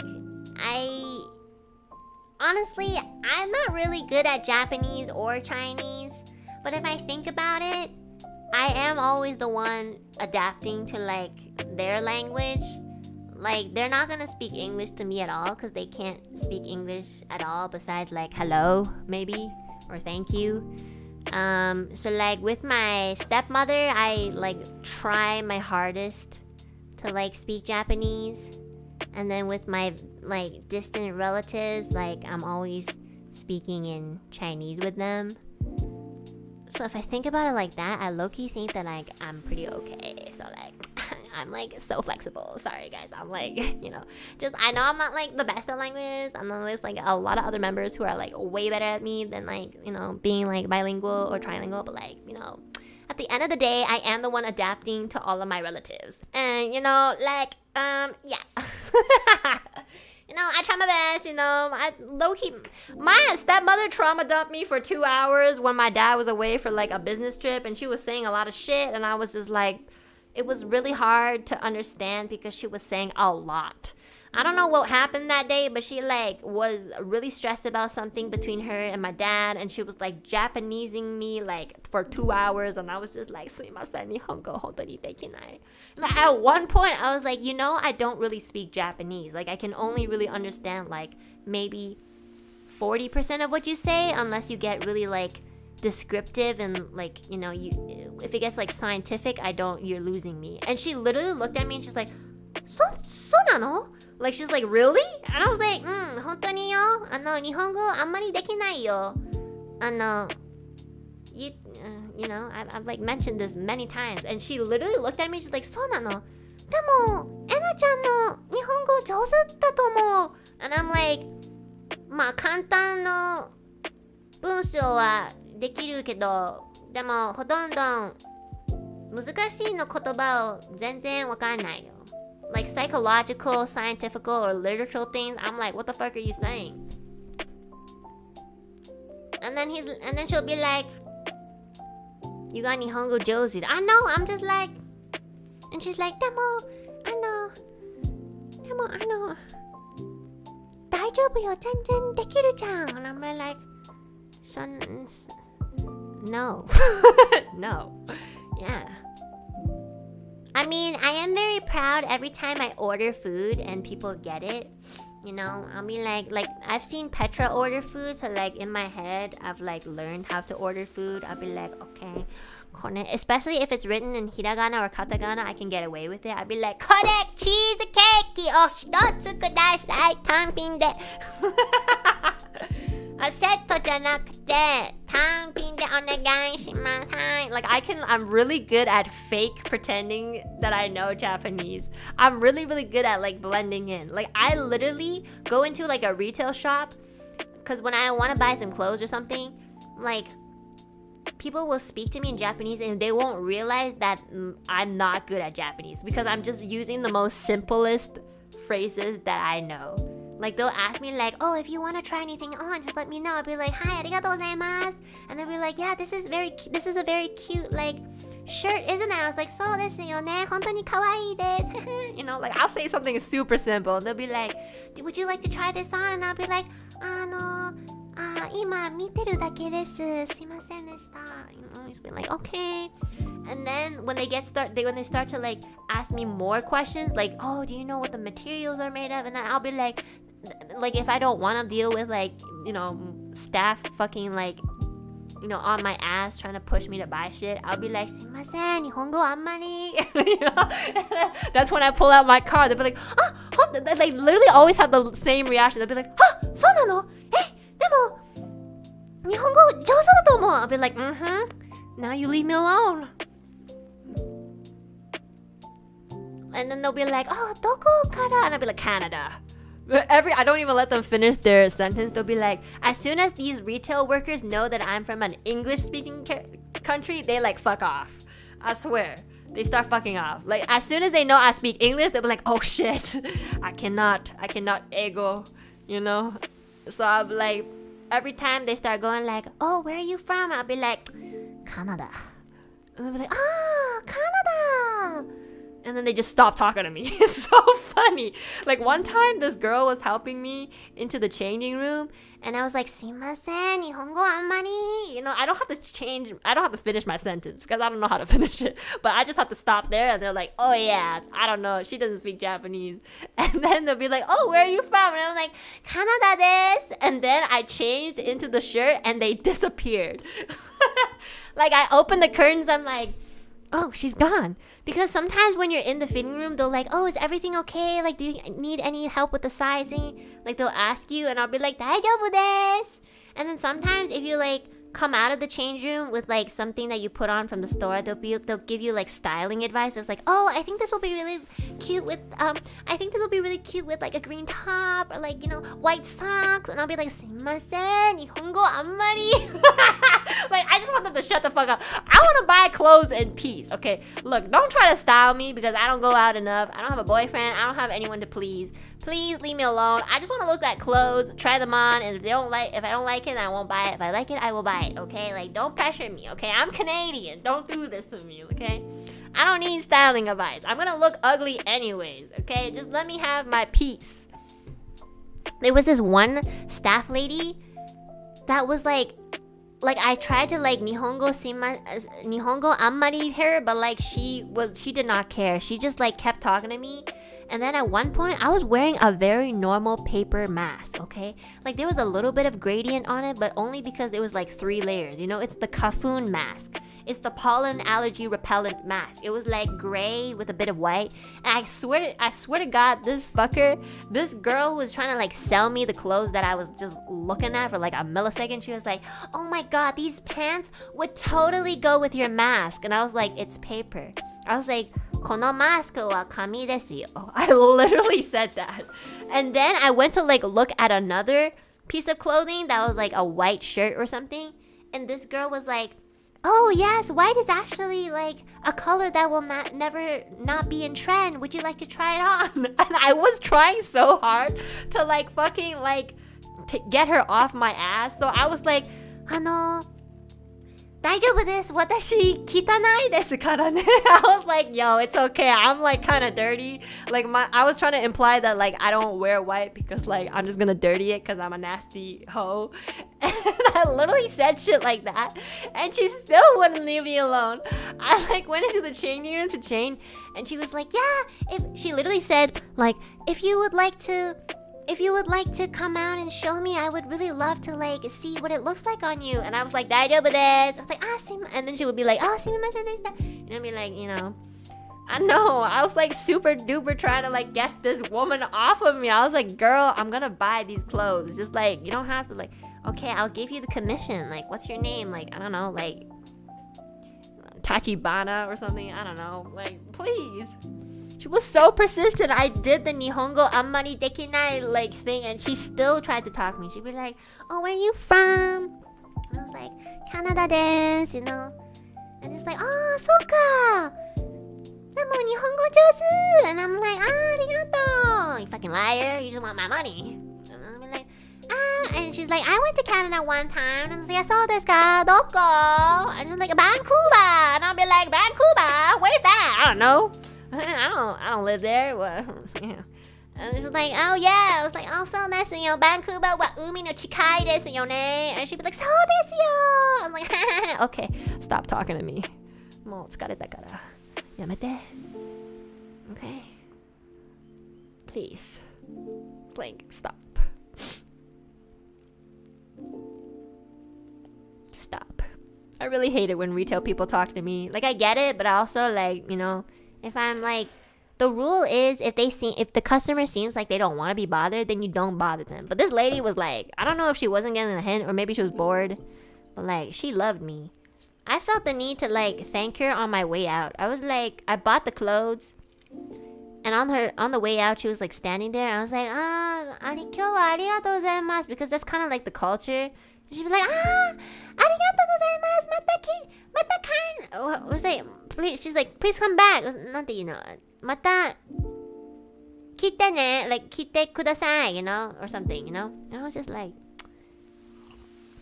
this woman is more parasocial than my fucking chat. Like, what the fuck? Bro.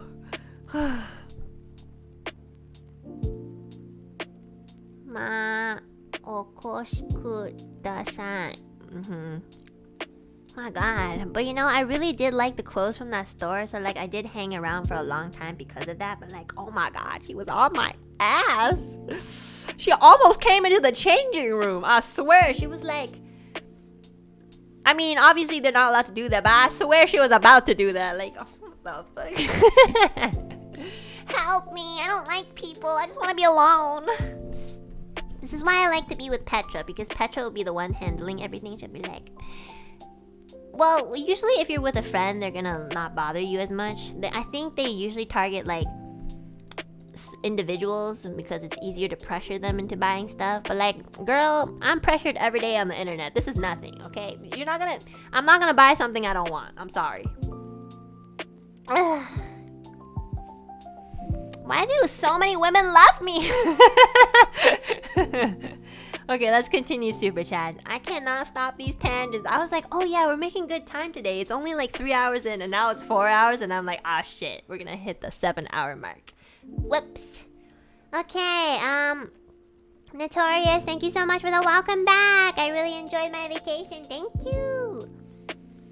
BB, thank you so much for the welcome back. Every time I watch Enna stream, makes me miss my home so much and all the food. Oh my god, I know you should go visit like soon. 我的小笼包是黄面 Oh, crab roll noodles. Ooh, I've never tried that before actually. I love 小笼包 Oh my god, 我跟 Petra 也去吃了一个我跟 Petra 有一天去吃了小笼包，很好吃。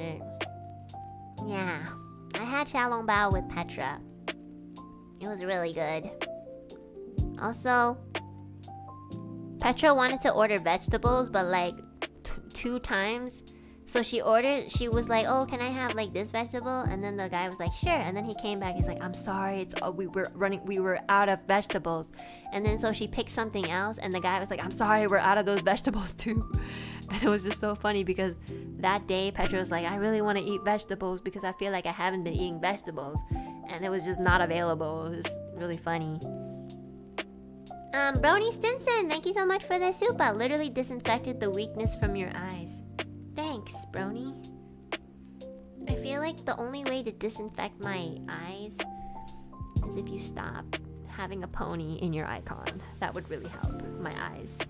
The bomb is here. Thank you so much for the super. I'm glad you made the most of your trip, having fun times with other Niji members. When I first heard you were traveling, I imagined you'd be in a secluded location meditating alone for your entire trip.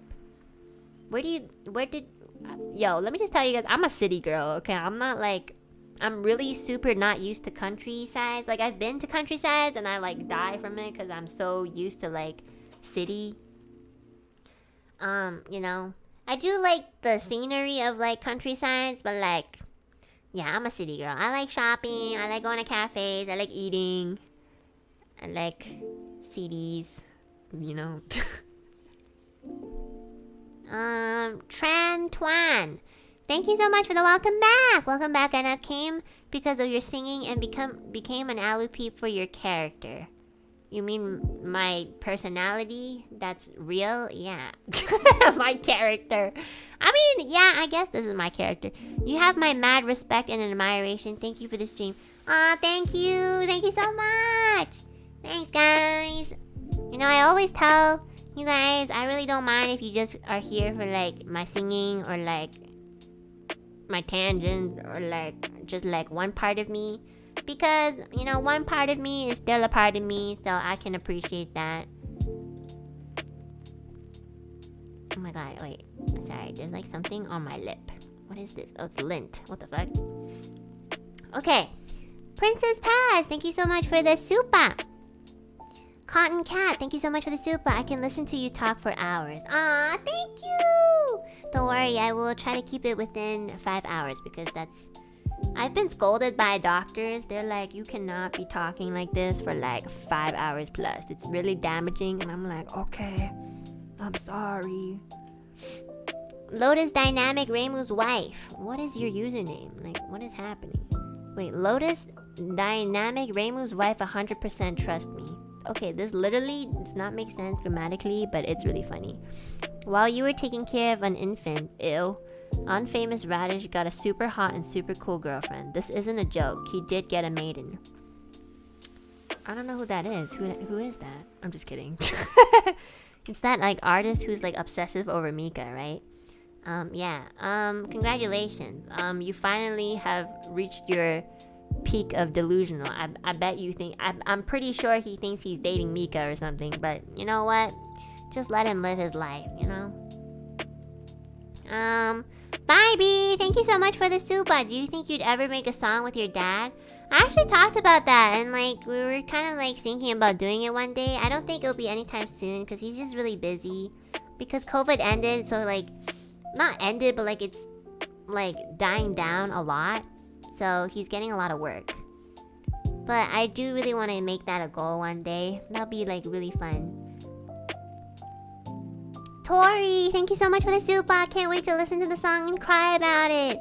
It's not really like a super sad song. I think it's like sad in terms of the concept, but like the song itself, the genre is more like folk and like maybe I don't know genres. Anyways, you guys will know soon.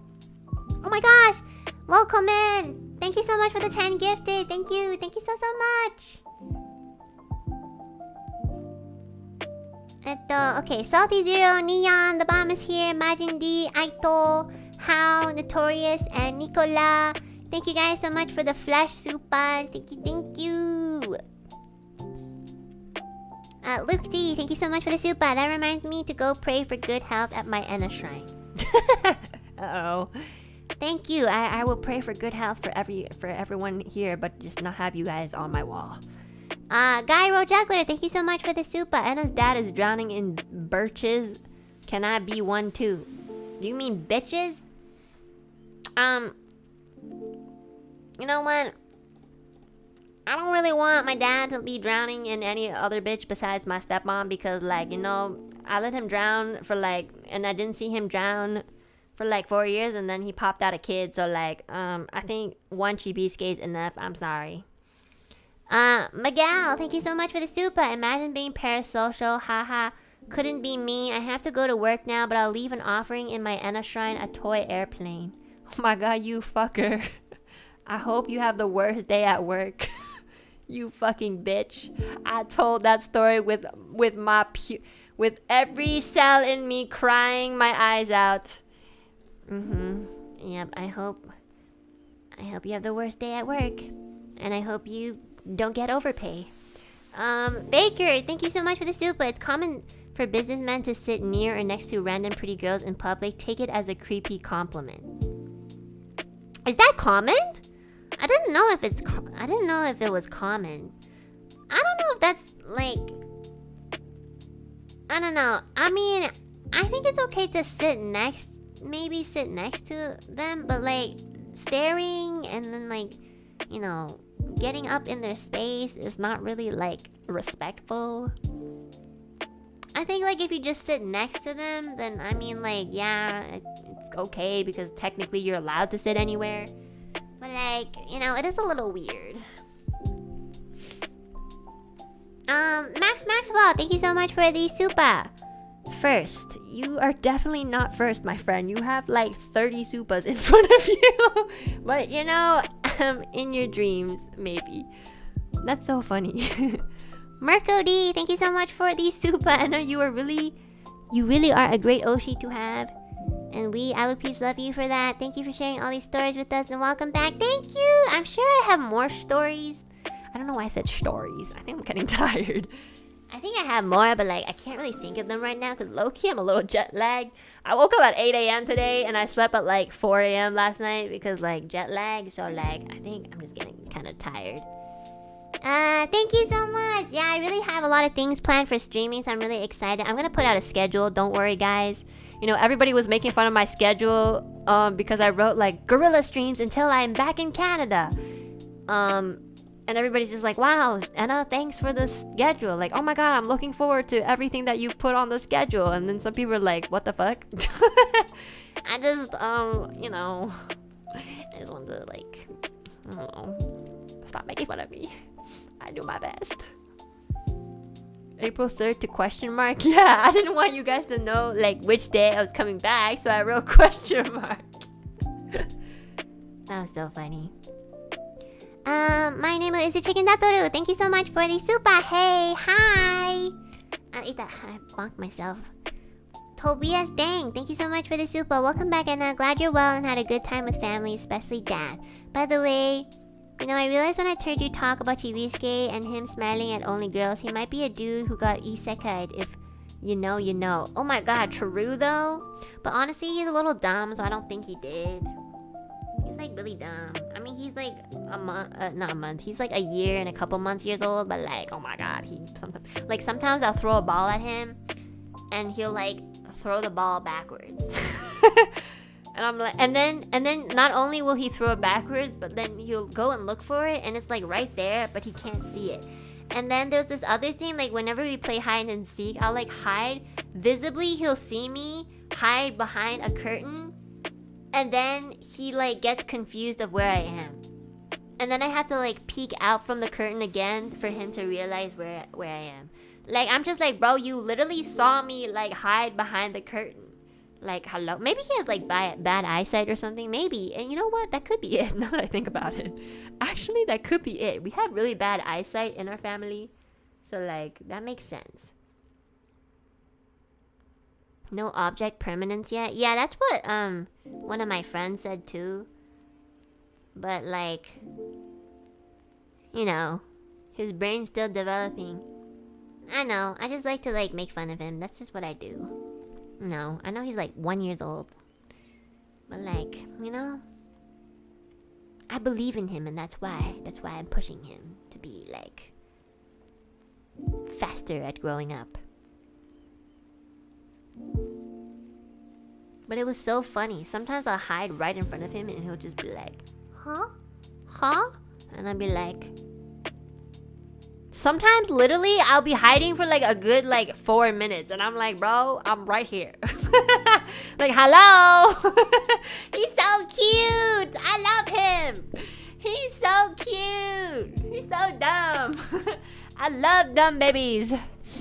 Raccoon-kun. Welcome back, Enna. I missed you. Thank you so much for the welcome back. Neon, thank you so much for the super. Welcome back, and Alouette from Ethyria. Thank you. Maru, thank you so much for the super. Enna, thank you for the stream. I finally got my Alu puppet. Can't wait to take her. Go touch grass and get some bird watching. Oh my gosh! You should take a picture of it and tag me so I can see it. Oh my goodness. Take a selfie with it. Oh, that actually reminds me of another story. Okay, so like, since I was in Japan, like I asked my managers, I was like, oh hey, since I'm here, like, can I just pick up all my merch?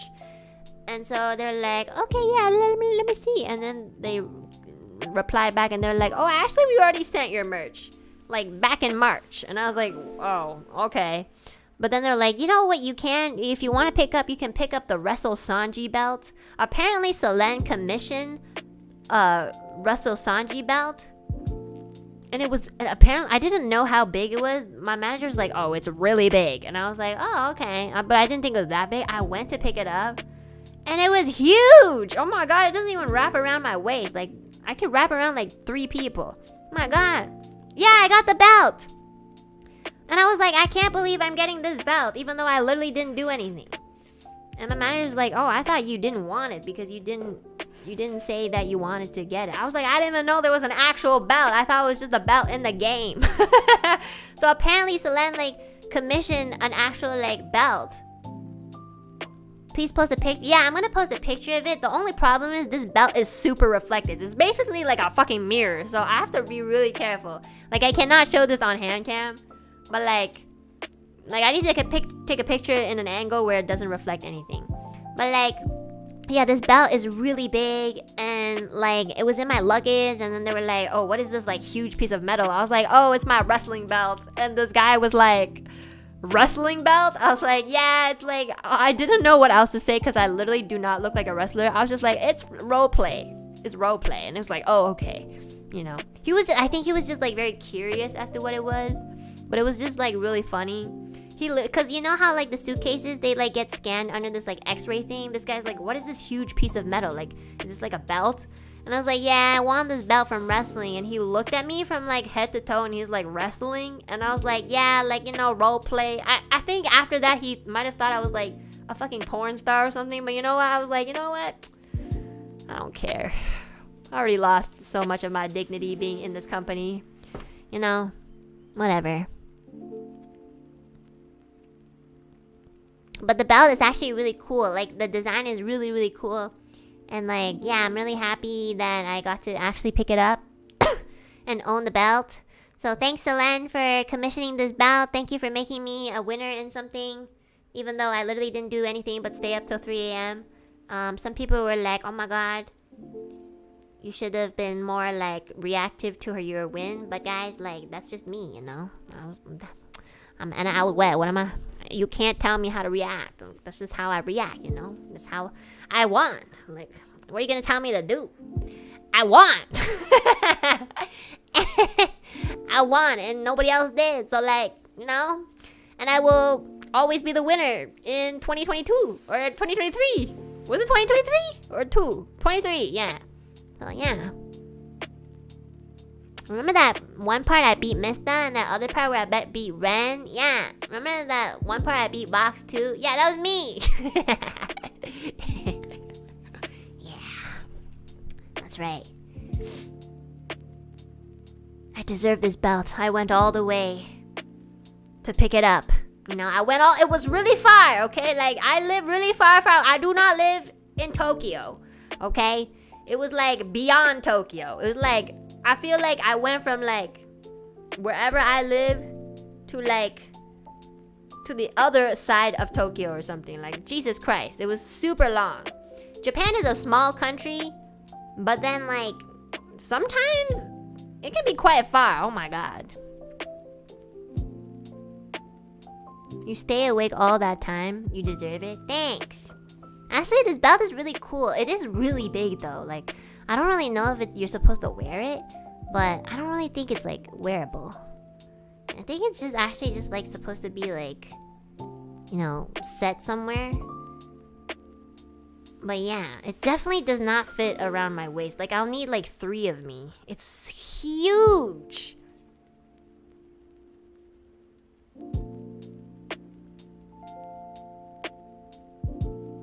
Oh, I think Selene made an actual wrestling belt based on the real thing. Oh, really?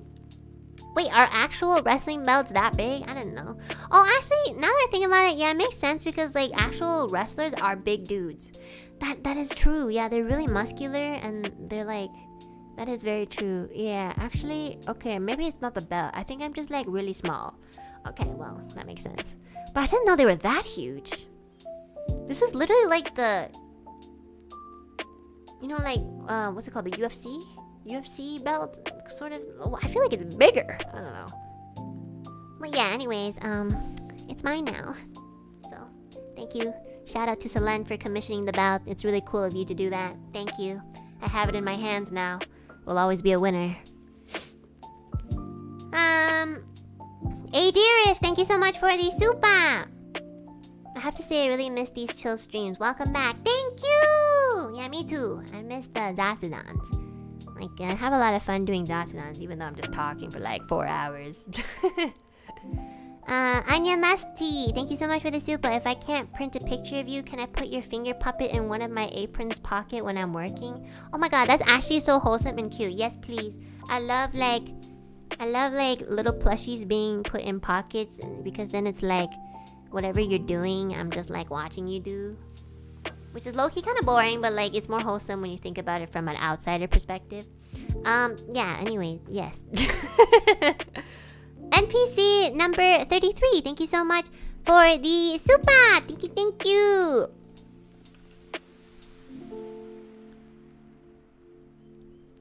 发一个中文 super chat， 因为 Anna 说中文，王哥都在睡觉。Oh, they sent a Chinese super chat because Enna said all the Chinese-speaking netizens are sleeping.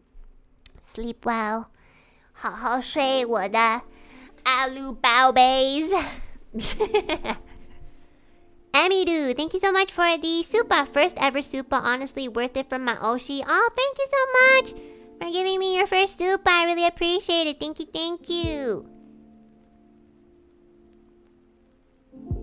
This is a name. Thank you so much for the super. I really missed you. Welcome back, Enna. Thank you. Canla Deluge, thank you so much for the super. Guma.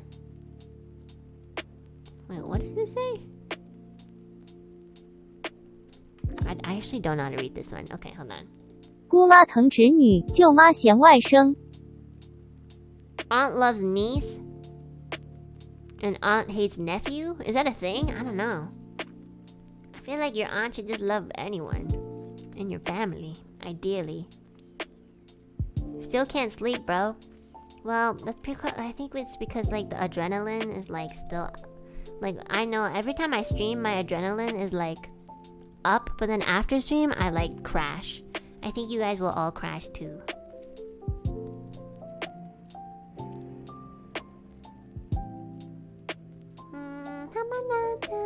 Streamer high. True. Anime Princess, welcome back, and I have so much I wish I could tell you since this is my first super. Thank you for giving me your first super. I love your singing. Your voice is so gorgeous, and you are my favorite Niji female ever. Oh my god, don't say that. Don't tell others. And I love watching your streams. Thank you so much. I really appreciate it. Thank you. That's very sweet of you. I don't think I will remain your favorite for very long because I'm quite like nasty. But you know, I'll do my best. Thank you. YK Gray, thank you so much for the super. I went to Japan and tried to learn snowboarding this year, but the coach only spoke Japanese. Lamau, I didn't even know what they were talking about. I know, it's really hard if you don't understand and they get really technical about things. Because like, yeah, a lot of the words like, well, I think it's gonna be the same in any language. If it gets technical, it's always a little bit harder to understand. But yeah, I hope you did end up learning something from like, you know, gestures and stuff. Also, they have snow in Japan. Oh wait, actually, yeah, they do in Hokkaido. I went to Hokkaido once. It was quite snowy. I'm cursed. Thank you so much for the super. I fell asleep somewhere on your stories. I love the way you tell them. It's very comfy, and it's so great that you're back. Maybe any ASMR stream soon. I feel like my ASMR streams are like not really ASMR. But yeah, I will definitely do more ASMR streams. I like to like roleplay ASMR because it's like very like immersive. I just don't really know how to do it. You know, I've been trying to like think like what character I can do. I already did the Chantal thing. I feel like the only other thing I could do is just be like really psychotic, but then I'll like scare myself. You know, like every time I like get into like a psychotic role, I low-key like scare myself. I get scared, guys, okay? I'm like, oh my god, I'm scared. No, we're not doing Anne, okay? Like literally, the more you ask for Anne, the less you get. Okay? Can't like we can't use Anne. Anne is like like my trump card, okay? Like I can only use it ever so often. Because then if I start using Anne all the time, I won't have any like secret weapons anymore, you know? Nicola, thank you so much for the soup. I couldn't donate more since I was sick lately. Oh no! But I just want to say I love you, Enna. So happy you're back. Makami Oshi. Thank you! Thank you for the welcome back. Even though you're sick, I hope you recover soon. And also, yeah, you should probably sleep and drink a lot of fluids if you're sick. I hope you get well soon and take care of yourself, please. Jude, a rosebud whose Kami Oshi is Rosami-sama. Okay, what is with these names? Like, there's this other person's name that was like Lotus. Reimu's 100% wife, and then there's like Jude, a rosebud. Like, what are these using, guys? Like, why are you making sentences into like what's happening? Are you guys okay? Is there somebody gonna be like Steven, an alu peep whose Kami Oshi is 100% not a male magnet or something? Like, what is happening? I thank you for the stories, and I hope you rest well later. Welcome back. Oh, that was such a wholesome super chat. I feel bad for making fun of your username. Thank you. Well, at least I'm not your Kami Oshi, so then like, you know, I got nothing to lose. Thanks. Mr. Ninja, thank you so much for the super. Glad you had a good trip. I had a wonderful trip. Thank you. Light novel titles? Really? Is that like a trending thing? Oh no, I accidentally closed the Streamlabs tab. Hold on. What should we stream tomorrow? Wait, tomorrow I have to go to a doctor's appointment. Maybe I can do something at night. Or I don't know. Actually, wait. I have like things to do tomorrow night too. Oh no. Oh my god, I really have to do my taxes. I didn't finish it. And I have like less than a week to do it. I was like, oh yeah, it's fine, I'll do it. And low-key I forgot, and now I'm like, uh-oh. So I need to do my taxes. I hate taxes so much. They're so boring. The CRA are striking. Get that done ASAP. I will. Why do we have to do taxes so early? I saw this one person who like didn't do taxes for like 4 years, and she was doing her taxes like the past 4 years in one go. Like, how does that work? Is that are there like exceptions or something?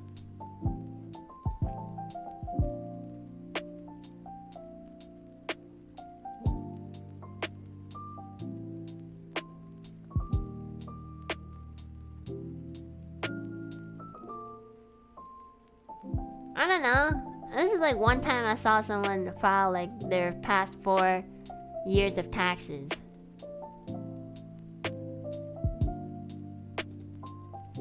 Anyways, I really do have to do it. Shit. It's actually like, yeah, I have to actually get that done. So maybe I'll take tomorrow off, go to my doctor's appointment, and then like do my taxes and finish it. Oh my god, I hate doing taxes. Oh, I mean, I started it, but then I never finished it. I started it in February, and then I like left it. cries. I don't want to do taxes. I want to go back to my dad. I don't want to do taxes. It's so annoying. And like, there's so many things I have to fill out. And I have to write all my receipts. I don't know where my receipts are. Okay, that's my 2 seconds of whining. Okay. Thank you for the trippy watch along, and I'll be sure to keep a close eye. Oh wait, I already read this. Sorry, that was like yesterday's. My bad. I'm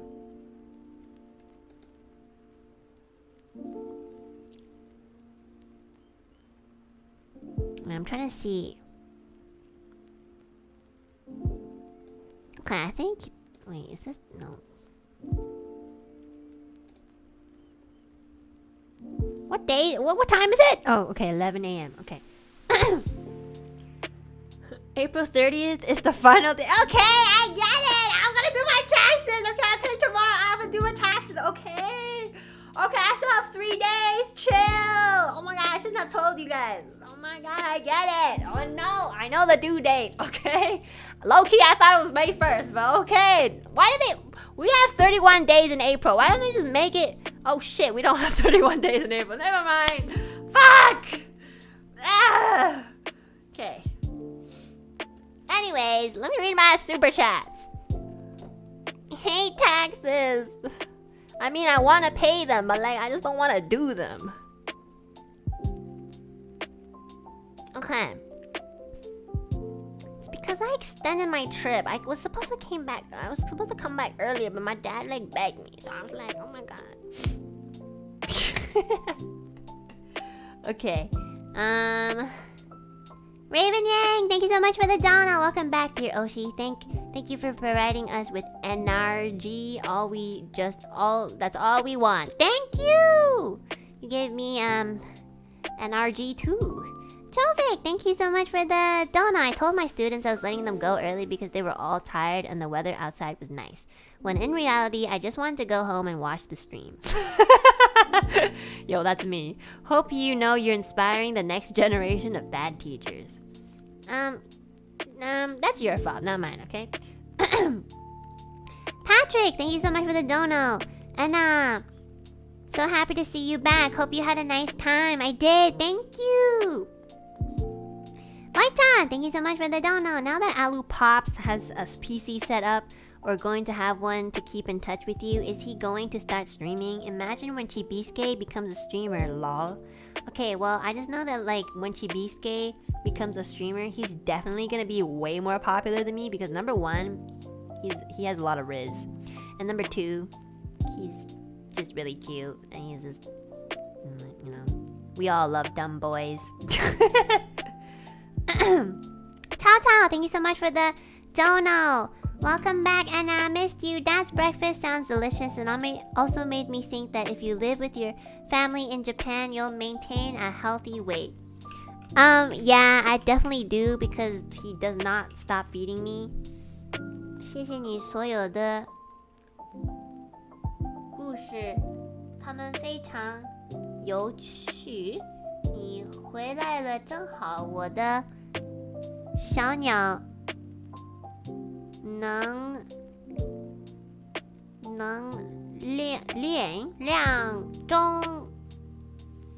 终于可以充满了爱你。Can my bird finally fill up in love? Is that what it means?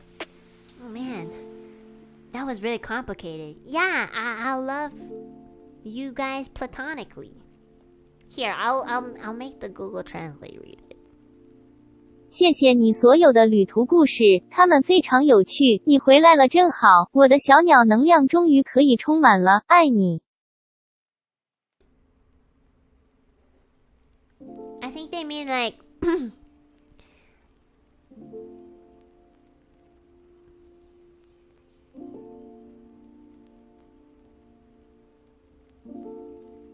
she's recharging her birdie energy.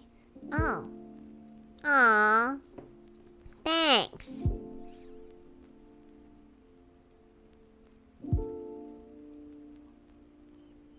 Sorry, I'm looking for the next donut. That's why I'm like looking at it. Don't worry. 没关系。你说的中文我听不懂，但是我的感觉到了。我听不懂，但是我能感觉到你的爱，所以没关系。You know? I understand your love, even if I don't understand what you're saying. That's what I said. 没关系。I will understand regardless.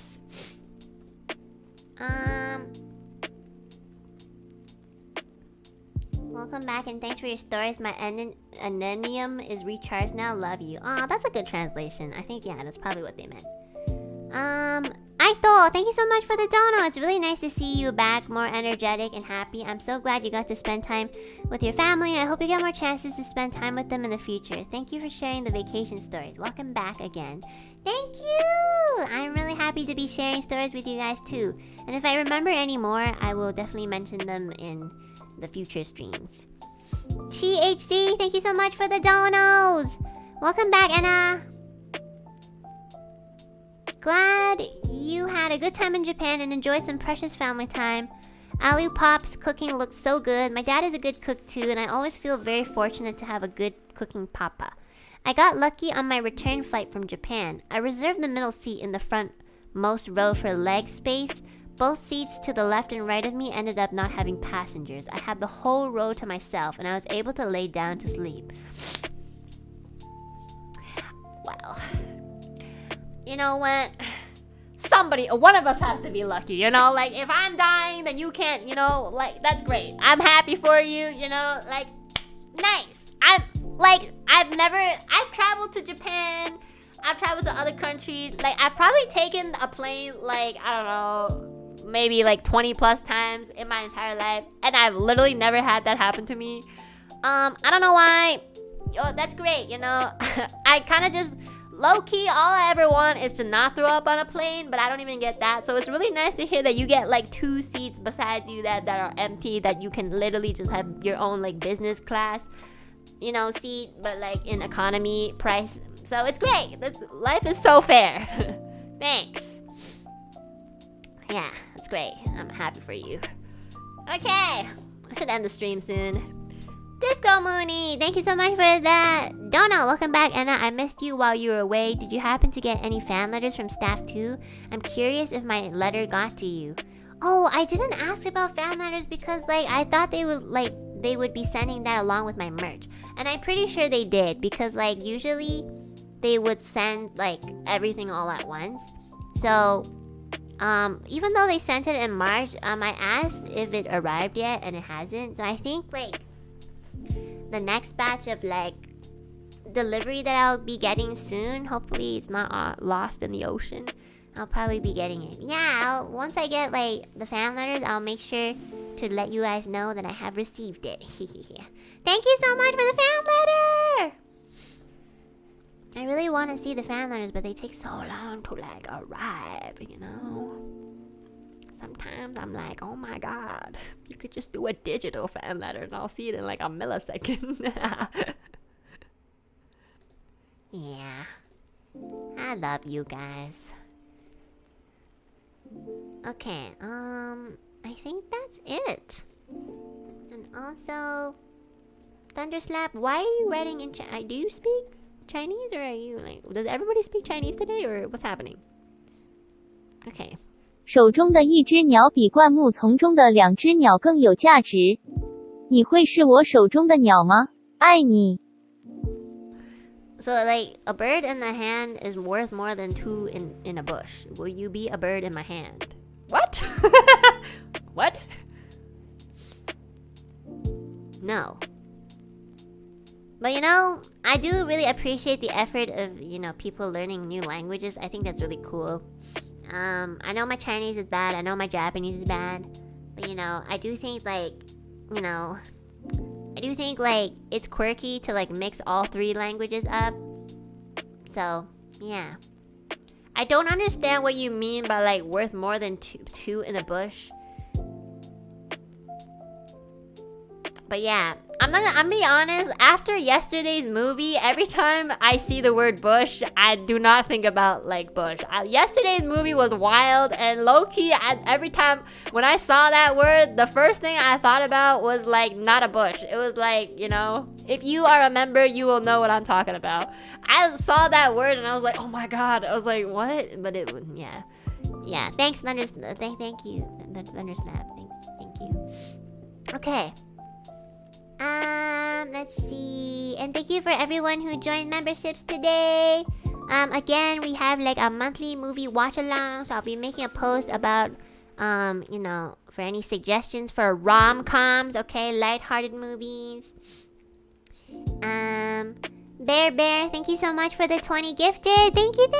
I really appreciate it. Thank you. And Bad Karma 90, thank you for the 5 gifted. Thank you so much. And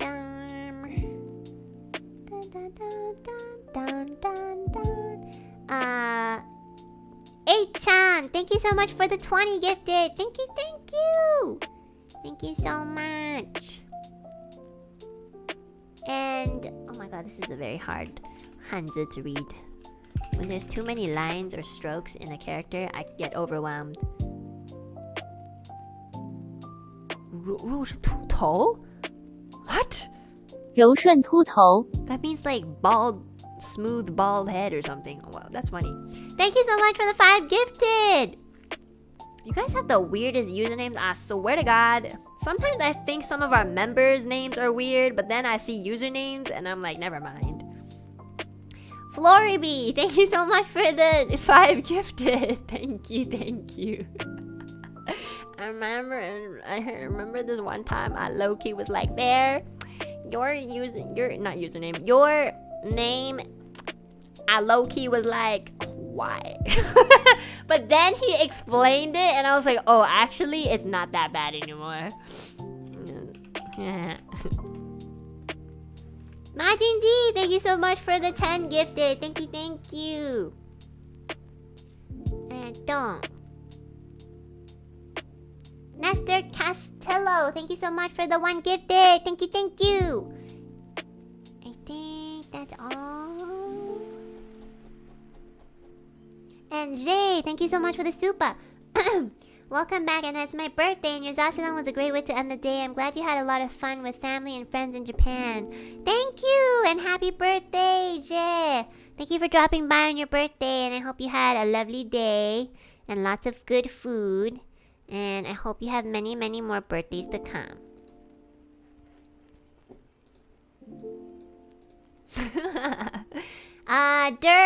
Walter Posecker, I really need you to like record yourself and like literally tell me how to pronounce that name. I really want to know. Thank you so much for the 5 gifted. Thank you. Okay.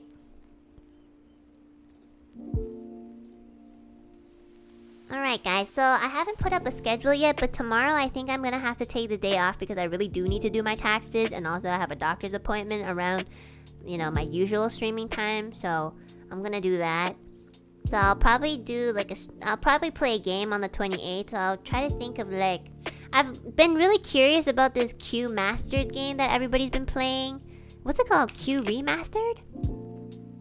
It's apparently like a... What kind of game is it? I've only seen the thumbnails, but everybody has been playing it. Oh, it's a puzzle game. Oh shit, it's a puzzle game? Oh, never mind. It'll break your mind. Is it really hard? I know every time I play a puzzle game, people get excited because like they feel smarter than me, and it's low-key true, but like, you know, I'm smart in other aspects, okay? I mean, I come on. Yeah, the only thing is like, is this like on the Nintendo Switch or something? Like, is this on Steam, or like, what is it? It's fun? Yeah, it looks like, well, everybody's playing it, so usually like when everybody plays a game, it's pretty interesting. Except Minecraft. Oh, it's on the Switch! Oh shit, okay, that means I have to set that up. Okay, I will prepare for that. I was thinking of playing it Also, I might wanna like do. There were some games that I wanted to play, but I forgot.